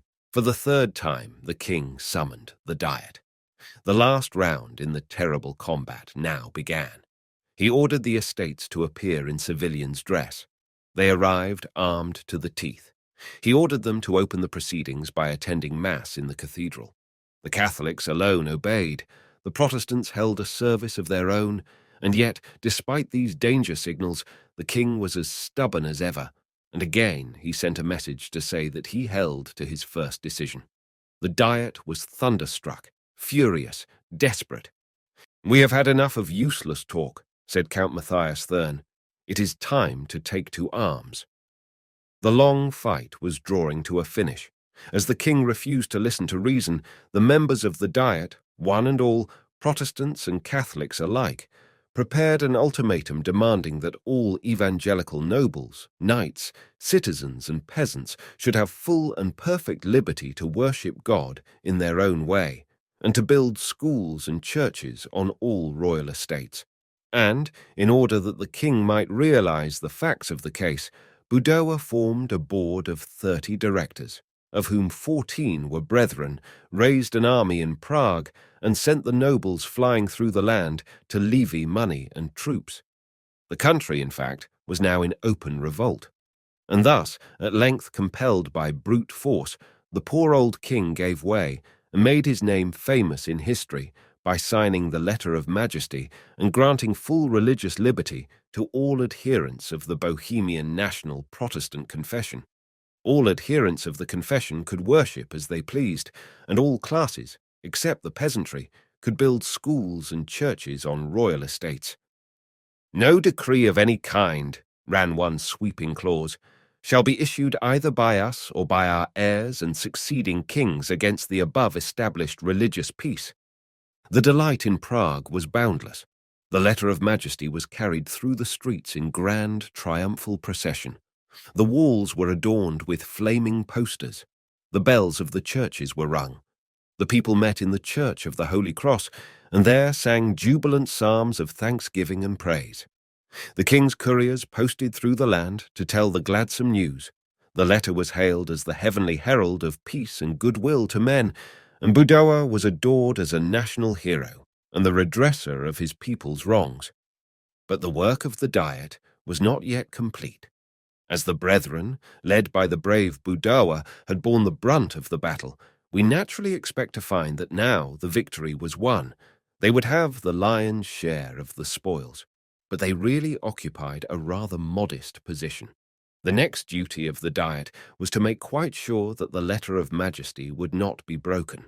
For this purpose, they elected a board of 24 defenders, and of these defenders, only 8 were brethren. Again, the brethren had now to submit to the rule of a new national Protestant consistory. Of that consistory, the administrator was a Utraquist priest. The next in rank was a brethren's bishop. The total number of members was 12, and of these 12 only 3 were brethren. If the brethren, therefore, were fairly represented, they must have constituted at this time about 1/4 or 1/3 of the Protestants in Bohemia. They were now a part, in the eyes of the law, of the national Protestant Church. They were known as Utraquist Christians.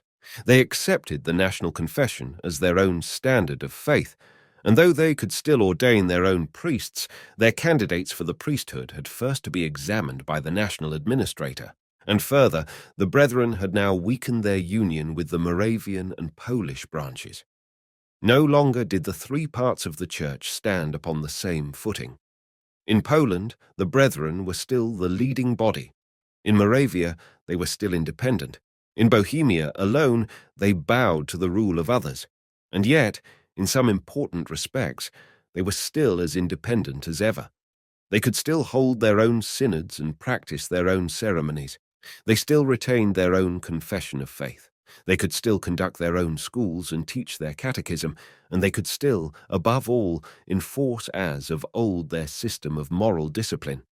And this they guarded as the apple of their eye. As soon as the above arrangements were complete, they addressed themselves to the important task of defining their own position. And for this purpose, they met at a general synod at Zarawick and prepared a comprehensive descriptive work entitled Account of Discipline. It was a thorough, exhaustive, orderly code of rules and regulations. It was meant as a guide and a manifesto. It proved to be an epitaph.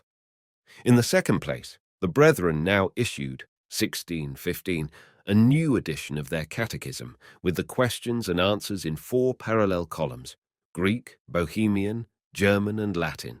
And thus, once more, they shewed their desire to play their part in national education. Thus, at last, had the brethren gained their freedom. They had crossed the Red Sea, had traversed the wilderness, had smitten the Midianites hip and thigh, and could now settle down in the land of freedom flowing with milk and honey. Chapter 14. The Downfall, 1616 to 1621. The dream of bliss became a nightmare. As the tide of Protestantism ebbed and flowed in various parts of the Holy Roman Empire, so the fortunes of the brethren ebbed and flowed in the old home of their fathers. We have seen how the brethren rose to prosperity and power. We have now to see what brought about their ruin. It was nothing in the moral character of the brethren themselves. It was purely and simply their geographical position. If Bohemia had only been an island, as Shakespeare seems to have thought it was, it is more than likely that the Church of the Brethren would have flourished there down to the present day. But Bohemia lay in the very heart of European politics. The king was always a member of the House of Austria. The House of Austria was the champion of the Catholic faith, and the brethren now were crushed to powder in the midst of that mighty European conflict known as the 30 Years' War. We note briefly the main stages of the process. The first cause was the rising power of the Jesuits. For the last 50 years, these zealous men had been quietly extending their influence in the country. They had built a magnificent college in Prague. They had established a number of schools for the common people. They had obtained positions as tutors in noble families. They went about from village to village, preaching sometimes in the village churches and sometimes in the open air, and one of their number, Wenzel Sturm, had written an exhaustive treatise denouncing the doctrines of the brethren. But now these Jesuits used more violent measures. They attacked the brethren in hot, abusive language. They declared that the wives of Protestant ministers were whores. They denounced their children as bastards. They declared that it was better to have the devil in the house than a Protestant woman. And the more they preached and the more they wrote, the keener the party feeling in Bohemia grew. The next cause was the Letter of Majesty itself. As soon as that letter was closely examined, a flaw was found in the crystal. We come to what has been called the church-building difficulty. It was clearly provided in one clause of the Letter of Majesty that the Protestants should have perfect liberty to build churches on all royal estates. But now arose the difficult question, what were royal estates? What about Roman Catholic Church estates? What about estates held by Catholic officials as tenants of the king? Were these royal estates, or were they not? There were two opinions on the subject. According to the Protestants they were, according to the Jesuits they were not. And now the Jesuits used this argument to influence the action of Matthias, the next king of Bohemia. The dispute soon came to blows. At Klostergrab, the land belonged to the Catholic Archbishop of Prague. At Brno, it belonged to the abbot of Brno. And yet, on each of these estates, the Protestants had churches. They believed, of course, that they were in the right. They regarded those estates as royal estates. They had no desire to break the law of the land. But now the Catholics began to force the pace. At Brno, the abbot interfered and turned the Protestants out of the church. At Klostergrab, the church was pulled down, and the wood of which it was built was used as firewood, and in each case the new king, Matthias, took the Catholic side. The truth is, Matthias openly broke the letter. He broke it on unquestioned royal estates. He expelled Protestant ministers from their pulpits and put Catholics in their place. His officers burst into Protestant churches and interrupted the services, and, in open defiance of the law of the land, the priests drove Protestants with dogs and scourges to the Mass and thrust the wafer down their mouths. What right, said the Protestants, had the Catholics to do these things? The Jesuits had an amazing answer ready. For two reasons, they held, the Letter of Majesty was invalid. It was invalid because it had been obtained by force, and invalid because it had not been sanctioned by the Pope. What peace could there be with these conflicting views? It is clear that a storm was brewing. The third cause was the famous dispute about the kingship. As Matthias was growing old and feeble, it was time to choose his successor, and Matthias, therefore, summoned a diet and informed the estates, to their great surprise, that all they had to do now was to accept as king his adopted son, Ferdinand, Archduke of Styria. At first the Diet was thunderstruck. They had met to choose their own king.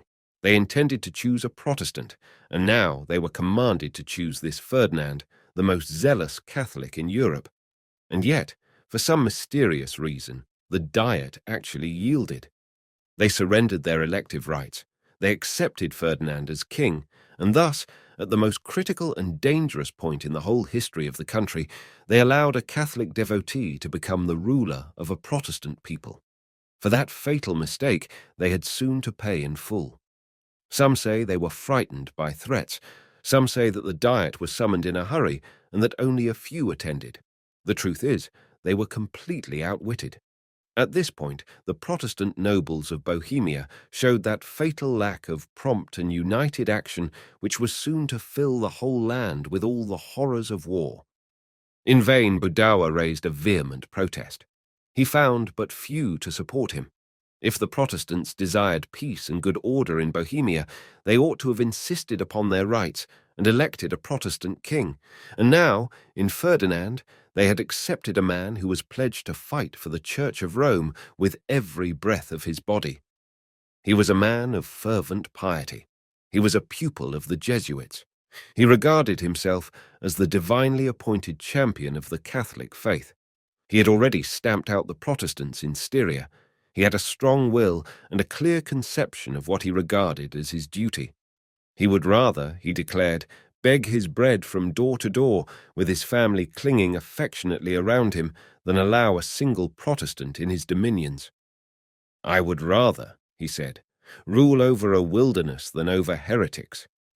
But what about his oath to observe the Letter of Majesty?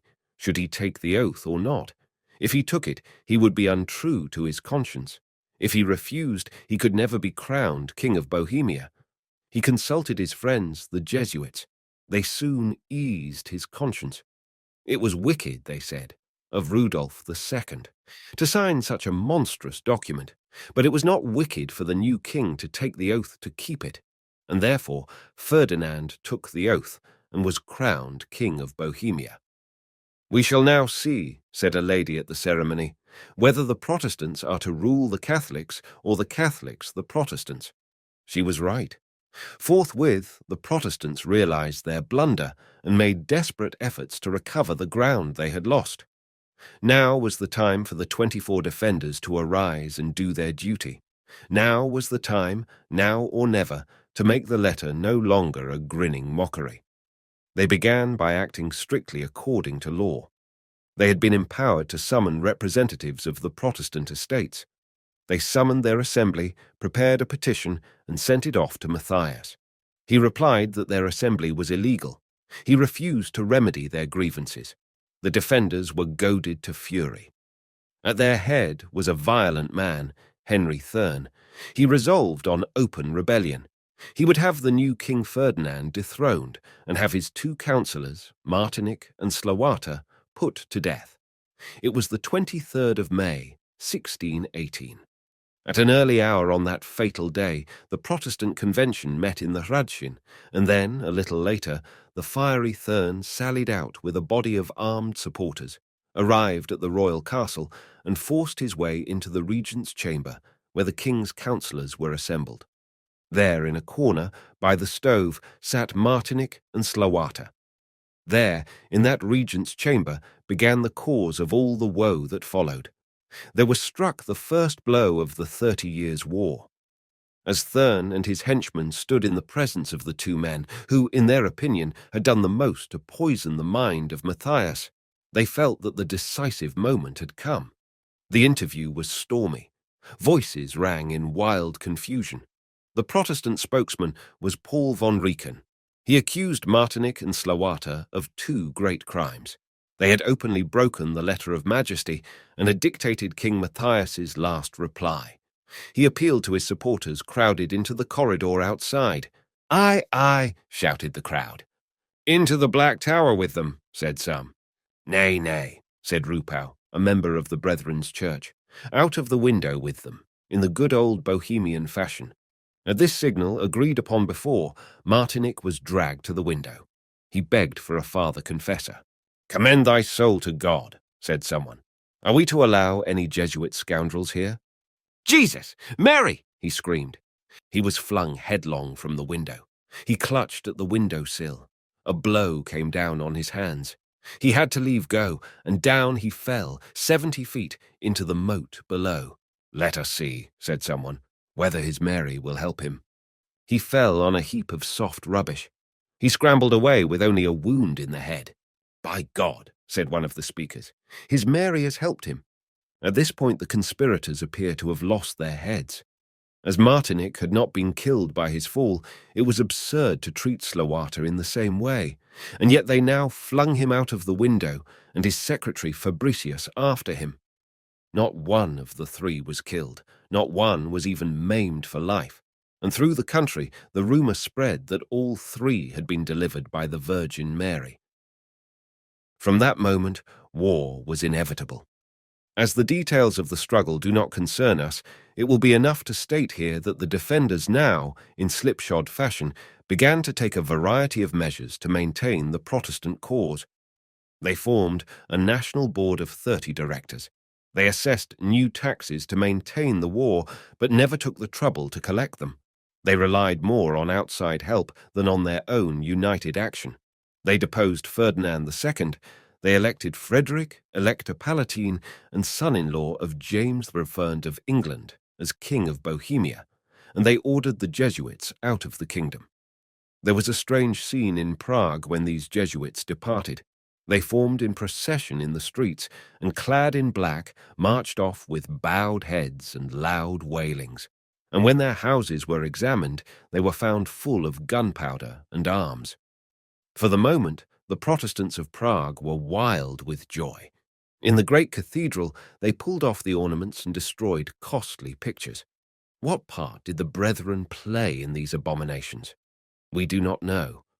At this tragic point in their fateful story, our evidence is so lamentably scanty that it is absolutely impossible to say what part they played in the revolution. But one thing at least we know without a doubt.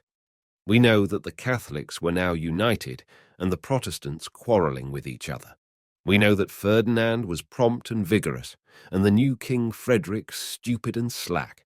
And we know, finally, that the Catholic army, commanded by the famous General Tilly, was far superior to the Protestant army under Christian of Anhalt. At last, the Catholic army appeared before the walls of Prague.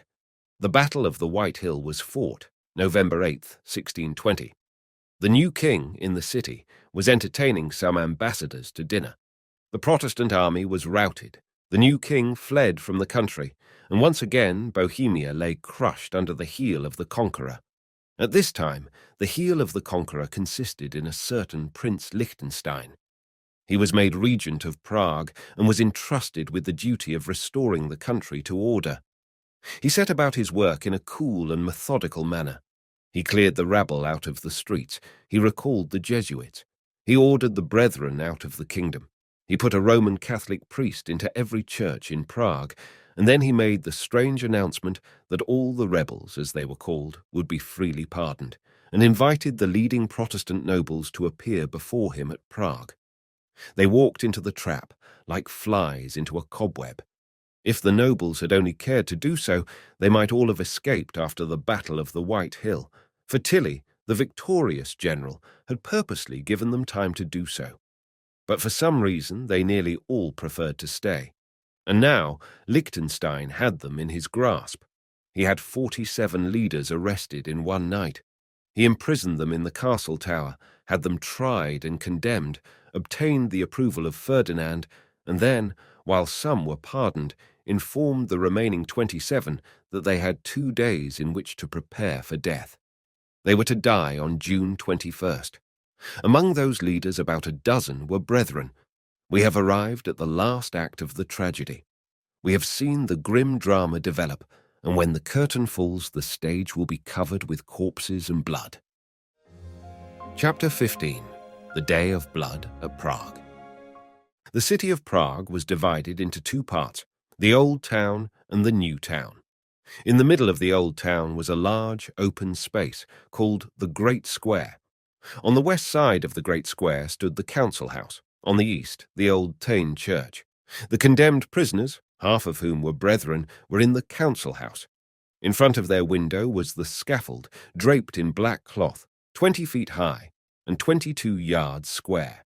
From the window they stepped out onto a balcony, and from the balcony to the scaffold ran a short flight of steps. In that great square and on that scaffold we find the scene of our story. When early in the morning of Monday, June 21st, the assembled prisoners looked out of the windows of their rooms to take their last view of earth, they saw a splendid, a brilliant, a gorgeous, but to them, a terrible scene. They saw God's sun just rising in the east and reddening the sky and shining in each other's faces. They saw the dark, black scaffold bathed in light, and the squares of infantry and cavalry ranged around it. They saw the eager, excited throng surging and swaying in the square below and crowding on the housetops to right and left. And they saw on the further side of the square the lovely twin towers of the Old Thane Church, where Gregory had knelt and Rocky Kana had preached in the brave days of old. As the church clocks chimed the hour of 5, a gun was fired from the castle. The prisoners were informed that their hour had come and were ordered to prepare for their doom, and Liechtenstein and the magistrates stepped out onto the balcony, an awning above them to screen them from the rising sun. The last act of the tragedy opened. As there was now a long morning's work to be done, that work was begun at once, and as the heads of the martyrs fell off the block in quick succession, the trumpets brayed and the drums beat an accompaniment. Grim and ghastly was the scene in that great square in Prague on that bright June morning well nigh 300 years ago. There fell the flower of the Bohemian nobility, and there was heard the swan song of the Bohemian brethren. As the sun rose higher in the eastern sky and shone on the windows of the council house, the sun of the brethren's pride and power was setting in a sea of blood, and clear athwart the lingering light stood out, for all mankind to see, the figures of the last defenders of their freedom and their faith.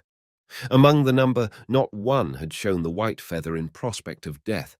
Not a cheek was blanched, not a voice faltered as the dread hour drew near. One and all they had fortified themselves to look the waiting angel of death in the face. As they sat in their rooms the evening before, a Sabbath evening it was, they had all, in one way or another, drawn nigh to God in prayer.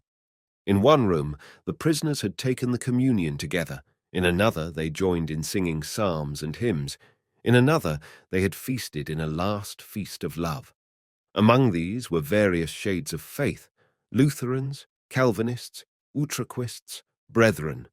But now all differences were laid aside, for all was nearly over now. One laid the cloth, and another the plates. A third brought water, and a fourth said the simple grace. As the night wore on, they lay down on tables and benches to snatch a few hours of that troubled sleep which gives no rest. At 2, they were all broad awake again, and again the sound of psalms and hymns was heard. And as the first gleams of light appeared, each dressed himself as though for a wedding, and carefully turned down the ruffle of his collar so as to give the executioner no extra trouble. Swiftly, in order, and without much cruelty, the gory work was done. The morning's programme had all been carefully arranged.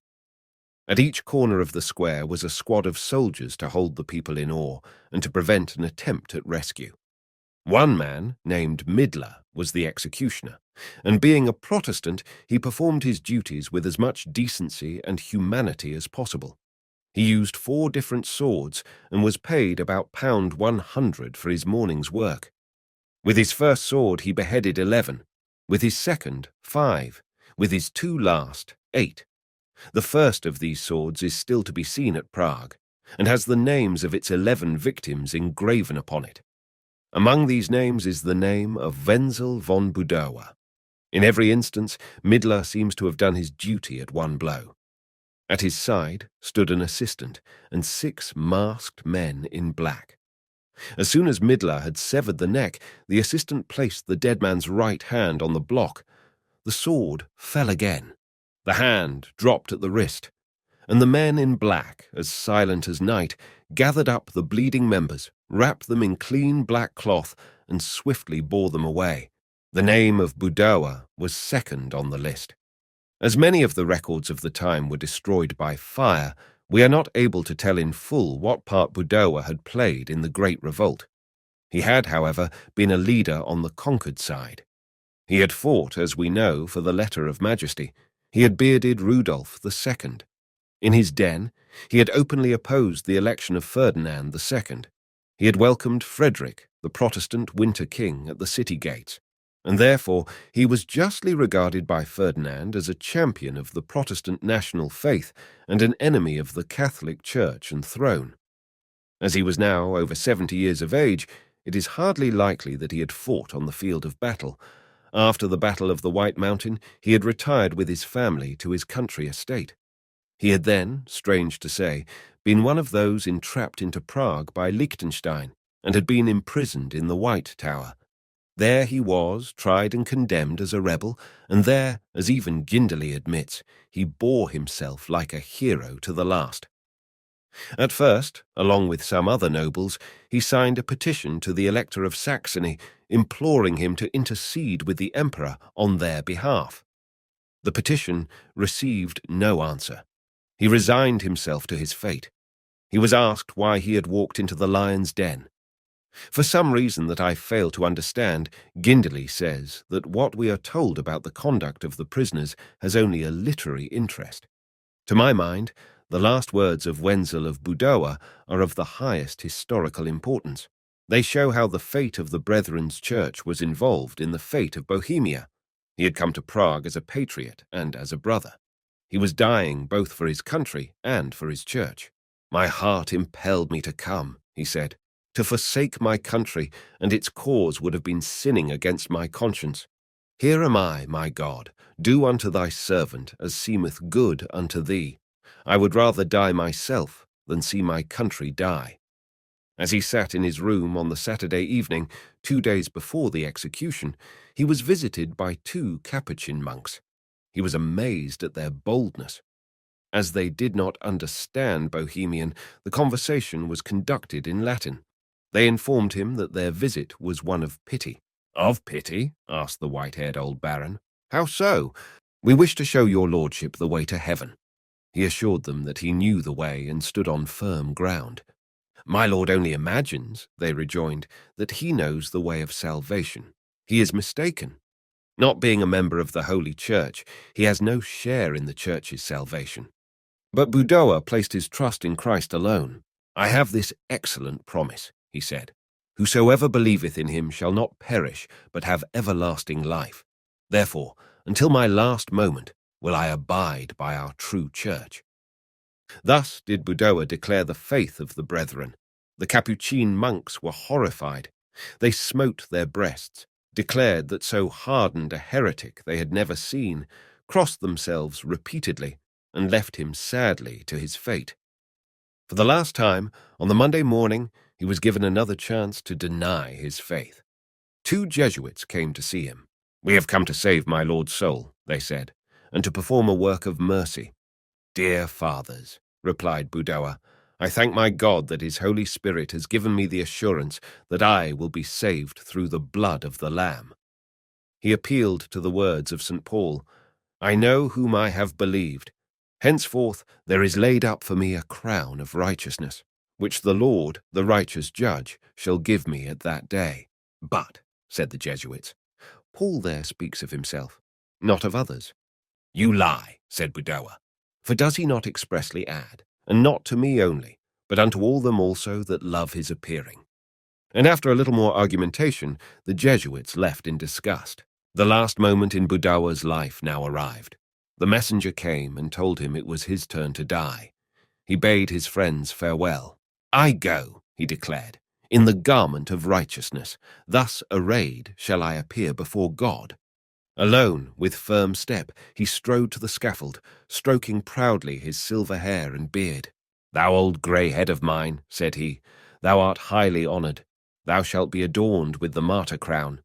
As he knelt and prayed, he was watched by the pitying eyes of the 2 kind-hearted Jesuits who had come to see him that morning. He prayed for his country, for his church, for his enemies, and committed his soul to Christ. The sword flashed brightly in the sun, and one strong blow closed the restless life of Wenzel von Budoa, the last of the Bohemians. And with his death there came the death of the ancient Church of the Brethren. From the moment when Budoa's hoary head fell from the block, the destruction of the church was only a question of time. As Budoa died, so died the others after him. We have no space to tell here in detail how his bright example was followed, how nearly all departed with the words upon their lips, "Into thy hands I commend my spirit," how the drums beat louder each time before the sword fell, that the people might not hear the last words of triumphant confidence in God. How Caspar Kapler, an old man of 86, staggered up to the scaffold arrayed in a white robe, which he called his wedding garment, but was so weak that he could not hold his head to the block. How Otto von Loss looked up and said, "Behold, I see the heavens opened." How Dr. Jessen, the theologian, had his tongue seized with a pair of tongs, cut off at the roots with a knife, and died with the blood gushing from his mouth. How 3 others were hanged on a gallows in the square. How the fearful work went steadily on till the last head had fallen, and the black scaffold sweated blood, and how the bodies of the chiefs were flung into unconsecrated ground, and their heads spitted on poles in the city, there to grin for full 10 years as a warning to all who held the Protestant faith. In all the story of the Brethren's Church, there has been no other day like that. It was the day when the Furies seemed to ride triumphant in the air, when the God of their fathers seemed to mock at the trial of the innocent, and when the little church that had battled so bravely and so long was at last stamped down by the heel of the conqueror, till the lifeblood flowed no longer in her veins. Not indeed, till the last breath of church life had gone, did the fearful stamping cease. The zeal of Ferdinand knew no bounds. He was determined not only to crush the brethren, but to wipe their memory from off the face of the earth. He regarded the brethren as a noisome pest. Not a stone did he and his servants leave unturned to destroy them. They began with the churches. Instead of razing them to the ground, which would, of course, have been wanton waste, they turned them into Roman Catholic chapels by the customary methods of purification and rededication.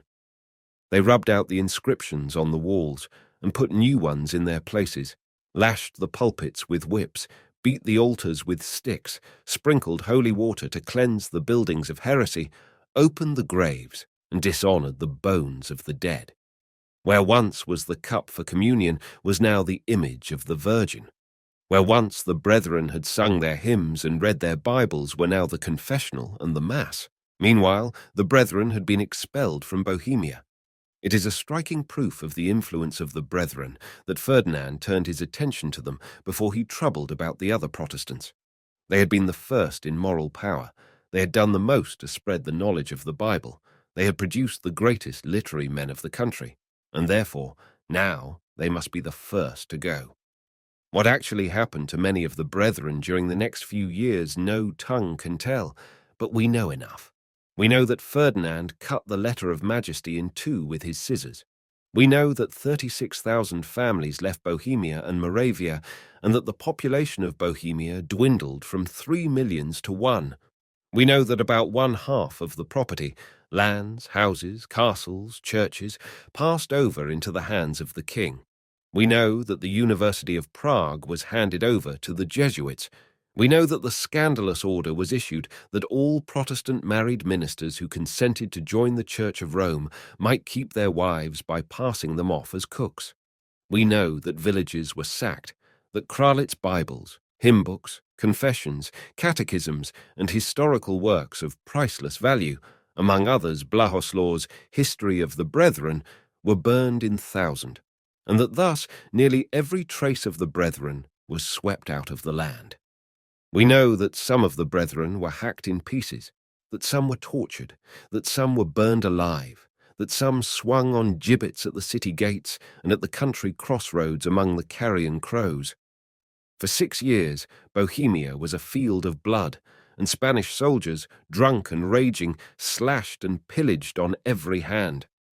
Oh, to what torments, says a clergyman of that day, were the promoters of the gospel exposed, how they were tortured and massacred, how many virgins were violated to death, how many respectable women abused, how many children torn from their mothers' breasts and cut in pieces in their presence, how many dragged from their beds and thrown naked from the windows. Good God!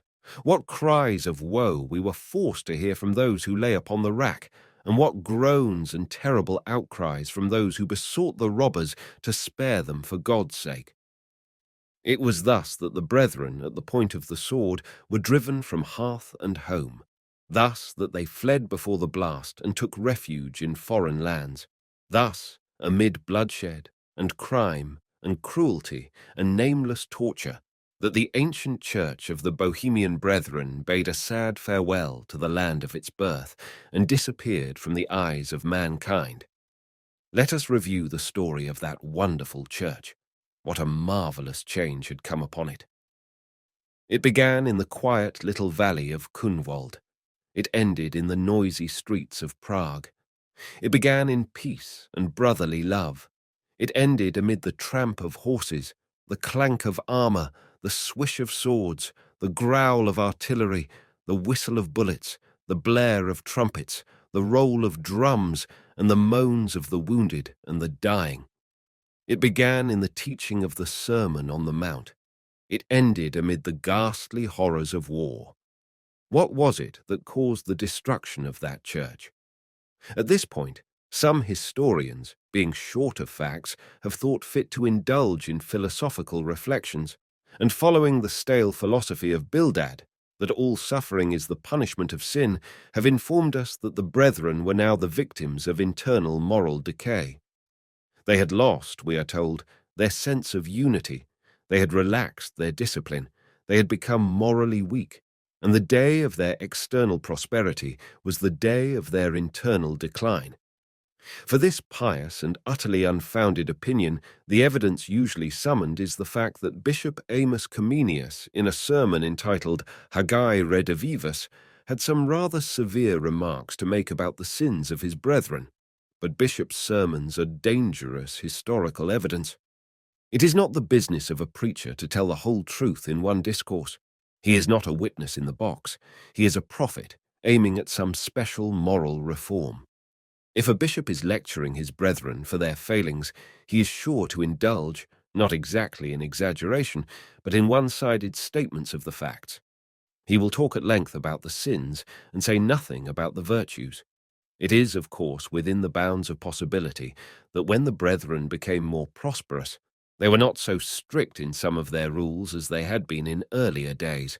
And it is also true that when Wenzel von Budower summoned his followers to arms, the deed was enough, as one writer remarks, to make Gregory the Patriarch groan in his grave. But of any serious moral decline, there is no solid proof. It is absurd to blame the brethren for mixing in politics, and absurd to say that this mixing was the cause of their ruin. At that time in Bohemia, religion and politics were inseparable. If a man took a definite stand in religion, he took thereby a definite stand in politics. To be a Protestant was to be a rebel. If Budower had never lifted a finger, the destruction of the brethren would have been no less complete. The case of Baron Charles von Zeratin proves the point. He took no part in the rebellion. He sided in the war with the House of Habsburg. He endeavoured, that is, to remain a Protestant, and yet at the same time a staunch supporter of Ferdinand. And yet, loyal subject though he was not allowed, except for a few years, to shelter Protestant ministers in his castle, and had finally to sell his estates and to leave the country. At heart, Comenius had a high opinion of his brethren.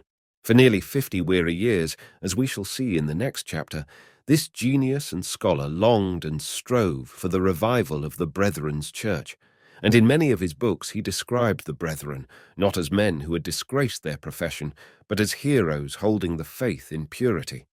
He described his brethren as broad-minded men who took no part in religious quarrels, but looked towards heaven and bore themselves affably to all. He said to the exiles in one of his letters, "You have endured to the end." He described them again in a touching appeal addressed to the Church of England as a model of Christian simplicity, and he attributed their downfall in Bohemia not to any moral weakness, but to their neglect of education. If the brethren, he argued, had paid more attention to learning, they would have gained the support of powerful friends, who would not have allowed them to perish.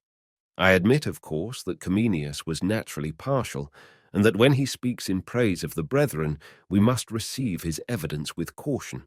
But on the other hand, I hold that the theory of a serious moral decline, so popular with certain German historians, is not supported by evidence. If the brethren had shown much sign of corruption, we should expect to find full proof of the fact in the Catholic writers of the day. But such proof is not to hand. Not even the Jesuit historian Balbin had anything serious to say against the brethren. The only Catholic writer, as far as I know, who attacked their character was the famous papal nuncio, Carlo Carafa. He says that the brethren in Moravia had become a little ambitious and avaricious, with some degree of luxury in their habits of life. But he has no remarks of a similar nature to make about the brethren in Bohemia. The real cause of the fall of the brethren was utterly different. They fell not because they were morally weak, but because they were killed by the sword or forcibly robbed of their property. They fell because Bohemia fell, and Bohemia fell for a variety of reasons, partly because her peasants were serfs and had no fight left in them, partly because her nobles blundered in their choice of a Protestant king, and partly because, when all is said, she was only a little country in the grip of a mightier power. In some countries, the Catholic reaction was due to genuine religious fervour. In Bohemia, it was brought about by brute force. And even with all his money and his men, King Ferdinand found the destruction of the brethren no easy task. He had the whole House of Habsburg on his side. He had thousands of mercenary soldiers from Spain. He was restrained by no scruples of conscience, and yet it took him 6 full years to drive the brethren from the country. And even then, he had not completed his work. In spite of his efforts, many thousands of the people still remained brethren at heart, and as late as 1781, when Joseph II issued his Edict of Toleration, 100,000 in Bohemia and Moravia declared themselves brethren. We have here a genuine proof of the brethren's vigour. It had been handed on from father to son through 5 generations. For the brethren, there was still no legal recognition in Bohemia and Moravia. The edict applied to Lutherans and Calvinists only, and if the brethren had been weak men, they might now have called themselves Lutherans or Calvinists. But this, of course, carries us beyond the limits of this chapter. For the present, King Ferdinand had triumphed, and word was sent to the Pope at Rome that the Church of the Brethren was no more. Chapter 16. Comenius and the Hidden Seed, 1627 to 1672. But the cause of the Brethren's Church was not yet lost. As the brethren fled before the blast, it befell, in the wonderful providence of God, that all their best and noblest qualities, their broadness of view, their care for the young, their patience in suffering, their undaunted faith, shone forth in undying splendour in the life and character of one great man. And that man was the famous John Amos Comenius, the pioneer of modern education and the last bishop of the Bohemian Brethren. He was born on March 18th, 1592, at Trivnitz, a little market town in Moravia. He was only 6 years old when he lost his parents through the plague. He was taken in hand by his sister and was educated at the Brethren's School at Ungarisch Brod. As he soon resolved to become a minister, he was sent by the Brethren to study theology, first at the Calvinist University of Herborn in Nassau, and then at the Calvinist University of Heidelberg. For 2 years, 1614 to 1616, he then acted as master in the Brethren's higher school at Prerau, and then became minister of the congregation at Fulneck. There, too, the brethren had a school, and there, both as minister and teacher, Comenius, with his young wife and family, was as happy as the livelong day. But his happiness was speedily turned to misery. The 30 Years' War broke out. What part he took in the Bohemian Revolution we have no means of knowing. He certainly favoured the election of Frederick, and helped his cause in some way. "I contributed a nail or two," he says, "to strengthen the new throne." What sort of nail he means, we do not know. The new throne did not stand very long. The troops of Ferdinand appeared at Fulneck. The village was sacked. Comenius reeled with horror. He saw the weapons for stabbing, for chopping, for cutting, for pricking, for hacking, for tearing, and for burning. He saw the savage hacking of limbs, the spurting of blood, the flash of fire. "Almighty God," he wrote in one of his books, "what is happening? Must the whole world perish?" His house was pillaged and gutted. His books and his manuscripts were burned. And he himself, with his wife and children, had now to flee in hot haste from Fulneck and to take refuge for a while on the estate of Baron Charles von Zeroten at Brandeis on the Adler. To the brethren, Brandeis had long been a sacred spot. There Gregory the Patriarch had breathed his last, and there his bones lay buried. There many an historic brethren's synod had been held, and there Comenius took up his abode in a little wood cottage outside the town, which tradition said had been built by Gregory himself. He had lost his wife and one of his children on the way from Fulneck. He had lost his post as teacher and minister. And now, for the sake of his suffering brethren, he wrote his beautiful classical allegory, The Labyrinth of the World and the Paradise of the Heart. For historical purposes, this book is of surpassing value. It is a revelation. It is a picture both of the horrors of the time and of the deep religious life of the brethren. As Comenius fled from Fulneck to Brandeis, he saw sights that harrowed his soul, and now in his cottage at the foot of the hills he described what he had seen. The whole land, said Comenius, was now in a state of disorder. The reign of justice had ended. The reign of pillage had begun. The plot of the book is simple. From scene to scene the pilgrim goes, and everything fills him with disgust. The pilgrim, of course, is Comenius himself. The labyrinth is Bohemia. and the time is the early years of the 30 Years' War. He had studied the social conditions of Bohemia. He had seen men of all ranks and all occupations, and now, in witty, satirical language, he held the mirror up to nature. What sort of men were employed by Ferdinand to administer justice in Bohemia?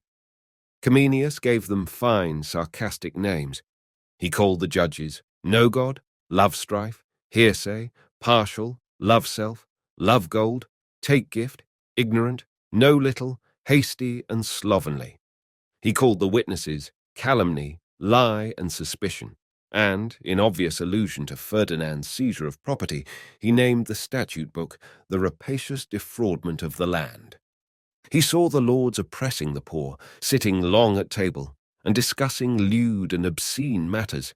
He saw the rich idlers with bloated faces, with bleary eyes, with swollen limbs, with bodies covered with sores. He saw the moral world turned upside down. No longer, said Comenius, did men in Bohemia call things by their right names. They called drunkenness, merriment, greed, economy, usury, interest, lust, love, pride, dignity, cruelty, severity, and laziness, good nature. He saw his brethren maltreated in the vilest fashion. Some were cast into the fire, some were hanged, beheaded, crucified. Some were pierced, chopped, tortured with pincers, and roasted to death on gridirons. He studied the lives of professing Christians, and found that those who claimed the greatest piety were the sorriest scoundrels in the land. They drink and vomit, he said, quarrel and fight, rob and pillage one another by cunning and by violence, neigh and skip from wantonness, shout and whistle, and commit fornication and adultery worse than any of the others. He watched the priests and found them no better than the people. Some snored, wallowing in feather beds. Some feasted till they became speechless. Some performed dances and leaps. Some passed their time in lovemaking and wantonness. For these evils Comenius saw one remedy only, and that remedy was the cultivation of the simple and beautiful religion of the brethren. The last part of his book, The Paradise of the Heart, is delightful. Comenius was a marvelous writer. He combined the biting satire of Swift with the devotional tenderness of Thomas à Kempis. As we linger over the closing sections of his book, we can see that he then regarded the brethren as almost ideal Christians. Among them, he found no priests in gaudy attire, no flaunting wealth, no grinding poverty, and passing their time in peace and quietness, they cherished Christ in their hearts. All, he says, were in simple attire, and their ways were gentle and kind. I approached one of their preachers, wishing to speak to him. When, as is our custom, I wished to address him according to his rank, he permitted it not, calling such things worldly fooling. To them, ceremonies were matters of little importance. "Thy religion," said the master to the pilgrim, "shall be to serve me in quiet, and not to bind thyself to any ceremonies, for I do not bind thee by them." But Comenius did not stay long at Brandeis on the Adler. As Zerotin had sided with the House of Habsburg, he had been allowed for a few years to give shelter to about 40 brethren's ministers, but now commissioners appeared at his castle and ordered him to send these ministers away. The last band of exiles now set out for Poland. The leader was Comenius himself. As they bade farewell to their native land, they did so in the firm conviction that they themselves should see the day when the Church of the Brethren should stand once more in her ancient home. And as they stood on a spur of the giant mountains, and saw the old loved hills and dales, the towns and hamlets, the nestling churches, Comenius raised his eyes to heaven and uttered that historic prayer which was to have so marvellous an answer. He prayed that in the old home God would preserve a hidden seed which would one day grow to a tree, and then the whole band struck up a hymn and set out for Poland. Pathetic was the marching song they sang. "Naught have we taken with us. All to destruction is hurled. We have only our Kralitz Bibles and our labyrinth of the world." Comenius led the brethren to Lissa in Poland, and Lissa became the metropolis of the exiles. What happened to many of the exiles no tongue can tell. We know that some brethren went to Hungary and held together for 30 or 40 years, that some were welcomed by the Elector of Saxony and became Lutherans, that some found their way to Holland and became Reformed Protestants, that some settled in Lusatia, Saxony, that a few, such as the Chelcics, crossed the Silver Streak and found a home in England, and that finally a number remained in Bohemia and Moravia and gathered in the neighbourhood of Landskron, Leitermichel, Kunwald, and Fulneck. What became of these last, the hidden seed, we shall see before very long. For the present, they buried their Bibles in their gardens, held midnight meetings in garrets and stables, preserved their records in dovecotes and in the thatched roofs of their cottages, and feasting on the glorious promises of the book of Revelation, a book which many of them knew by heart, awaited the time when their troubles should blow by and the call to arise should sound. Meanwhile, Comenius had never abandoned hope. He was sure that the Brethren's Church would revive, and equally sure of the means of her revival. For some years there had flourished in the town of Lissa a famous grammar school. It was founded by Count Raphael IV, Leszczynski. It had recently become a higher school, or what Germans call a gymnasium, and now it was entirely in the hands of the Brethren. The patron, Count Raphael Fifi Leszczynski, was a brother. The director was John Rybinski, a Brethren's minister. The co-director was another Brethren's minister, Michael Henrici, and Comenius accepted the post of teacher and entered on the greatest task of his life. He had two objects before him. He designed to revive the Church of the Brethren and to uplift the whole human race, and for each of these purposes he employed the very same method. The method was education. If the Brethren, said Comenius, were to flourish again, they must pay more attention to the training of the young than ever they had done in days gone by. He issued detailed instructions to his brethren. They must begin, he said, by teaching the children the pure word of God in their homes. They must bring their children up in habits of piety. They must maintain the ancient discipline of the Brethren. They must live in peace with other Christians and avoid theological bickerings.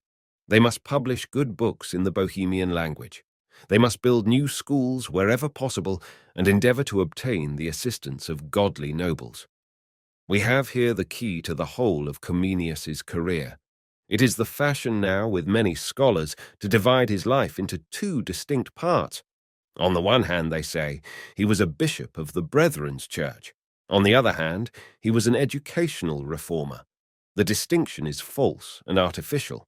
His whole life was of a piece. He never distinguished between his work as a bishop and his work as an educational reformer. He drew no line between the secular and the sacred.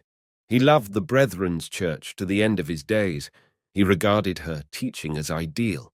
He laboured and longed for her revival, and he believed with all the sincerity of his noble and beautiful soul that God would surely enable him to revive that church by means of education and uplift the world by means of that regenerated church. And now, for 13 years, in the grammar school at Lissa, Comenius devoted the powers of his mind to this tremendous task. What was it, he asked, that had caused the downfall of the Brethren in Bohemia and Moravia? It was their cruel and senseless system of education. He had been to a Brethren school himself, and had come to the conclusion that in point of method the schools of the Brethren were no better than the other schools of Europe.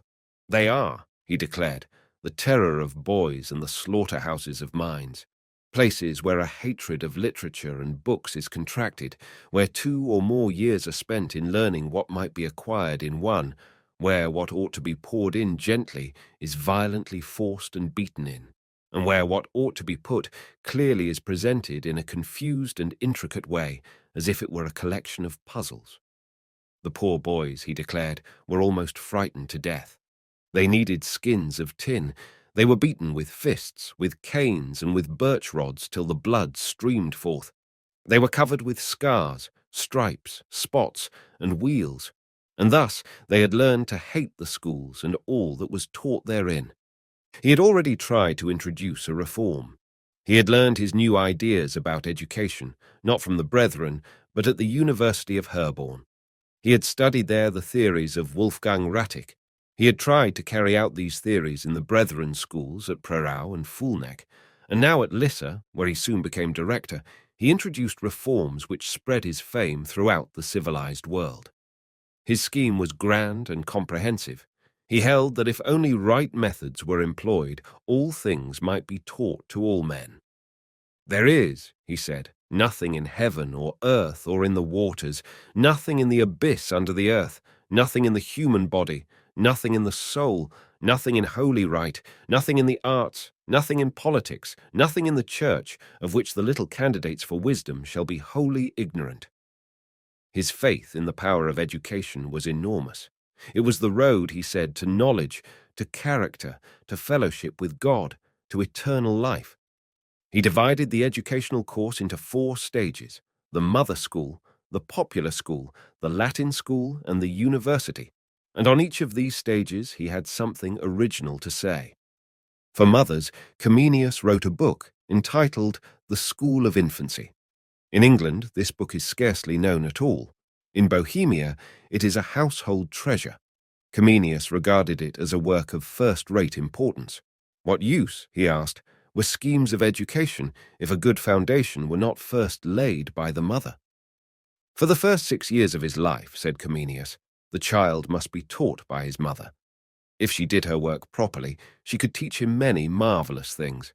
He would learn some physics by handling things, some optics by naming colors, light and darkness, some astronomy by studying the twinkling stars, some geography by trudging the neighboring streets and hills, some chronology by learning the hours, the days, and the months, some history by a chat on local events, some geometry by measuring things for himself, some statics by trying to balance his top, some mechanics by building his little toy house, some dialectics by asking questions, some economics by observing his mother's skill as a housekeeper, and some music and poetry by singing psalms and hymns.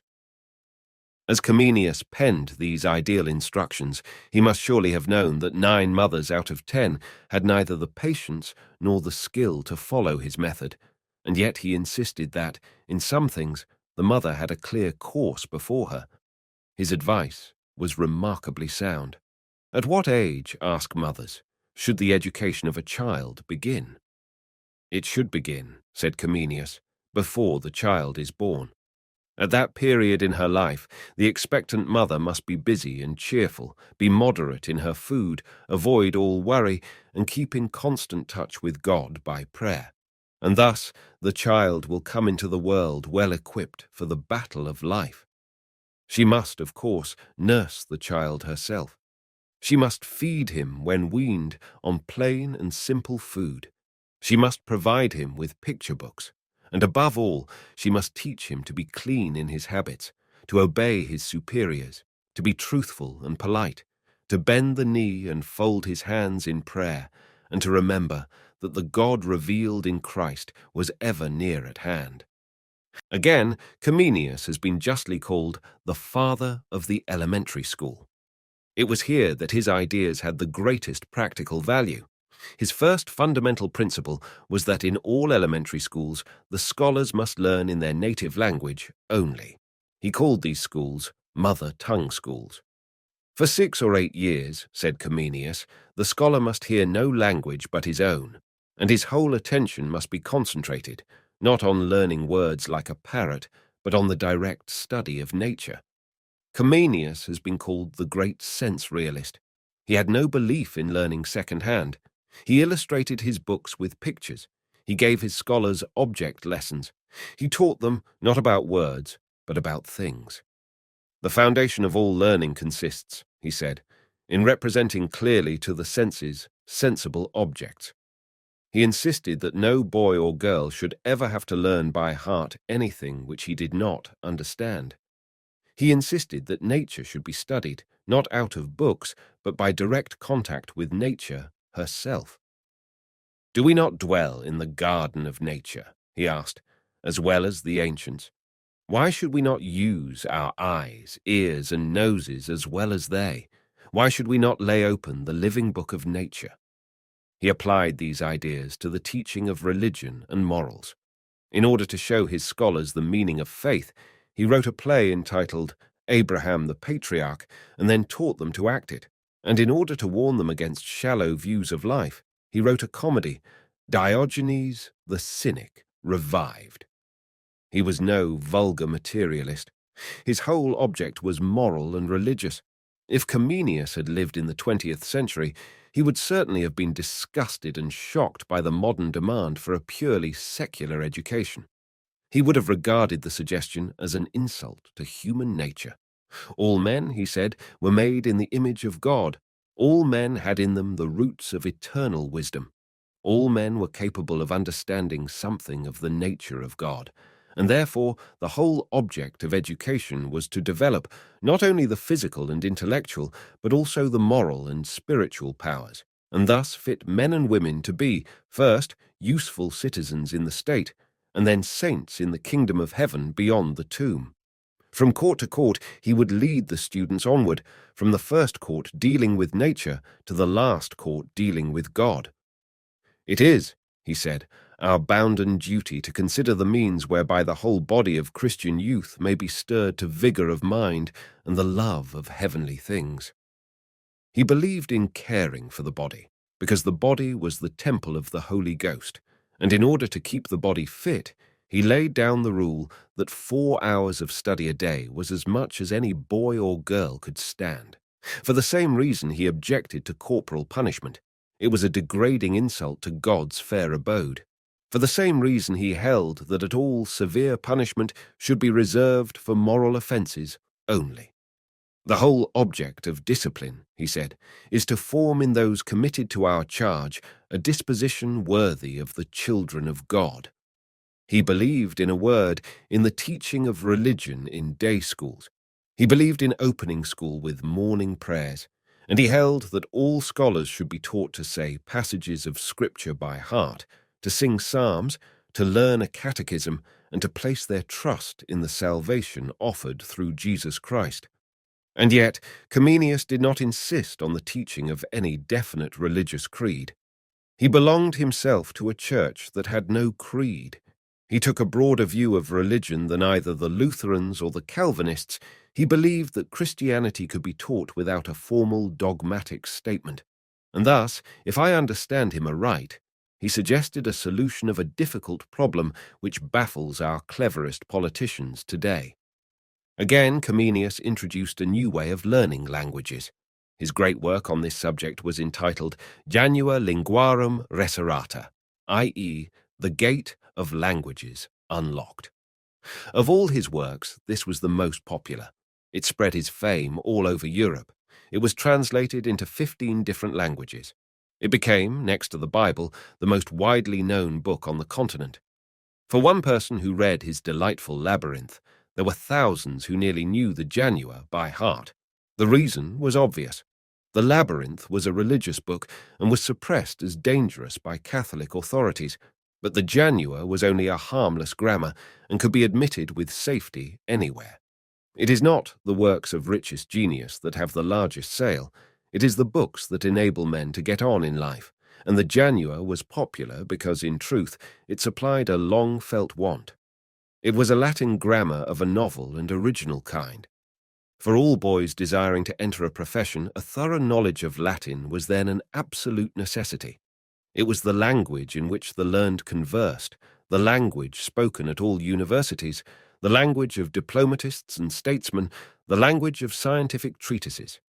If a man could make the learning of Latin easier, he was adored as a public benefactor. Comenius's grammar was hailed with delight, as a boon and a blessing to men. For years, all patient students of Latin had writhed in agonies untold. They had learned long lists of Latin words with their meanings. They had wrestled in their teens with gerunds, supines, ablative absolutes, and distracting rules about the subjunctive mood, and they had tried in vain to take an interest in stately authors far above their understanding. Comenius reversed the whole process. What is the use, he asked, of learning lists of words that have no connection with each other?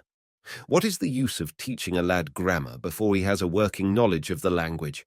What is the use of expecting a boy to take an interest in the political arguments of Cicero or the dinner-table wisdom of Horace?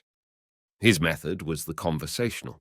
For beginners, he prepared an elementary Latin grammar, containing, besides a few necessary rules, a number of sentences dealing with events and scenes of everyday life. It was divided into 7 parts. In the first were nouns and adjectives together. In the second, nouns and verbs. In the third, adverbs, pronouns, numerals, and prepositions. In the fourth, remarks about things in the school. In the fifth, about things in the house. In the sixth, about things in the town. In the seventh, some moral maxims. And the scholar went through this book 10 times before he passed on to the Janua proper. The result can be imagined. At the end of a year, the boy's knowledge of Latin would be of a peculiar kind. Of grammar he would know but little. Of words and phrases he would have a goodly store, and thus he was learning to talk the language before he had even heard of its perplexing rules. One example must suffice to illustrate the method. The beginner did not even learn the names of the cases. In a modern English Latin grammar, the charming sight that meets our gaze is as follows. They had learned long lists of Latin words, with their meanings. They had wrestled in their teens with gerunds, supines, ablative absolutes, and distracting rules about the subjunctive mood, and they had tried in vain to take an interest in stately authors far above their understanding. Comenius reversed the whole process. What is the use, he asked, of learning lists of words that have no connection with each other? What is the use of teaching a lad grammar before he has a working knowledge of the language?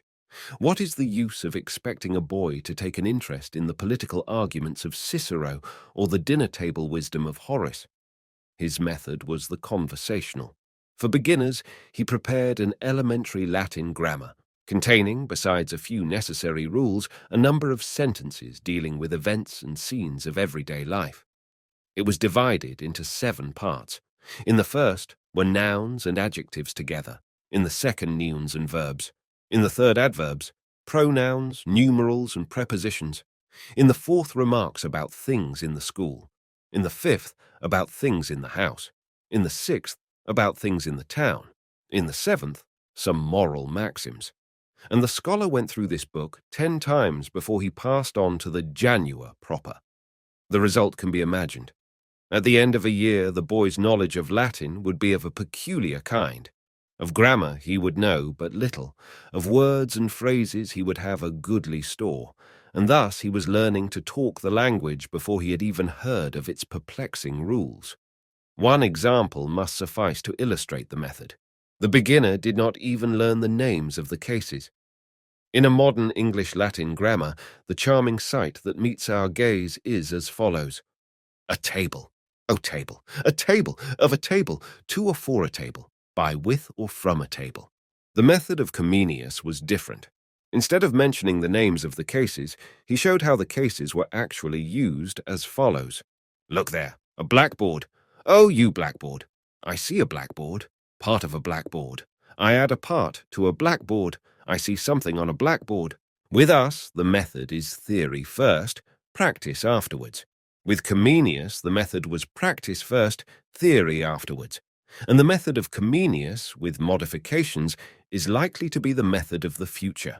But Comenius's greatest educational work was undoubtedly his great didactic, or the art of teaching all things to all men. It was a thorough and comprehensive treatise on the whole science, method, scope, and purpose of universal education.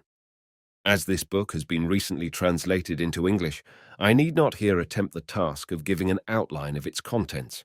His ideas were far too grand and noble to put in summary form.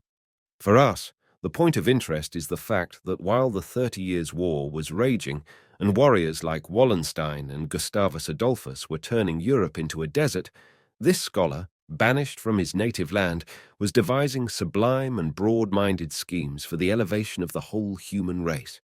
It is this that makes Comenius great. He played no part in the disgraceful quarrels of the age. He breathed no complaint against his persecutors. Comenius, said the Jesuit historian Balbin, wrote many works, but none that were directed against the Catholic Church. As he looked around upon the learned world, he saw the great monster Confusion still unslain, and intended to found a grand universal college, which would consist of all the learned in Europe, would devote its attention to the pursuit of knowledge in every conceivable branch, and would arrange that knowledge in beautiful order, and make the garden of wisdom a trim parterre. He was so sure that his system was right that he compared it to a great clock or mill which had only to be set going to bring about the desired result. If his scheme could only be carried out, what a change there would be in this dreary earth! What a speedy end to wars and rumours of wars! What a blessed cessation of religious disputes! What a glorious union of all men of all nations about the feet of God! At last Comenius became so famous that his friend Samuel Hartlib invited him to England, and Comenius found upon his arrival that our English Parliament was interested in his scheme. His hopes now rose higher than ever. At last, he thought, he had found a spot where he could actually carry out his grand designs. He had a high opinion of English piety. "The ardour," he wrote, "with which the people crowd to the churches is incredible. Almost all bring a copy of the Bible with them. Of the youths and men, a large number take down the sermons word by word with their pens. Their thirst for the word of God is so great that many of the nobles, citizens also and matrons, study Greek and Hebrew to be able more safely and more sweetly to drink from the very spring of life."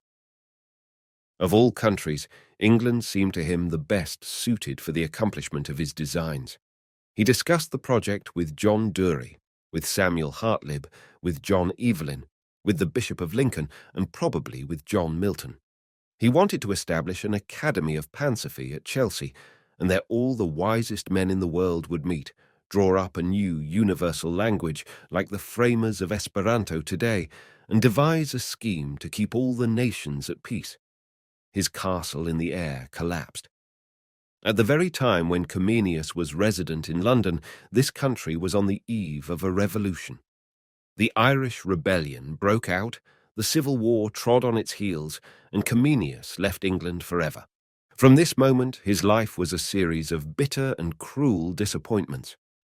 As the 30 Years' War flickered out to its close, Comenius began to look forward to the day when the brethren would be allowed to return to Bohemia and Moravia. But the Peace of Westphalia broke his heart. What provision was made in that famous peace for the poor, exiled brethren? Absolutely none. Comenius was angry and disgusted. He had spent his life in the service of humanity. He had spent 6 years preparing schoolbooks for the Swedish government, and now he complained, perhaps unjustly, that Oxenstierna, the Swedish chancellor, had never lifted a finger on behalf of the brethren. And yet Comenius continued to hope against hope. The more basely the brethren were deserted by men, the more certain he was that they would be defended by God. He wrote to Oxenstierna on the subject. "If there is no help from man," he said, "there will be from God, whose aid is wont to commence when that of man ceases."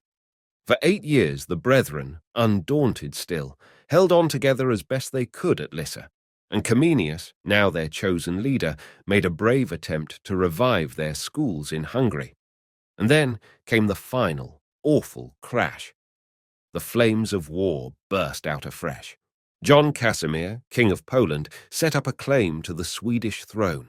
The two monarchs went to war. Charles X invaded Poland. John Casimir fled from Lissa. Charles X occupied the town. What part, it may be asked, did the brethren play in this war? We do not know. As Charles X was, of course, a Protestant, it is natural to assume that the brethren sympathized with his cause and hailed him as a deliverer sent by God. But it is one of the strangest features of their history that we never can tell what part they took in these political conflicts. Comenius was now in Lissa. It is said that he openly sided with Charles X and urged the brethren to hold out to the bitter end. I doubt it. For a while the Swedish army triumphed. In that army was an old Bohemian general who swore to avenge the Day of Blood, and the churches and convents were plundered, and monks and priests were murdered. For a moment the day of blood was avenged, but for a moment only. As the arm of flesh had failed the brethren in the days of Budowa, so the arm of flesh failed them now. The Polish army surrounded the walls of Lissa. A panic broke out among the citizens. The Swedish garrison gave way. The Polish soldiers pressed in. Again, Comenius's library was burned, and the grammar school where he had taught was reduced to ashes. The whole town was soon in flames. The fire spread for miles in the surrounding country. As the brethren fled from their last fond home, with the women and children huddled in wagons, they saw barns and windmills flaring around them and heard the tramp of the Polish army in hot pursuit. As Pastor John Jacobides and 2 Akoluths were on their way to Carmen, they were seized, cut down with spades, and thrown into a pit to perish. For Samuel Cardus, the last martyr of the fluttering fragment, a more ingenious torture was reserved. He was placed with his head between a door and the doorpost, and as the door was gently but firmly closed, his head was slowly crushed to pieces. And so the hopes of Comenius were blasted. As the aged bishop drew near to his end, he witnessed the failure of all his schemes. Where now was his beloved church of the brethren? It was scattered like autumn leaves before the blast, and yet Comenius hoped on to the bitter end. The news of his sufferings reached the ears of Oliver Cromwell. He offered to find a home for the brethren in Ireland. If Comenius had only accepted that offer, it is certain that Oliver would have been as good as his word. He longed to make Ireland a Protestant country, and the whole modern history of Ireland might have been altered. But Comenius had now become an unpractical dreamer. For all his learning, he was very simple-minded, and for all his piety, he had a weak side to his character. He had listened in his youth to the prophecies of Christopher Cotter.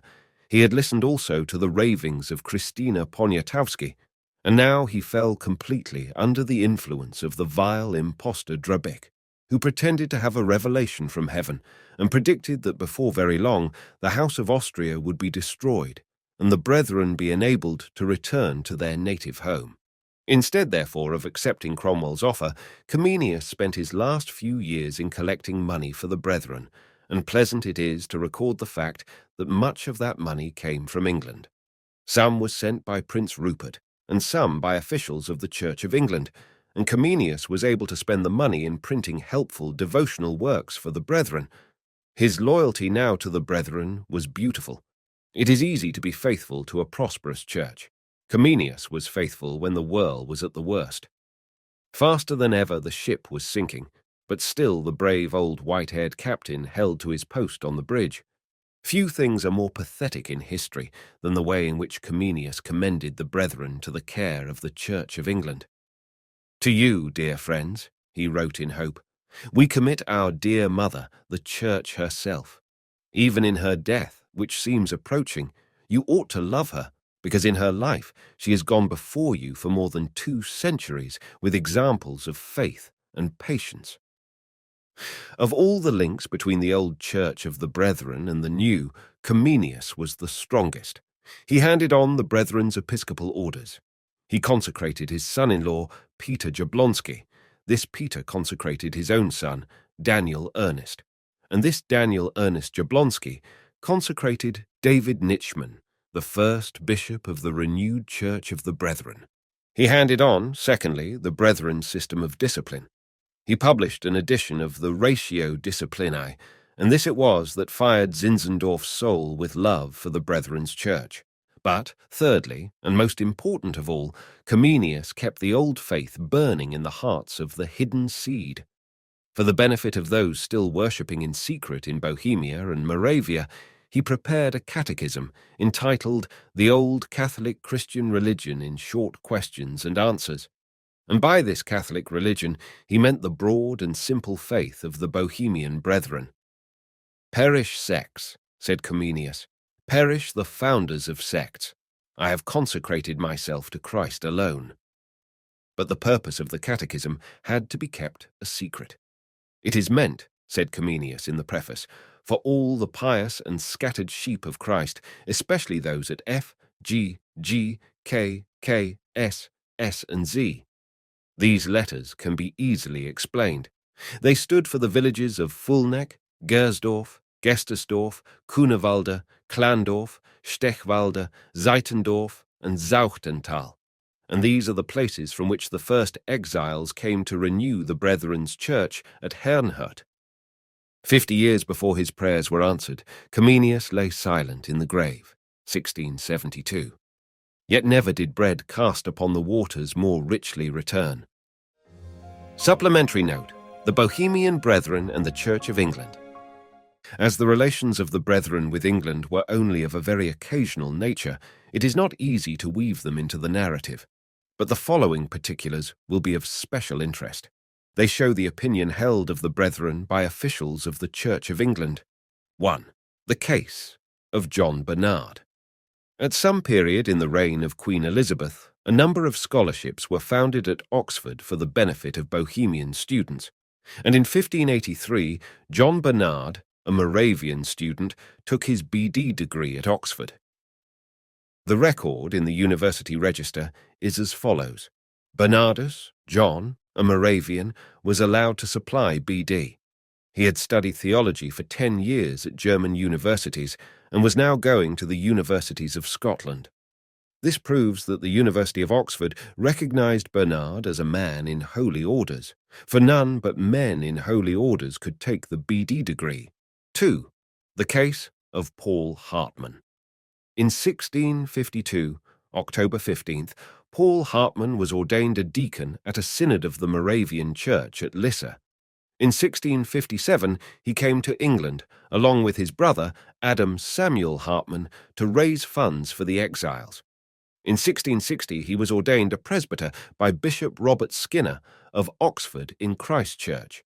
In 1671, he was admitted chaplain or petty canon of Oxford Cathedral, and in 1676 he became rector of Shillingford, Berkshire. This proves that Bishop Skinner of Oxford recognized Paul Hartmann's status as a deacon, and that recognition, so far as we know, was never questioned by any Anglican authorities. But that is not the end of the story. At this period, a considerable number of brethren had found a home in England. The continental brethren wished to provide for their spiritual needs, and therefore, in 1675, they wrote a letter to the Anglican bishops requesting them to consecrate Hartmann a bishop. Of that letter, a copy has been preserved in the Johanniskirche at Lissa.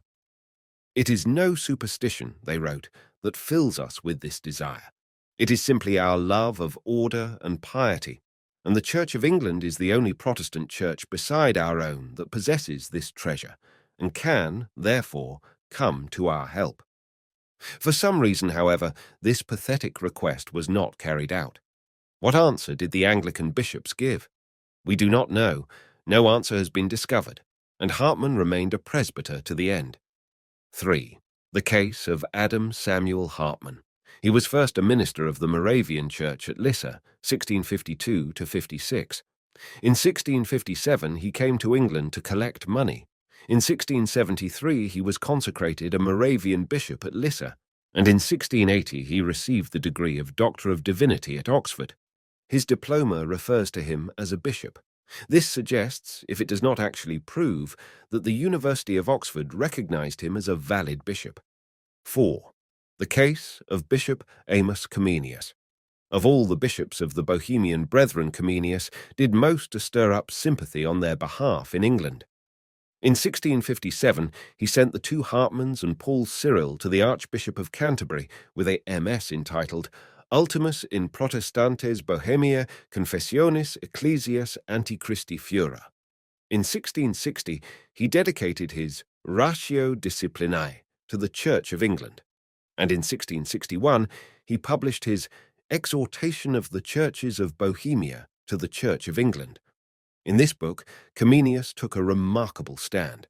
He declared that the Slavonian churches had been planted by the apostles, that these churches had run up to a head and ripened in the unity of the brethren, and that he himself was now the only surviving bishop of the remnants of these churches. In other words, he represented himself as the bishop of a church of apostolic origin. In what way, it may be asked, was this claim received by Anglican authorities? The next case will supply the answer. 5. The case of Archbishop Sancroft. In 1683, King Charles II issued a cabinet order on behalf of the Brethren. The order was accompanied by an account of their distresses.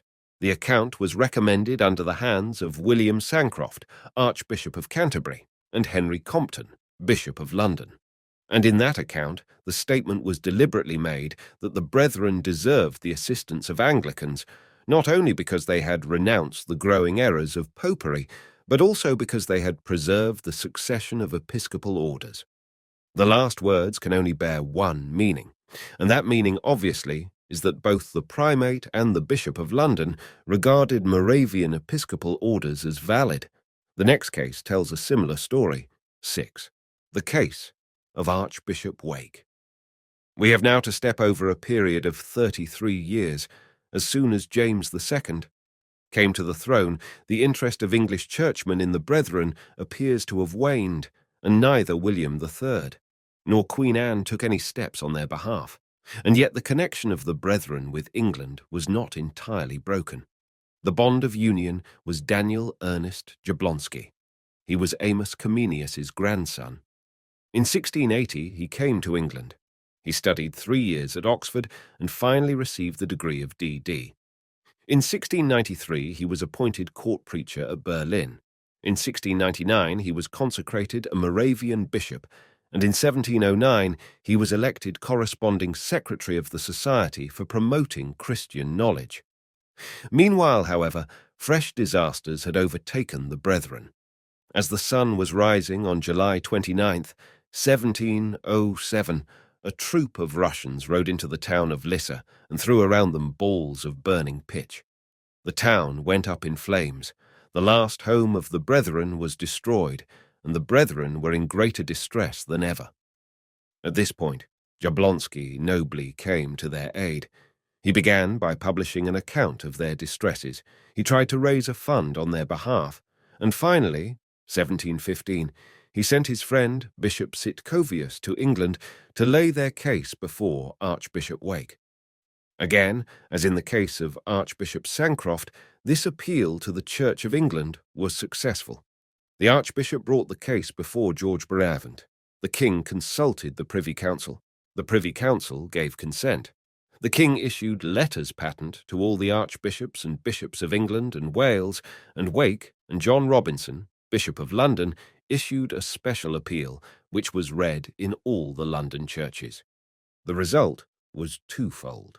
On the one hand, money was collected for the Brethren. On the other, some person or persons unknown denounced them as Hussites, declared that their bishops could not be distinguished from presbyters, and contended that, being followers of Wycliffe, they must surely, like Wycliffe, be enemies of all episcopal government. Again, Jablonski came to the Brethren's rescue. He believed himself in the Brethren's episcopal orders. He prepared a treatise on the subject entitled De Ordine et Successione Episcopali in Unitate Fratrum Bohemorum Conservato. He sent a copy of that treatise to Wake, and Wake, in reply, declared himself perfectly satisfied. To what conclusion do the foregoing details point? It is needful here to speak with caution and precision. As the claims of the Brethren were never brought before convocation, we cannot say that the Anglican Church as a body officially recognized the Brethren as a sister episcopal church. But on the other hand, we can also say that the Brethren's orders were never doubted by any Anglican authorities.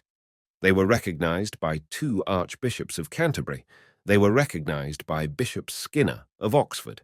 They were recognized by the University of Oxford. They were recognized, in a word, by every Anglican authority before whose notice they happened to be brought. You have finished listening to Book 1 of History of the Moravian Church by J.E. Hutton. Book number 2 is The Revival under Zinzendorf. This audiobook was produced by scrollreader.com